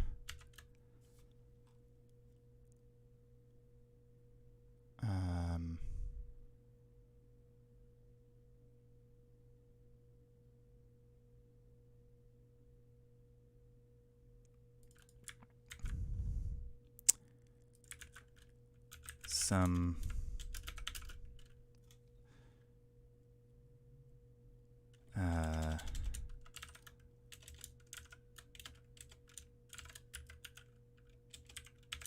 if the attachment is equal to any of the attachment types. If the attachment get content type is equal to any of the types.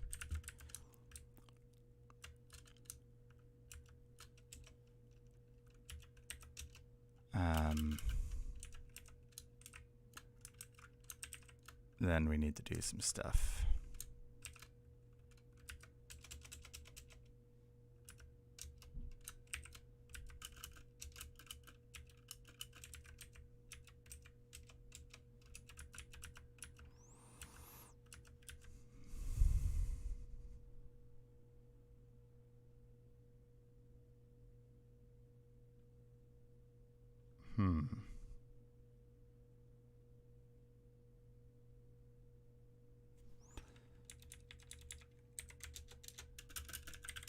Resumes.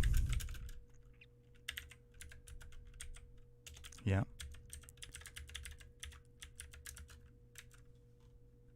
And then I can just say resumes push. I could have mapped this, but whatever, it's fine.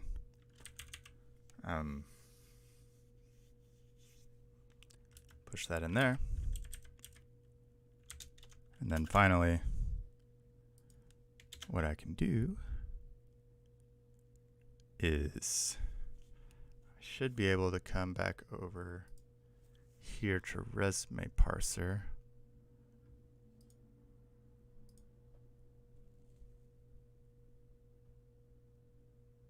And run process.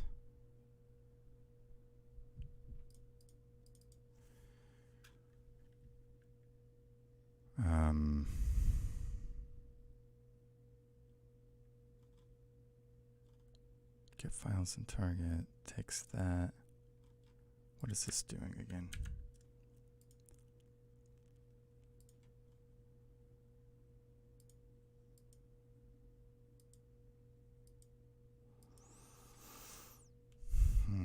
I should have made these a little more generic.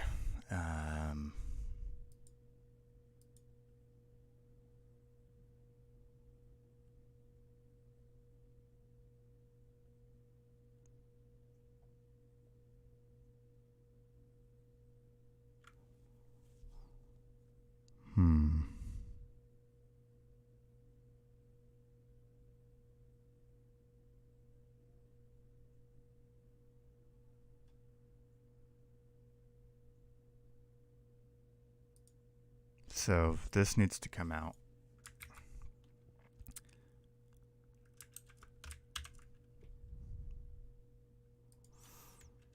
This needs to run here.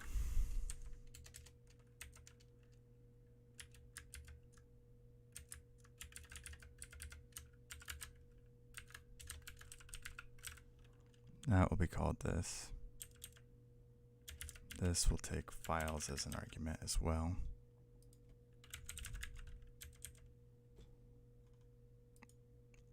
And now we can say function init resume parser on attachments.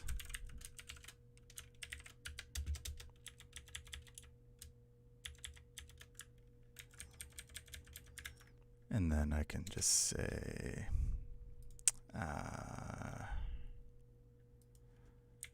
attachment, or I can just say files.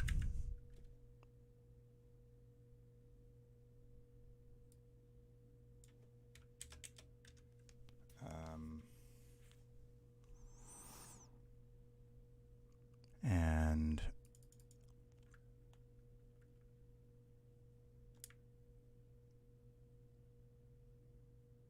we're going to take sheet info. We're going to move it up here.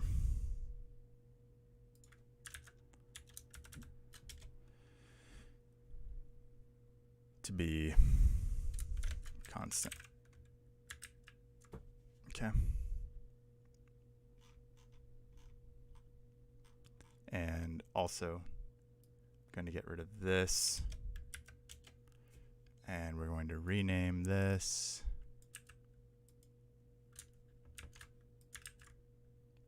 Yep.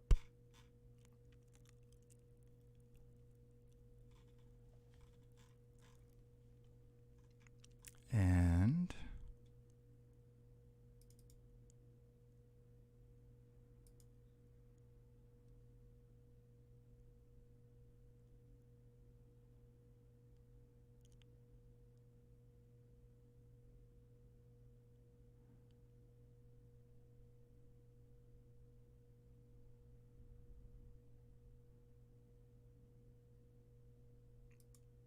then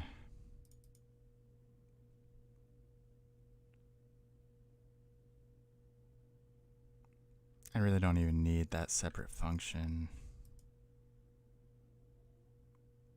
but I will because this is here and it's less confusing, I think, this way.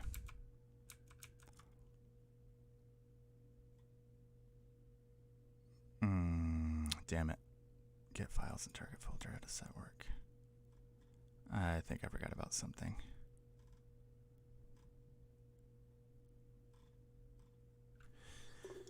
Yep. Damn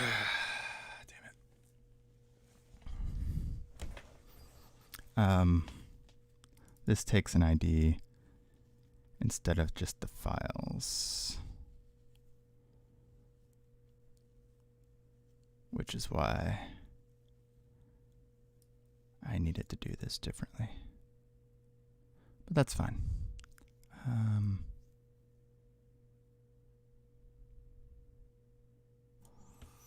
We'll take this and we'll say for, we'll just do a traditional for loop here.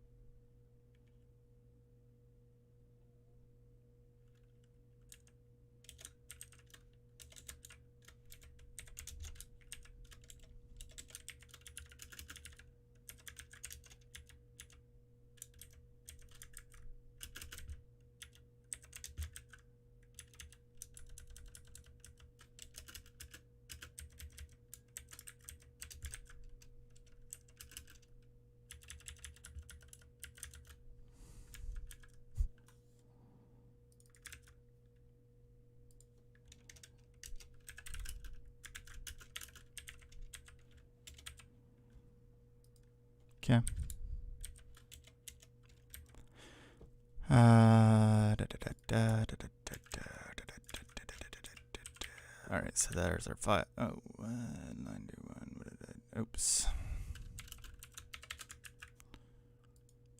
All right. Run resume parser.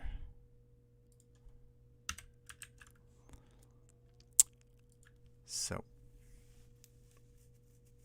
process resume. Make sure this is doing what I think it does. So this takes the file. Yep. Gets the name. Gets as processes. And so we should be able to take this back over here and just pass through resumes. And I'm going to run this, and it should do nothing because I don't,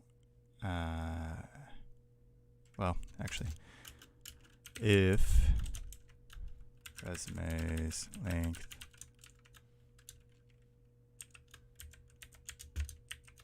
then do it. Otherwise, don't do anything. So it shouldn't do anything. I'm having to review some permissions because now I'm adding the ability for this to read emails. So now this can read, compose, send, delete all stuff from my Gmail, my Drive, my Docs, and my Google Drive API is enabled. Confirm because, yeah. And let's run it once more. And this should just do nothing. So we should have essentially nothing.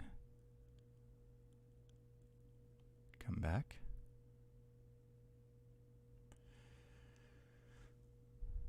Yeah.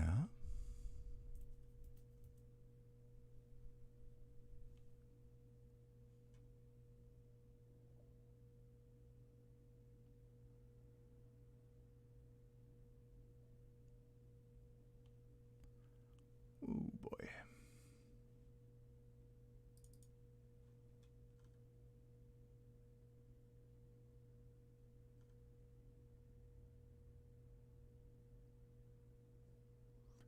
All right. I don't know why it's taking. I mean, I do know it. It's just the way this works now, but.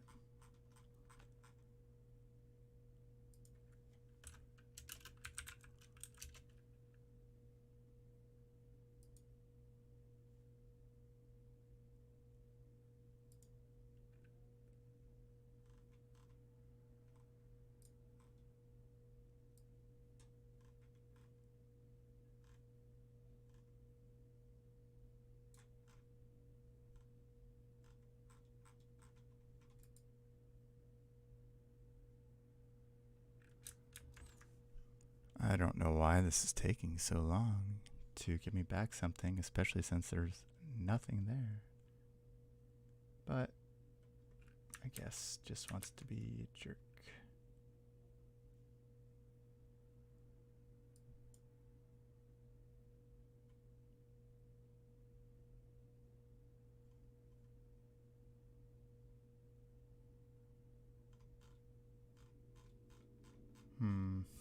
Okay. Well, I'm not going to wait around on that all day. Let's run it again. While it's doing that, I'm looking for a file so that I can test this.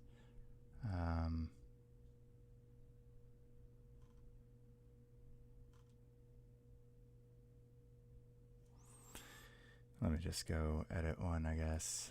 Let's see. I've got to have one laying around here somewhere.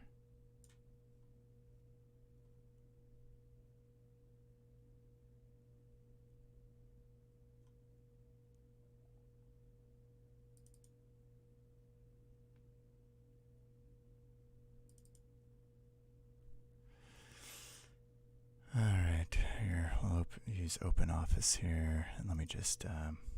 I'm editing Doug.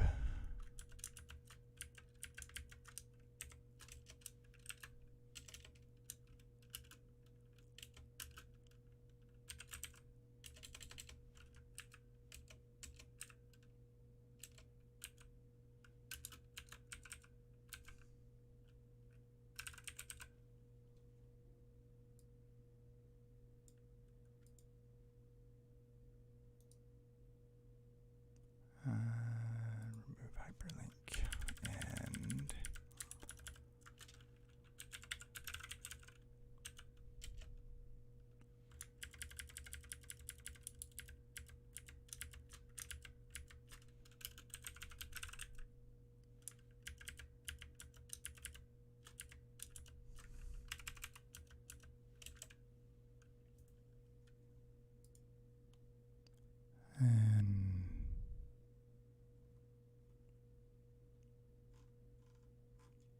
that should be fine.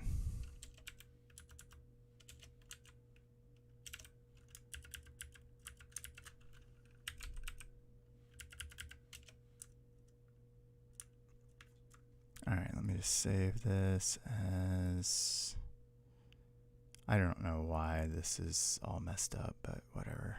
It doesn't really matter, I guess.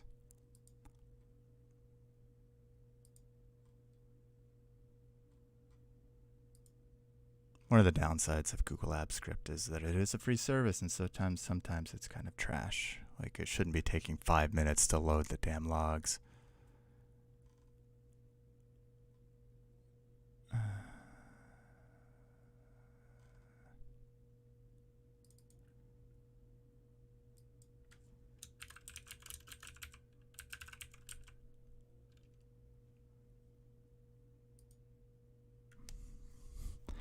I just realized that the file type I had not allowed for ODT, OpenOffice stuff, so I need to do that. Because I don't actually use Word. But I'm going to try to save it as...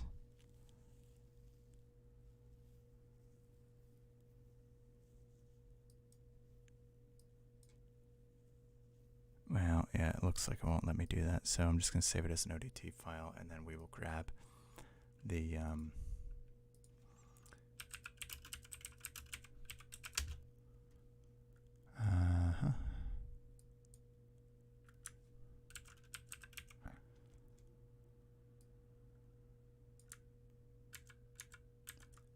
and let's add this to our types.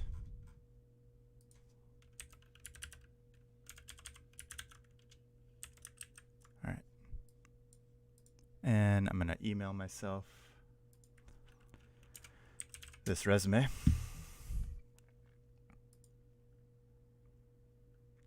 So, Andre at Sorcerer Tools.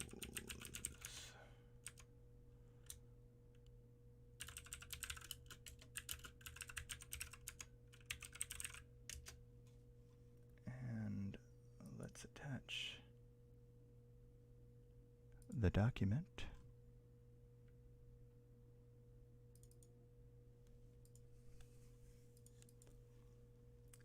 And click send. And we will wait for it to arrive before we run this, since this is not running very well right now.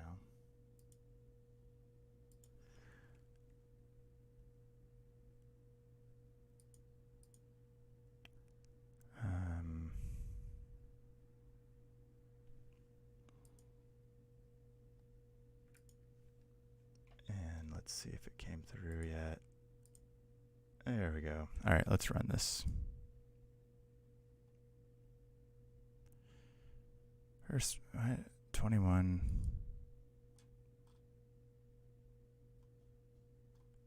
Oh, I didn't bring over that, whoopsie.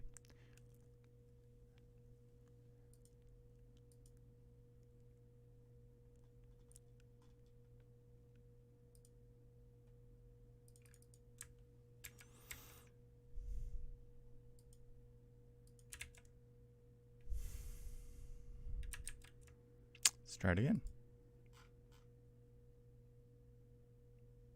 That was really quick. So something went wrong. Okay. Let's figure out what went wrong. It probably didn't recognize the file type. So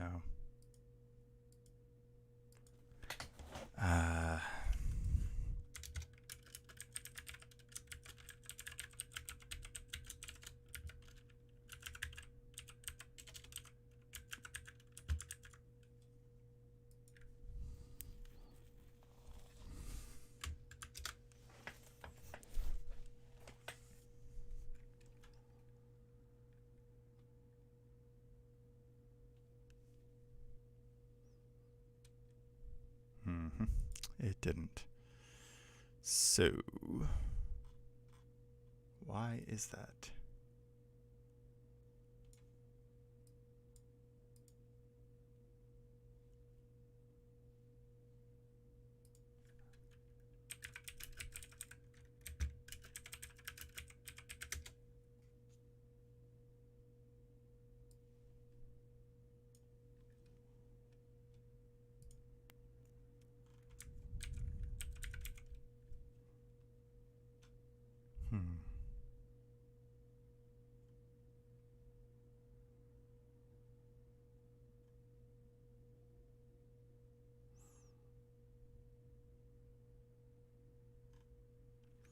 Well, that's what I get for doing that way. So let's just I'll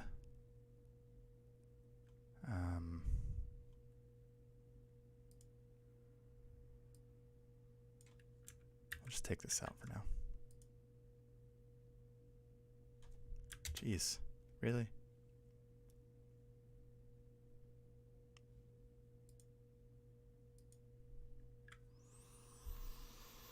Okay, fine. We're not going to filter any out.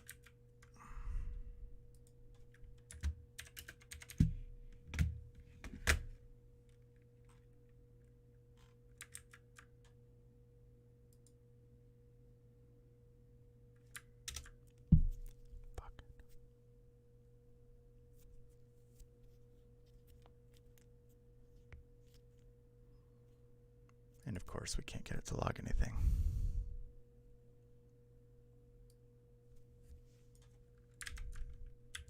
I think I know what's going on. I've got an error happening somewhere, and for whatever reason, when you have like these different things running at any given point, it won't throw the error sometimes, or won't give you the error.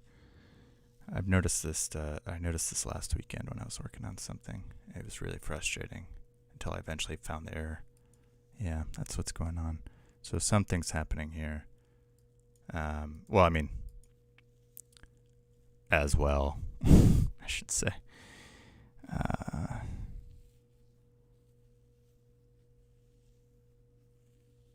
Oh yeah. Come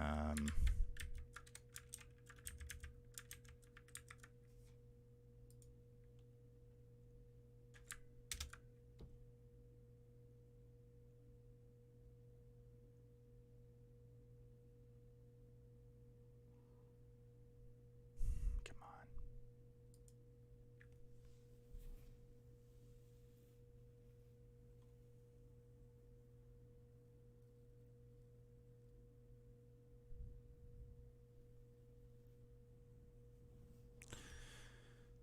Really? Nothing. I probably should stop. I'm just like really frustrated at this point. And nothing just seems to be working now because of that. We'll go for a few more minutes.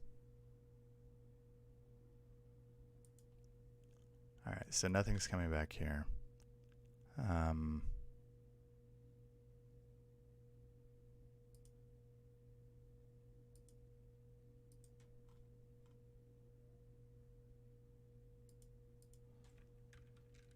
All right, let's see if anything is even giving us threads.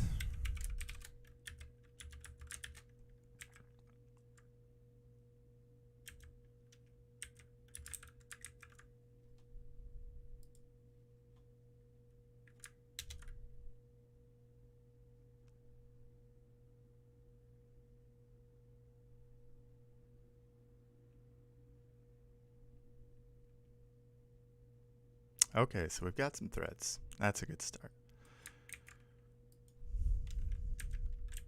Do we have messages with subjects?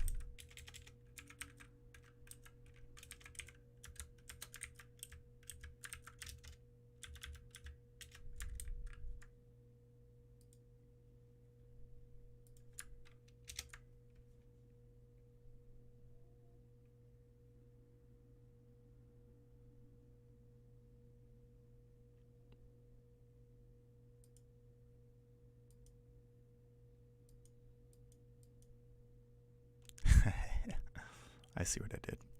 My bad. Okay. I'm dumb. I hadn't finished this. I was working on this the other day and I just didn't finish it, and that's why it's messed up. Because I wasn't paying attention, and this is what happens when you just copy code that you think is complete, but it's not. So, we know what happened now. At least.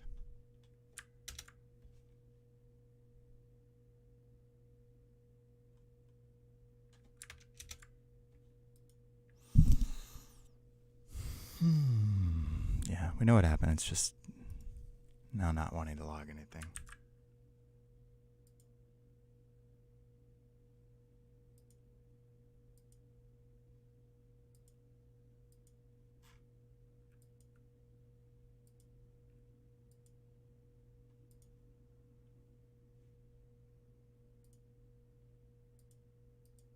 All right, I definitely named this.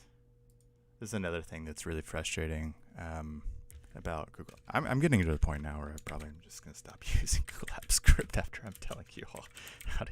I've just experienced nothing but frustration with it since the V8 engine update, actually.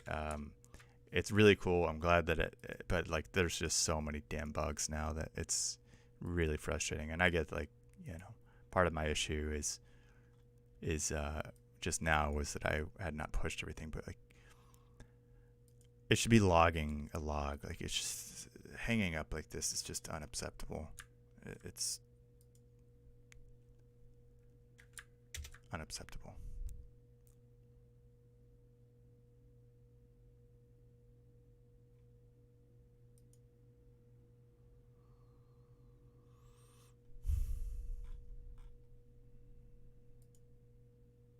All right, here we go. Cool. So we can add this back. That's working. That's working. Get rid of that. Get rid of that.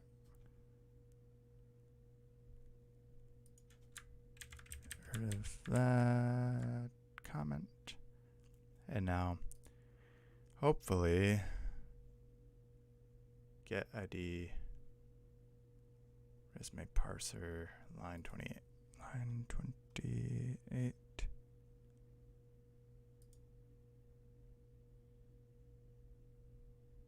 Oh, it doesn't have a file ID because it's sitting in the it's sitting in a message. And you can't call an ID on an attachment. So let's look at this. We'll go to Gmail. Attachment. Let's see what we can get. We can get name. And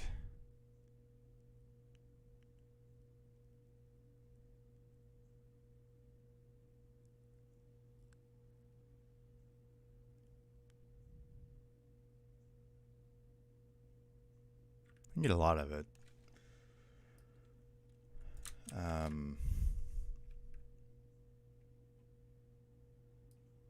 So I guess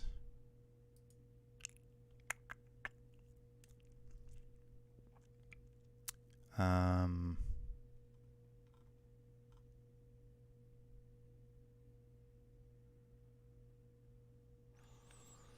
could write a function on top of the attachments that would then get the ID, right? I guess maybe we should look at doing that. That might be useful.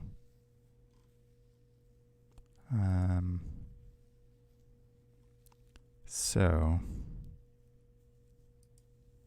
how would I do that? I don't normally write like that.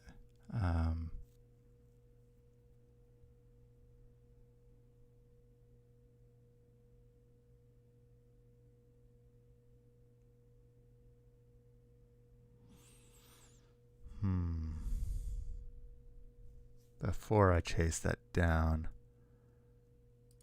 message get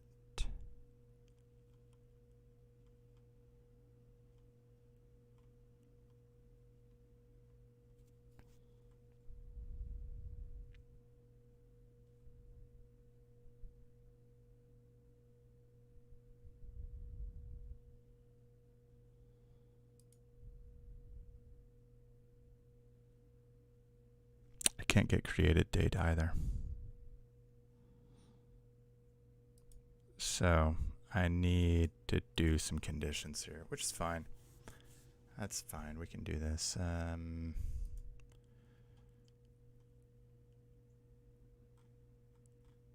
Process resume.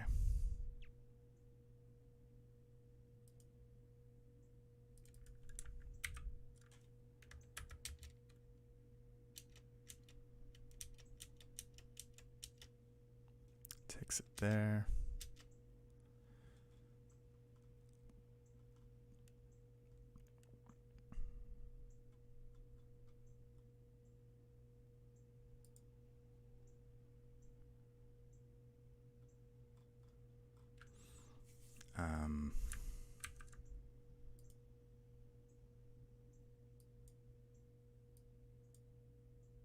Okay, I can just tell it what type. All right.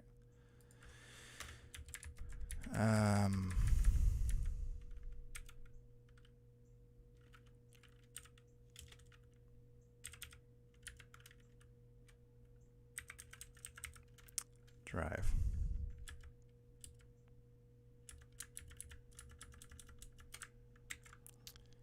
And then here,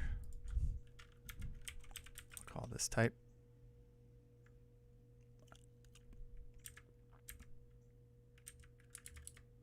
And I'll say if type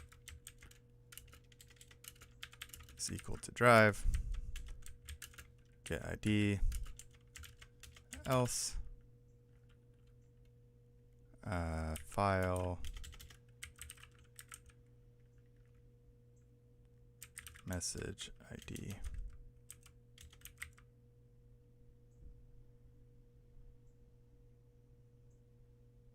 No, I don't want, else just leave it blank.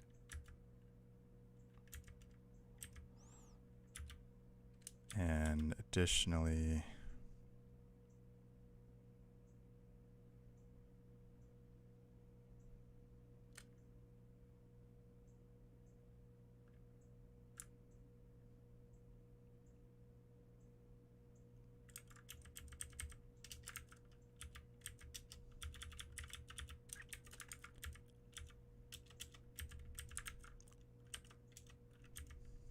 all right, this is getting better. We're getting there.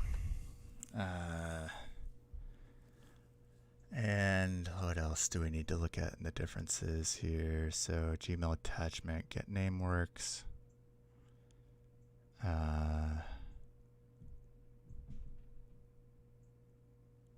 Yeah. So we can use those. And what we can do now is we're going to say if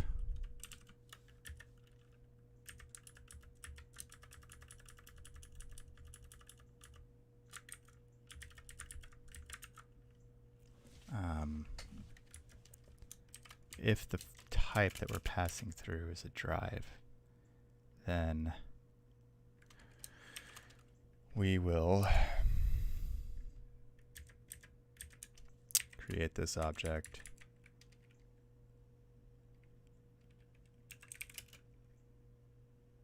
I'm just going to call this info.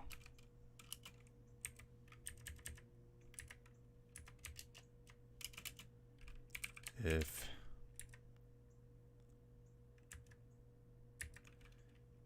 type equals attachment,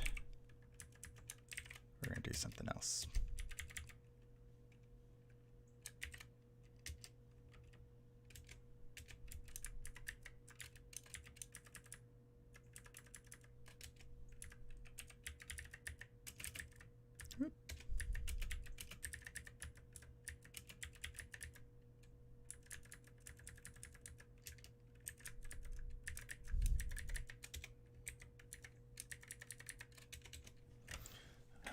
And this actually will be a good test for some of the other parameters that we had done on some other things.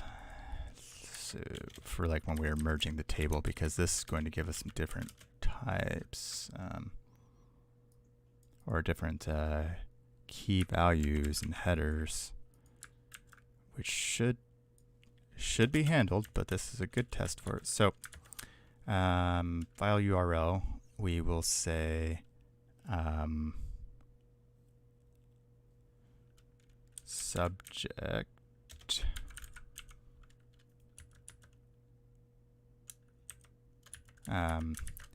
email date file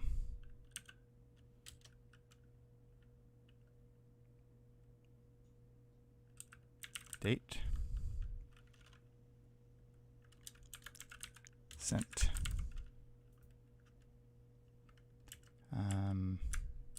I'll just call it email date.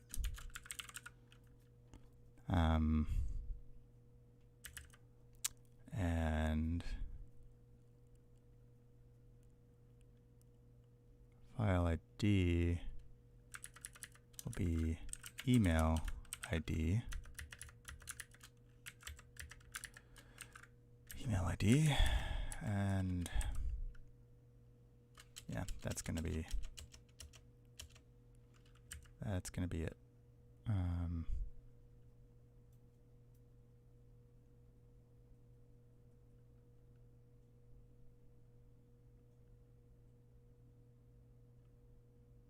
All right. And then we need to merge these. Alright, so I'm just going to rename object here, and object is going to be object merged with info.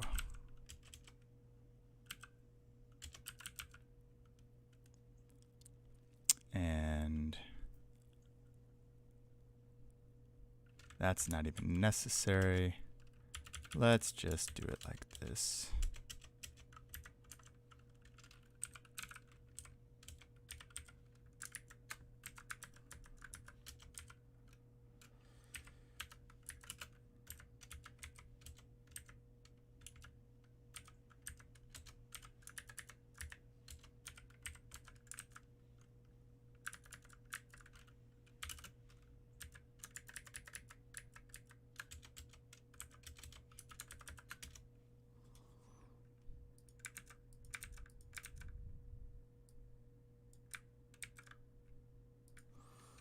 Bum, bum, bum, bum,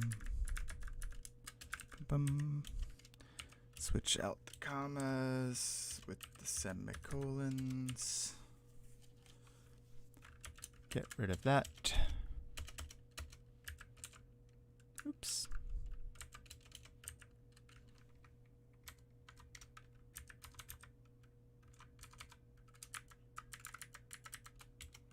All right. And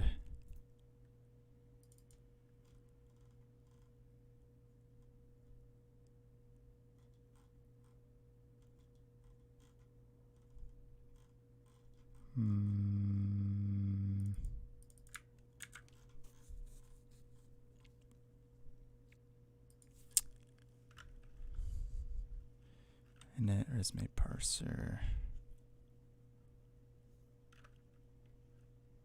Run resume parser on that. Okay. Now this might work. Let's see. Oh, shoot. It's definitely not going to work because, yeah. Resume parser 29. There's a couple reasons. I forgot about this. I need to use get content type, which I believe should still return the same thing.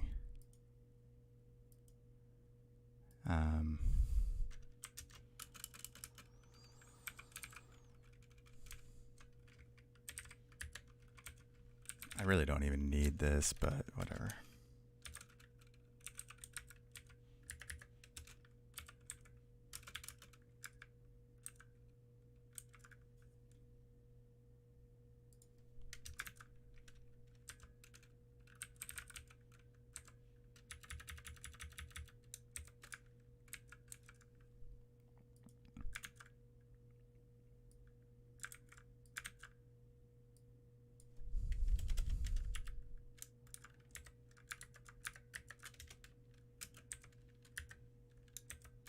Well, the good news is we cleaned up a line here, even though we added 2.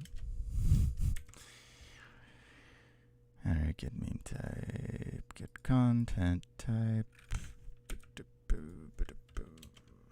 and we'll save, and then a couple other things we need to do here. So we've created some new objects here that we need to make sure we create here. And so we will say, oops, email date is going to be get date, email ID is going to be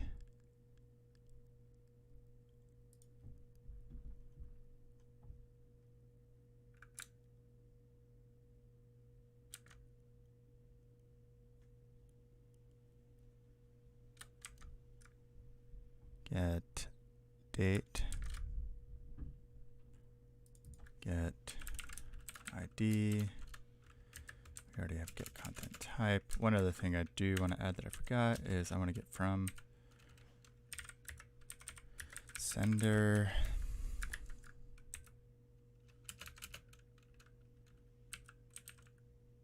oh shit.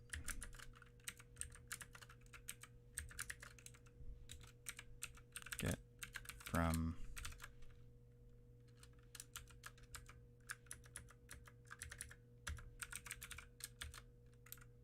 and I'm using this because the from includes some other information that's not just the email, and I just want the email.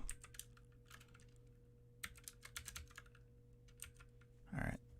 And then finally, I need to go ahead and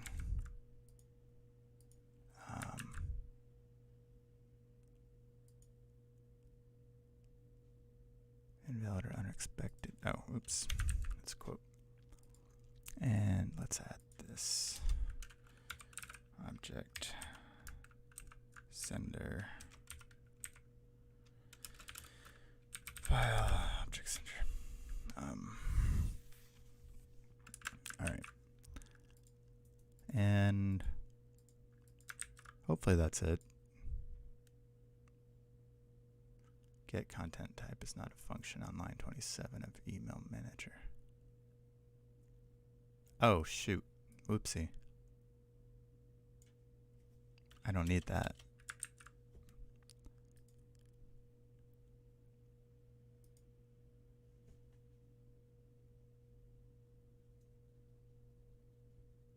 Looks like it might be working finally.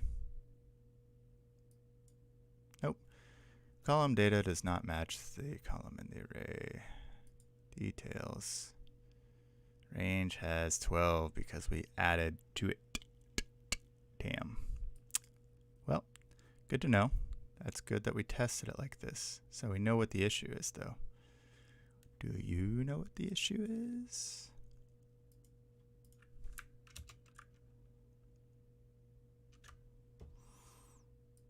So what happened was when we merged this table, the table that we get here has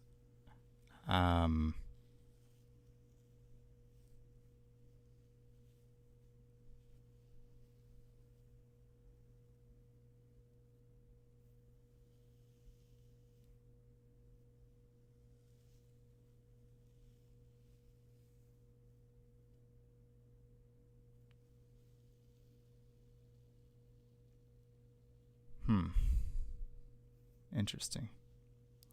I realized that this function may not be doing what I think it's doing.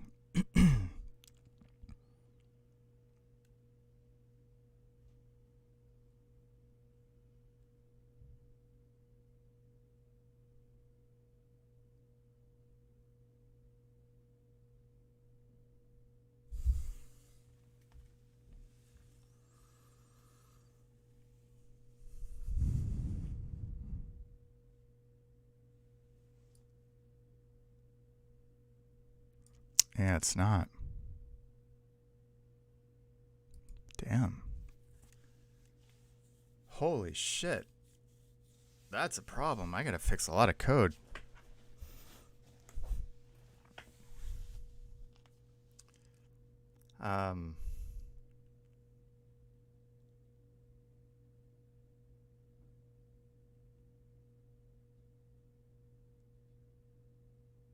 Wait, no, that should be.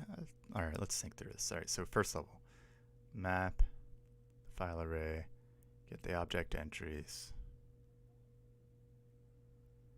for, so then we have our key value pairs for every item in there. And then we want to map over that, and we get the first item, which is the key. And then we flatten that down. And then we get the, yeah, that should work.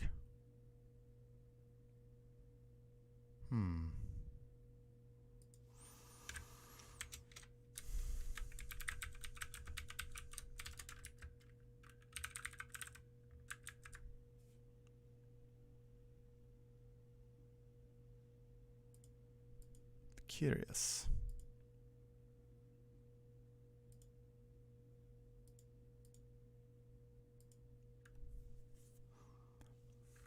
Very curious. We're going to get an error. I want to see what's going on inside of that function. Wait, why didn't we get an error that time? Wait, it worked this time? Why did it? Oh, I bet I know what happened. All right, so I'm going to delete this. Didn't exactly work.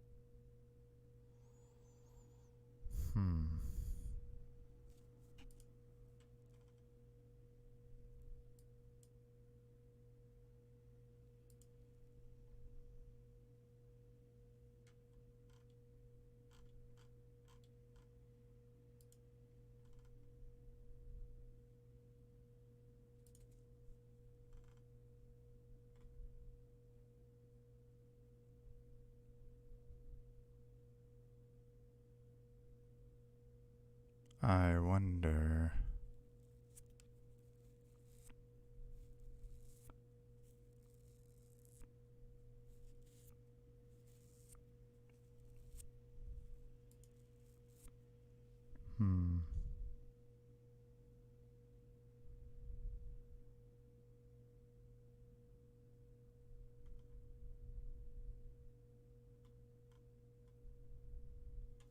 So this is a problem here. This doesn't belong there.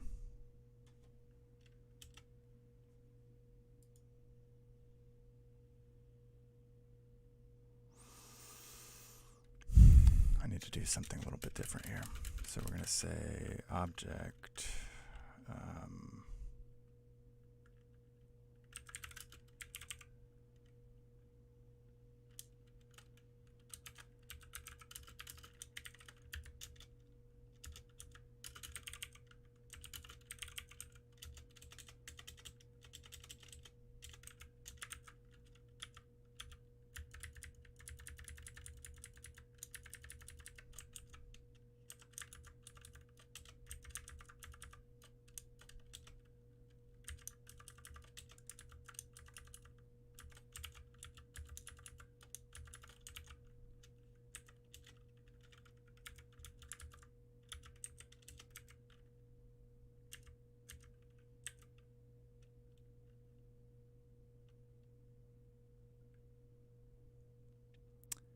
damn.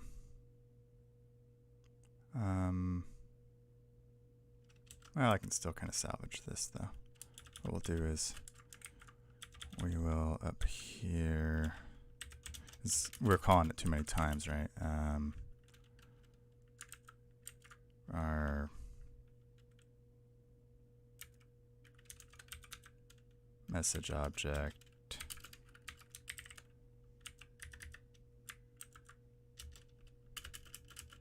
I really hate how this form default, yeah, whatever. I think I've said that a lot at this point. All right, for each, and then attachment object is this merged with message object.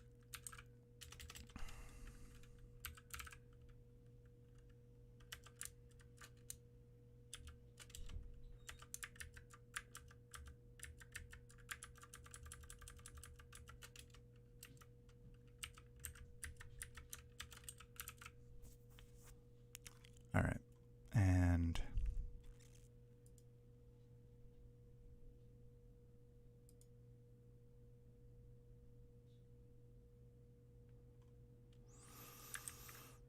now this needs to come back over here, resume parser, and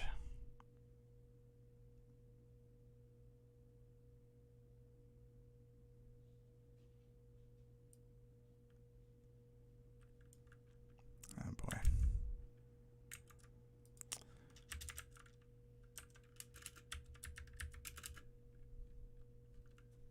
At this point, this is getting really messy. I should have just created a different function.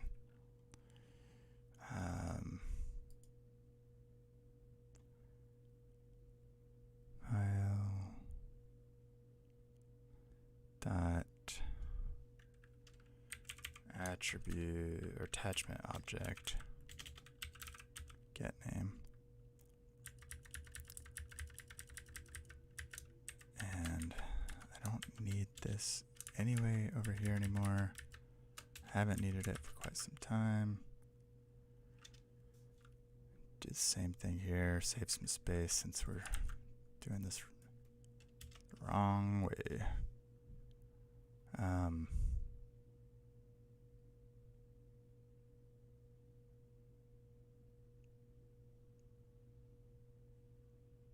Yeah, I should have just done this completely.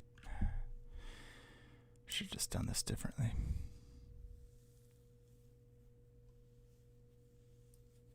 Whatever.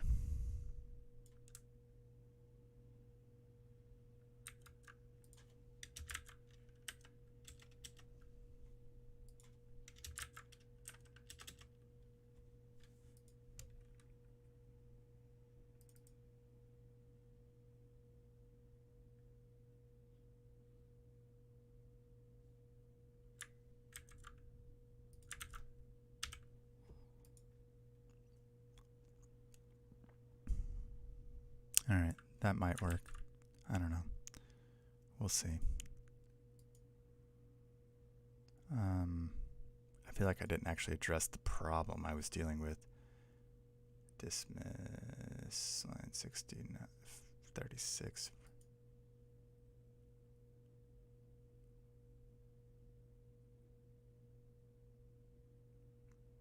Yeah. Yep. That's a problem. I should have just created a different function to handle this. Attachment object.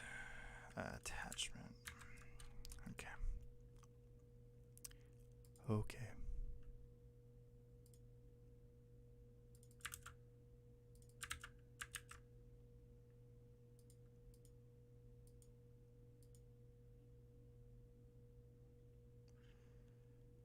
Okay.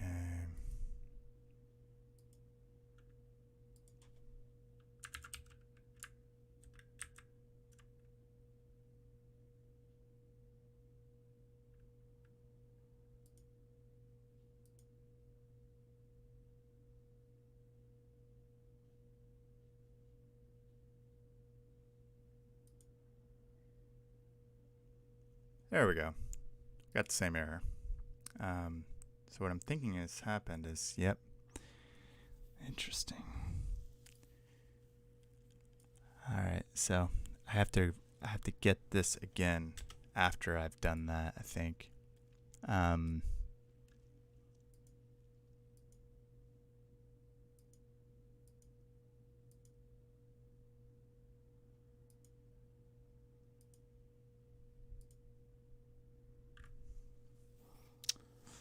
Yeah, that's the issue, I guess.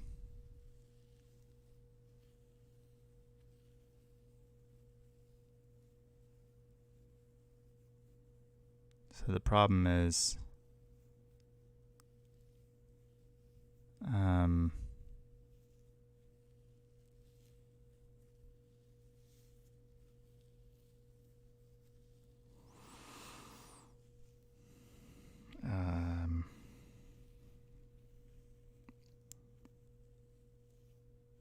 that this ends up being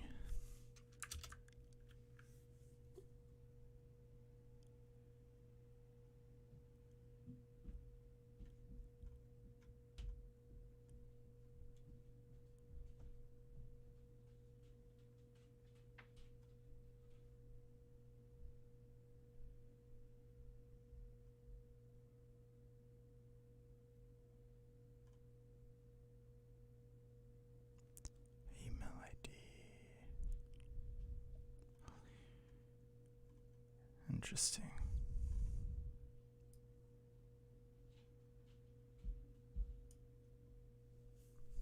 So the issue is that I've got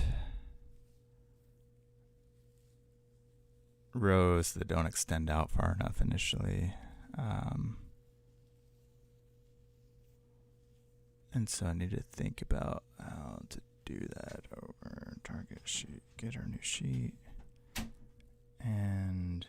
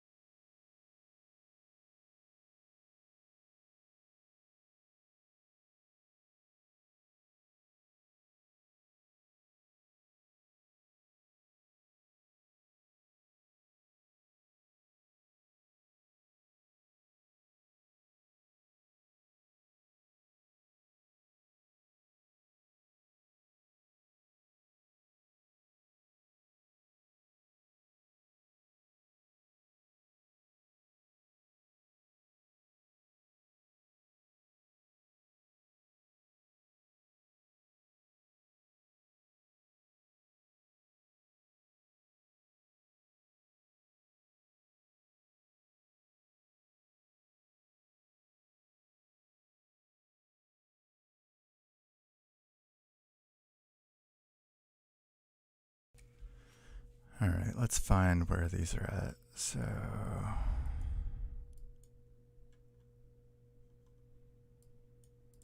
convert the JSON table.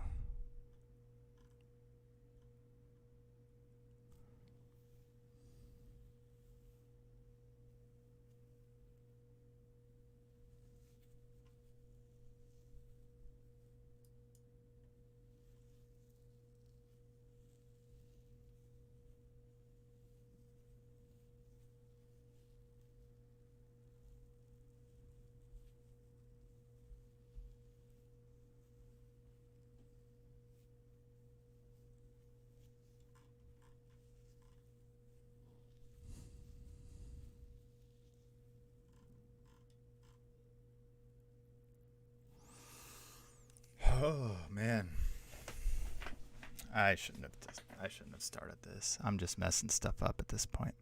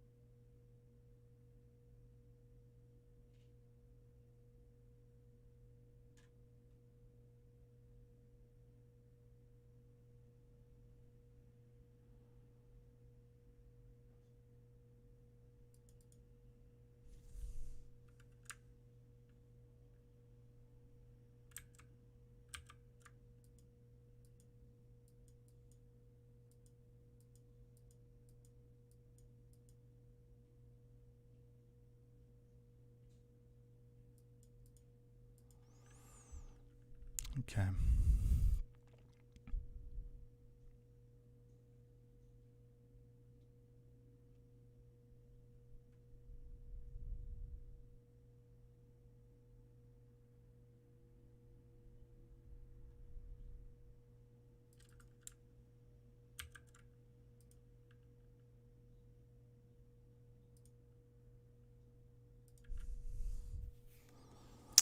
I really don't understand. I'm not sure what's. I mean, I know what's happening. I'm just not sure why. Like, why would it create the first row, but not the others?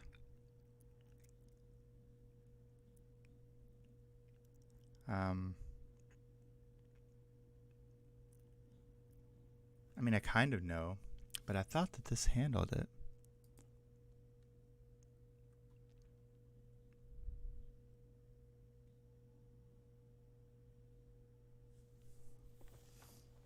Guess it doesn't. So let's look through it. So first level length, which is all of the rows.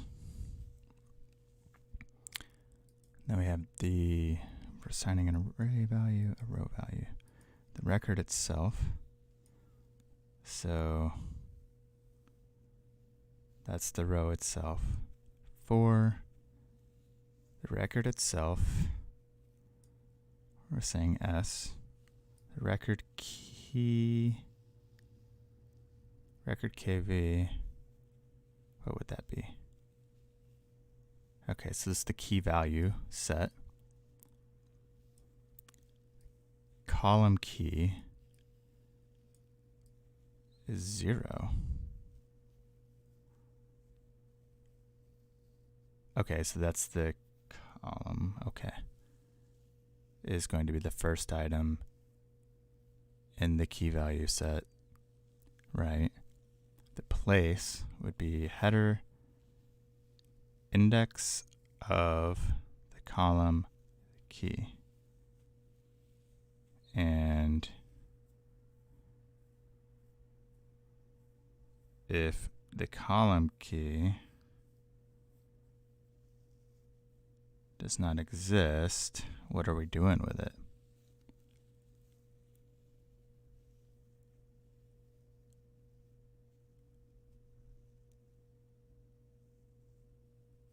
Yeah, that's the problem. If the column key doesn't exist,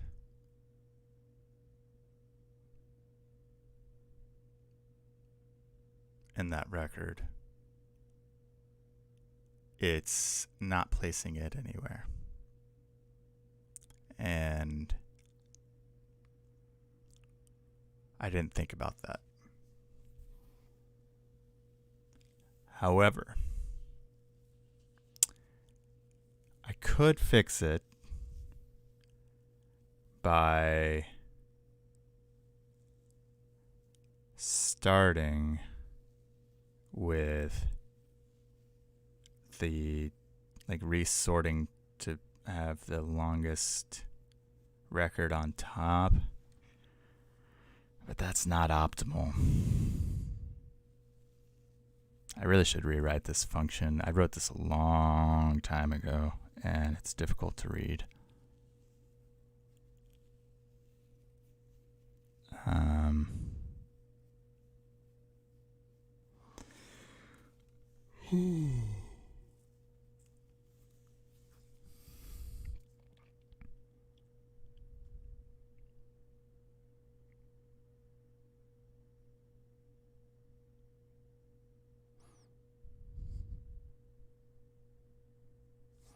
No, that should be in there.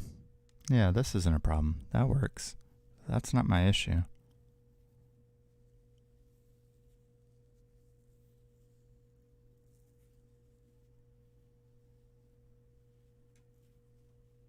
It might literally just be the order. So I guess I could sort the array first. Let's see if this works. I'm kind of curious. File, array, sort.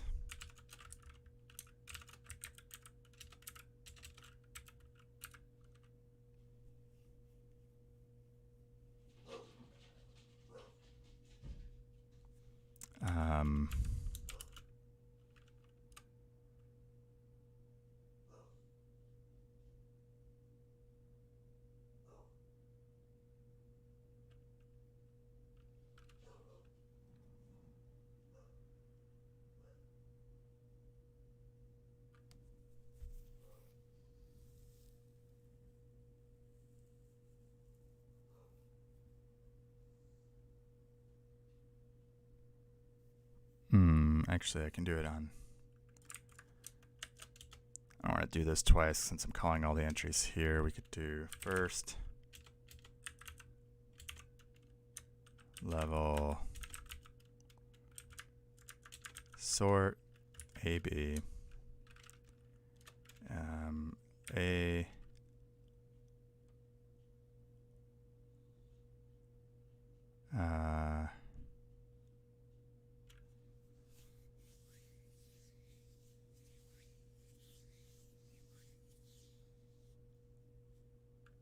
length minus B dot length, and then reverse.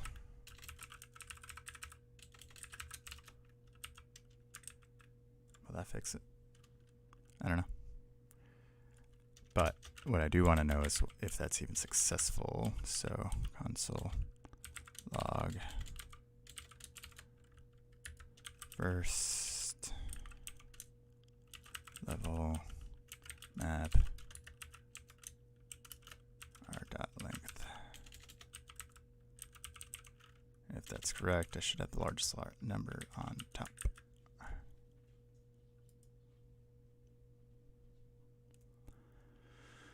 And let's go over here, make sure that's all gone. It is.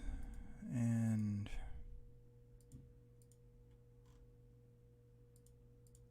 process.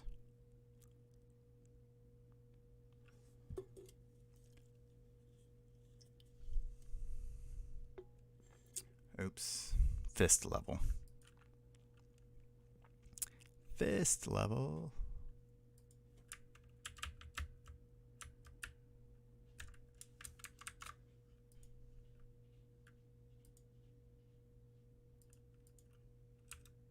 Should have noticed that that was not color coded.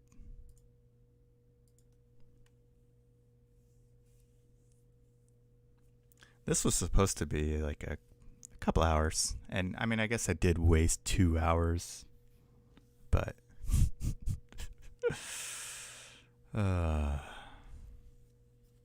still didn't work.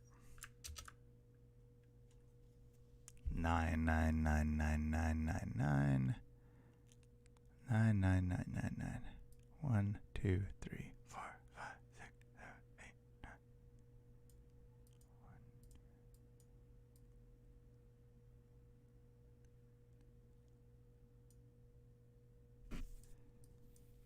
What?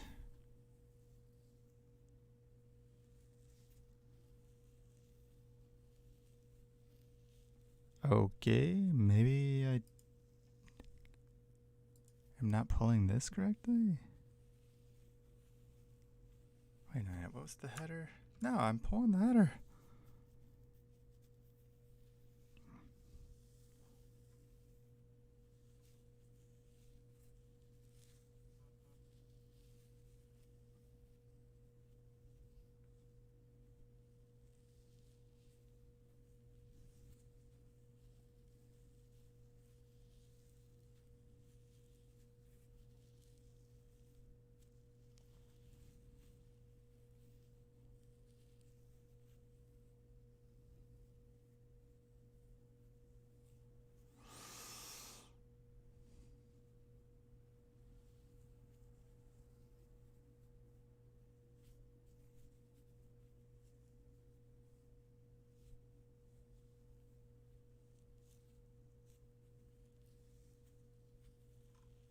Something's wrong.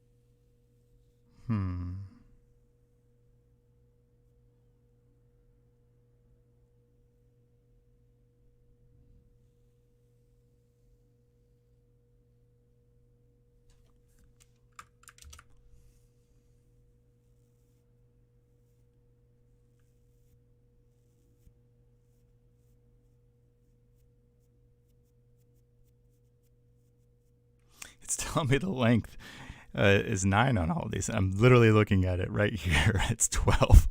Shit. Fuck me.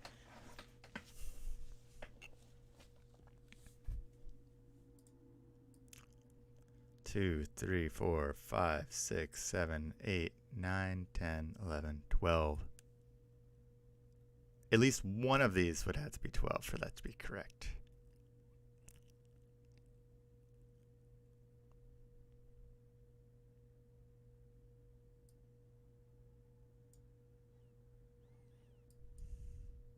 So, I am missing something glaring.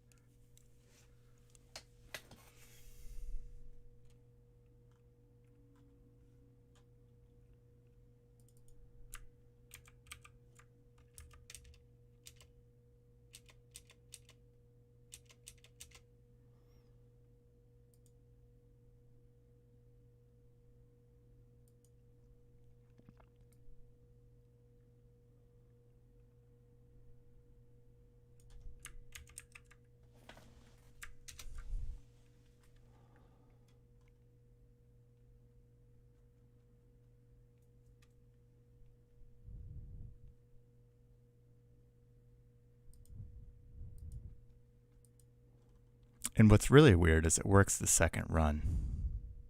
That's what's really strange about this. It's almost as if I'm renaming something that's getting caught up somewhere. And everything's contained, so that shouldn't be. I mean, I guess I could use let instead of var everywhere, but I don't like doing that.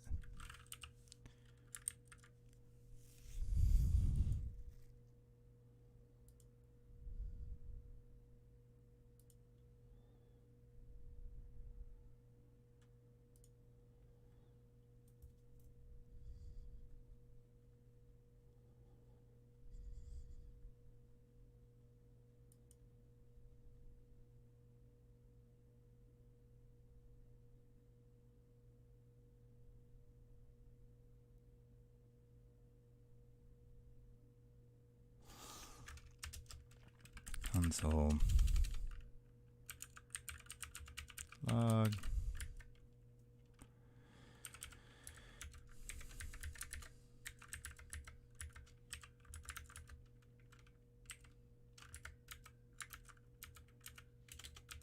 map.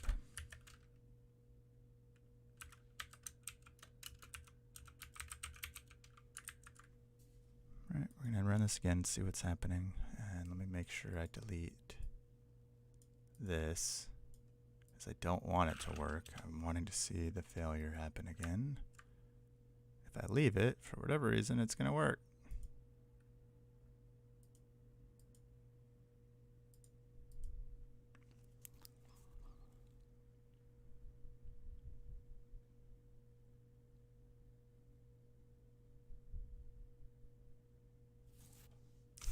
What? What? Now it works. No, it didn't work. It just didn't throw an error.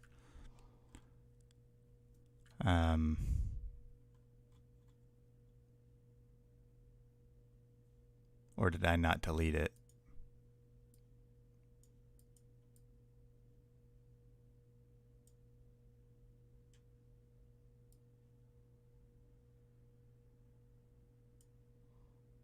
I didn't delete it properly. That's what's going on.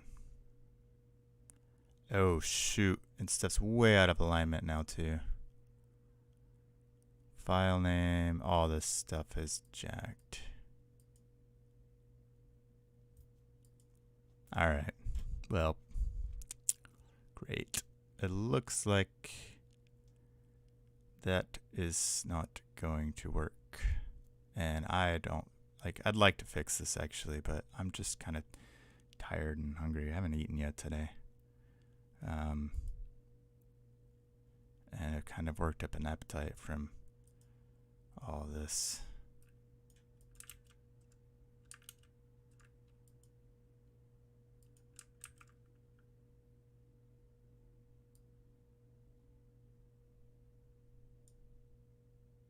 Oh, I see. I see.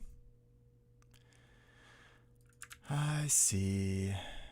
I mean, I see one issue, I should say. It might be more than that, but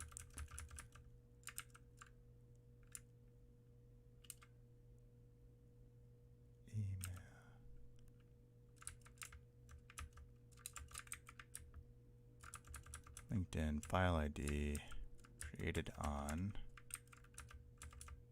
file URL, file type, file name,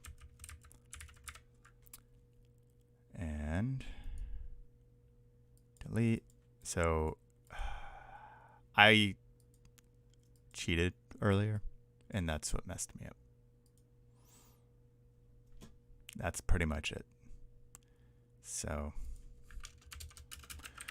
I mean, I shouldn't say pretty much. That's part of the issue. Might be more. New table equals that. And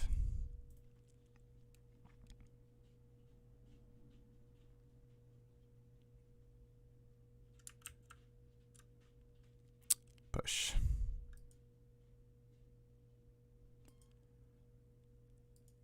And then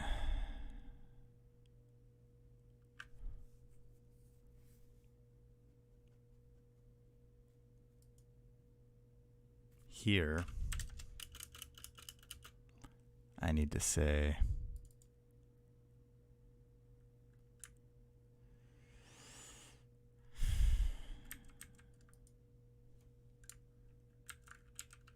for each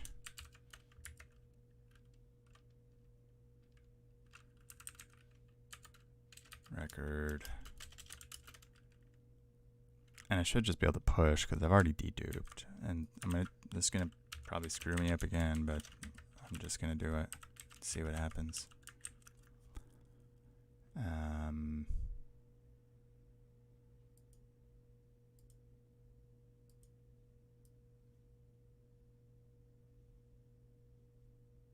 All right, let's see what happens.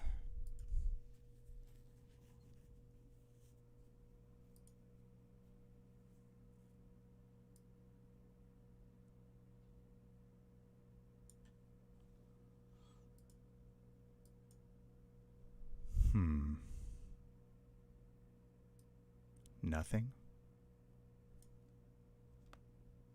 Nothing happens. Okay.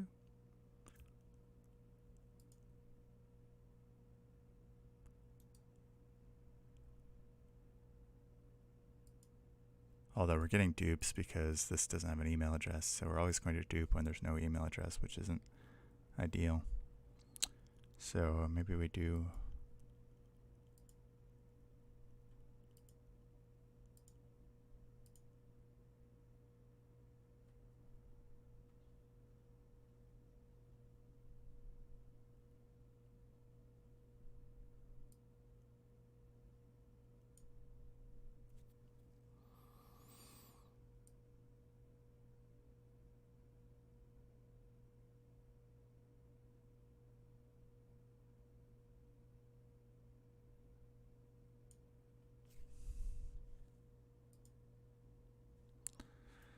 so this Goober 10 resume is not coming in, and I don't know why.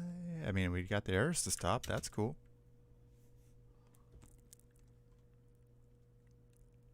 Undefined. Interesting.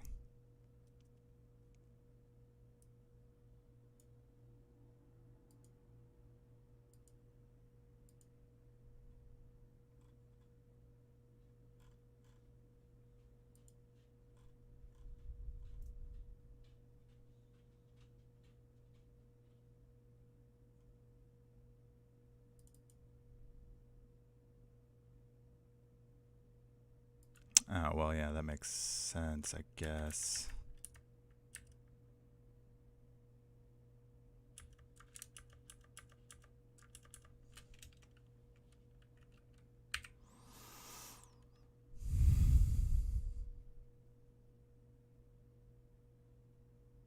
I didn't put the new table in.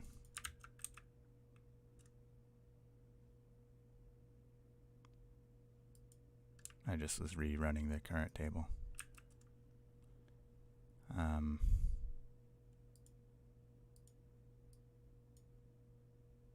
So we should see at least a duplicate come through if it doesn't fail outright.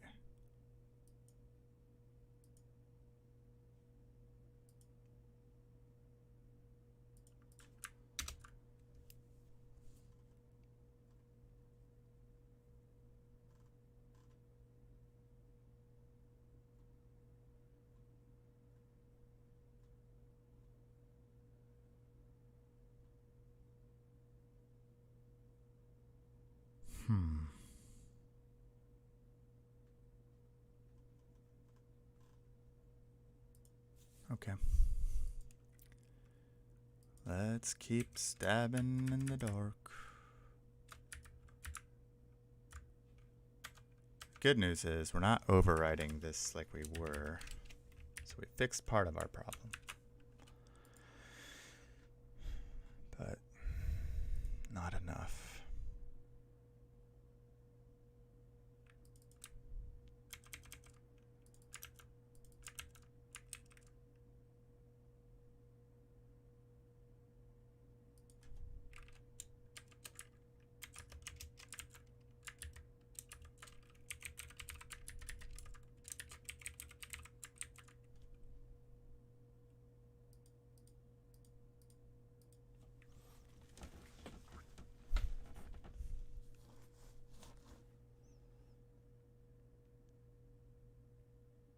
Yeah, I know.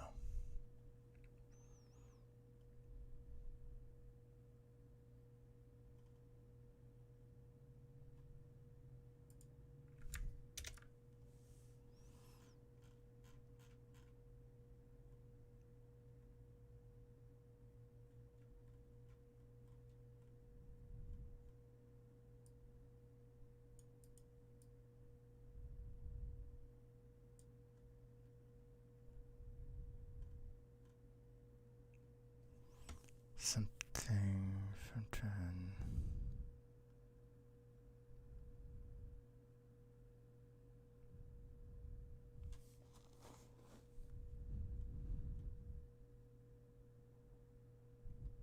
Oh.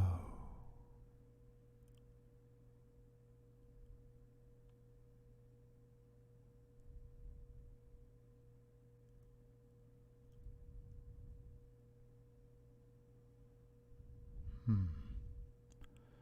1, 2, 3, 4, 5, 6, 7, 8, 9. Oh, I see.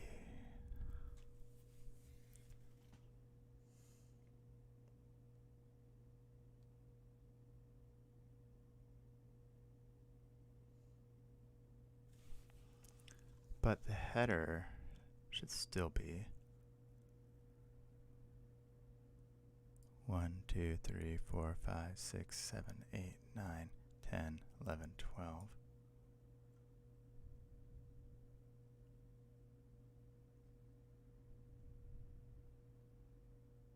I see.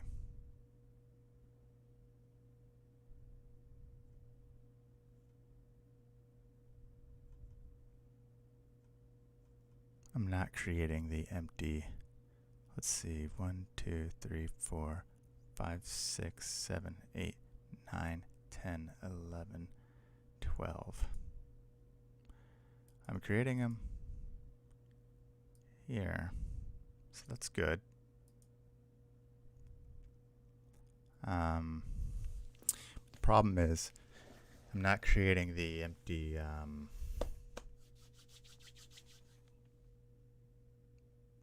range where I need to create it. So how do I make sure I do that?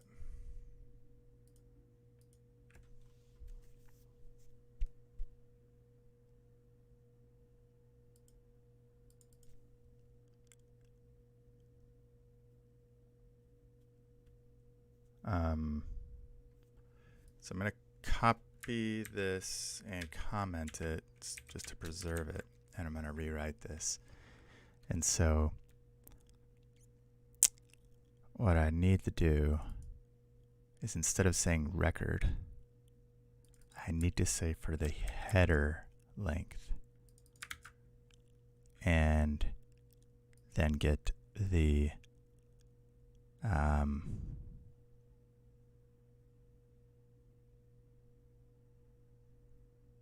record. And then if what I can do then is, if that's undefined,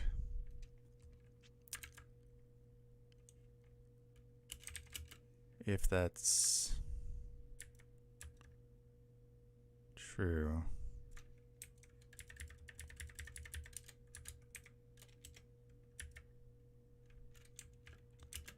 then give me that. Else, give me the header.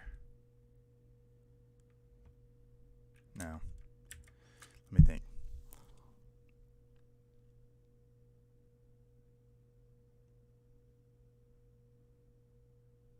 Column key. Else I'm just going to put null. And then place header index of column key. So basically, if column key isn't null, so if we found something there, get the index of it within the header and assign it there. Otherwise, we know we've come to the end of it, and we just want to give it the index, which is the current iteration.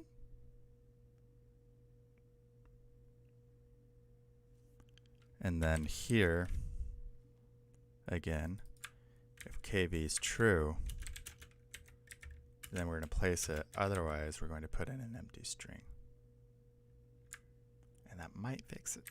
That might just fix it.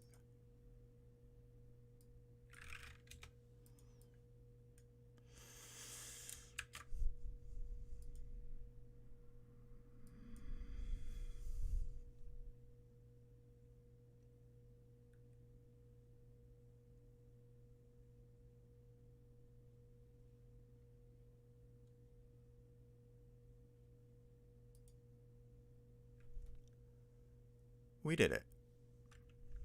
And we fixed a function that I use. Oh, god damn it.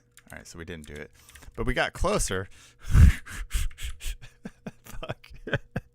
We got closer. We didn't throw an error. But unfortunately, we did not get the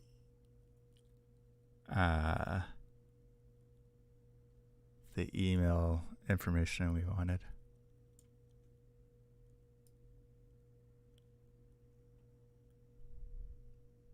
I wonder why that is.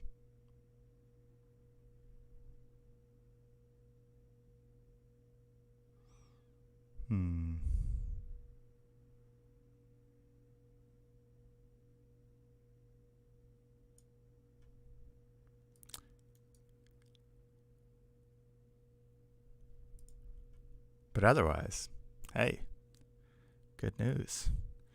Let's delete and clear. All right, so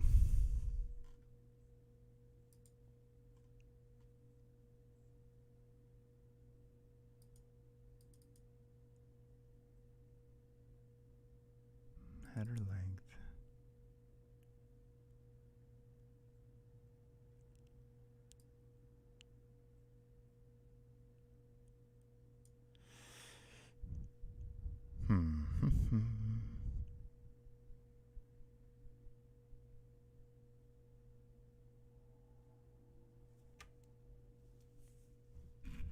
Must be something down here, but let's look at it again. And also, I gotta replace this with stuff that's a little bit more readable. All right.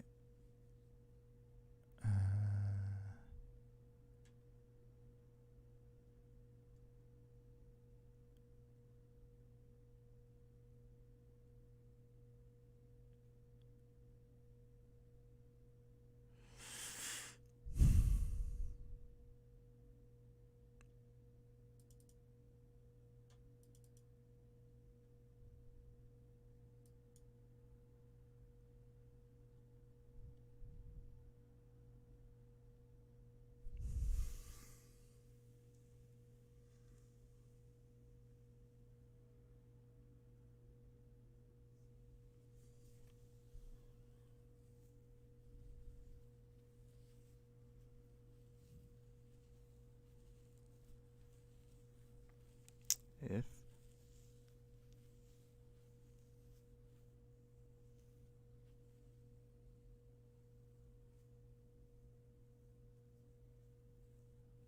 column key header is index of column key, else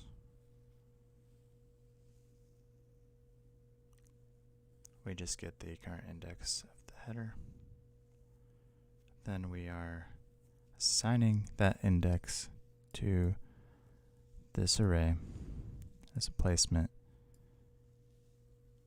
giving the record key value being true.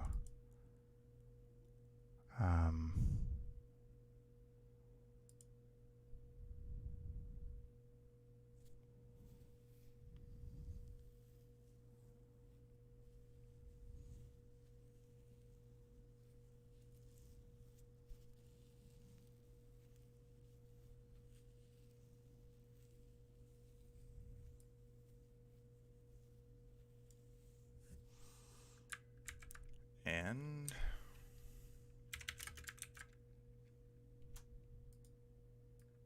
I don't know. I mean, it's probably good to have that, but that shouldn't make a difference.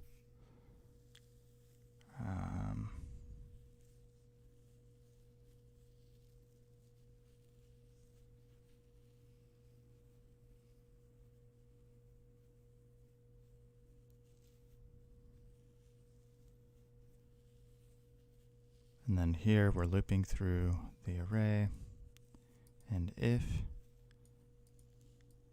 that item is true, we're going to push into this row that item. Otherwise, we're pushing in an empty array into our rows. And then finally, we're pushing into the table, which is here, our entire row. And that should, I feel like this is working. I don't know why I didn't, unless, I don't know, maybe there wasn't data in it? Maybe I messed something up? I thought I saw data in there before, though. I may not, though. I wasn't really looking. In any case, I'm happy that we're no longer getting failures. That's a win. Yeah. But let's see. Maybe I just didn't do something else right.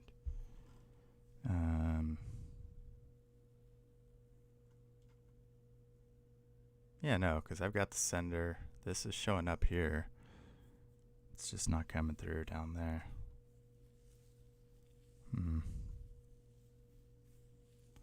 Well, that's a shame.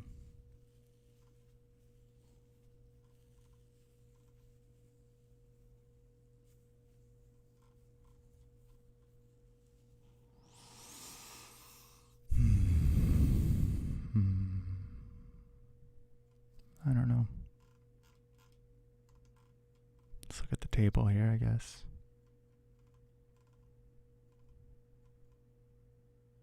Yeah, it's not coming through.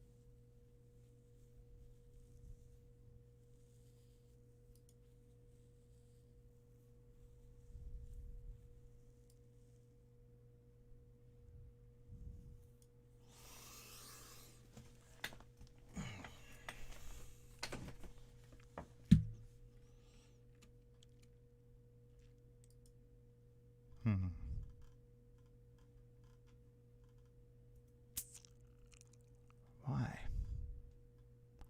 Why?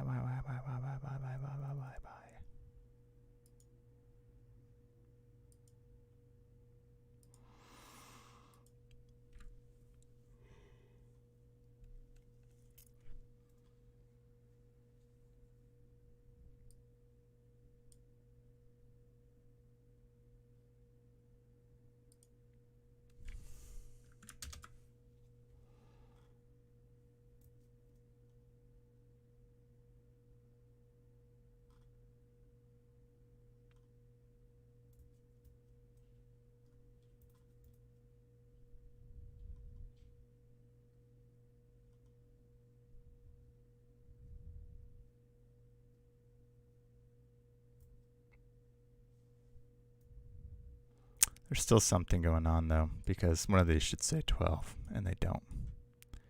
And that's the problem. Oh no, it's not. One of them doesn't say 12 because they're all happen to be 9 just by coincidence. And 12 is the total that we end up with, which is working. And then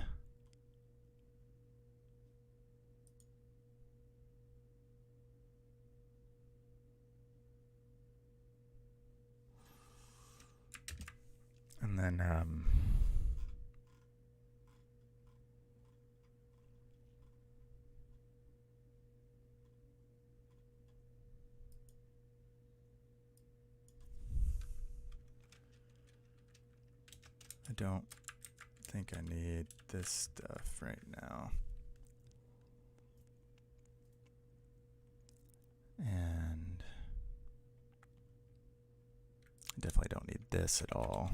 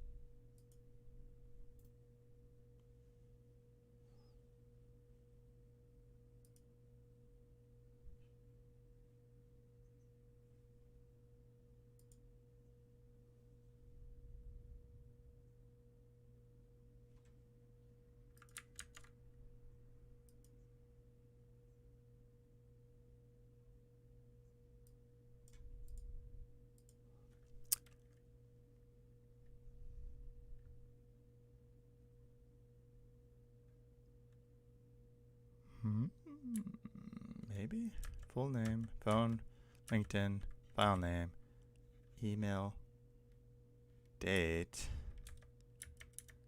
email ID, file type, sender, file ID. Oh, and we've deleted. Shit.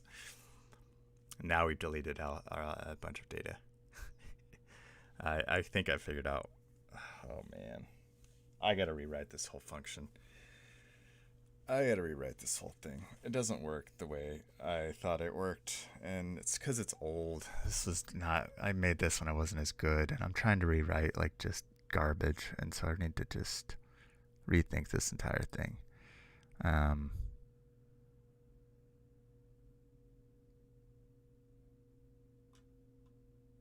And while I know nobody's sitting here watching me live, I do feel like I need to sit here and stare at the screen in silence for a while, which doesn't make for the best content. And yeah, so I'm going to be done for now.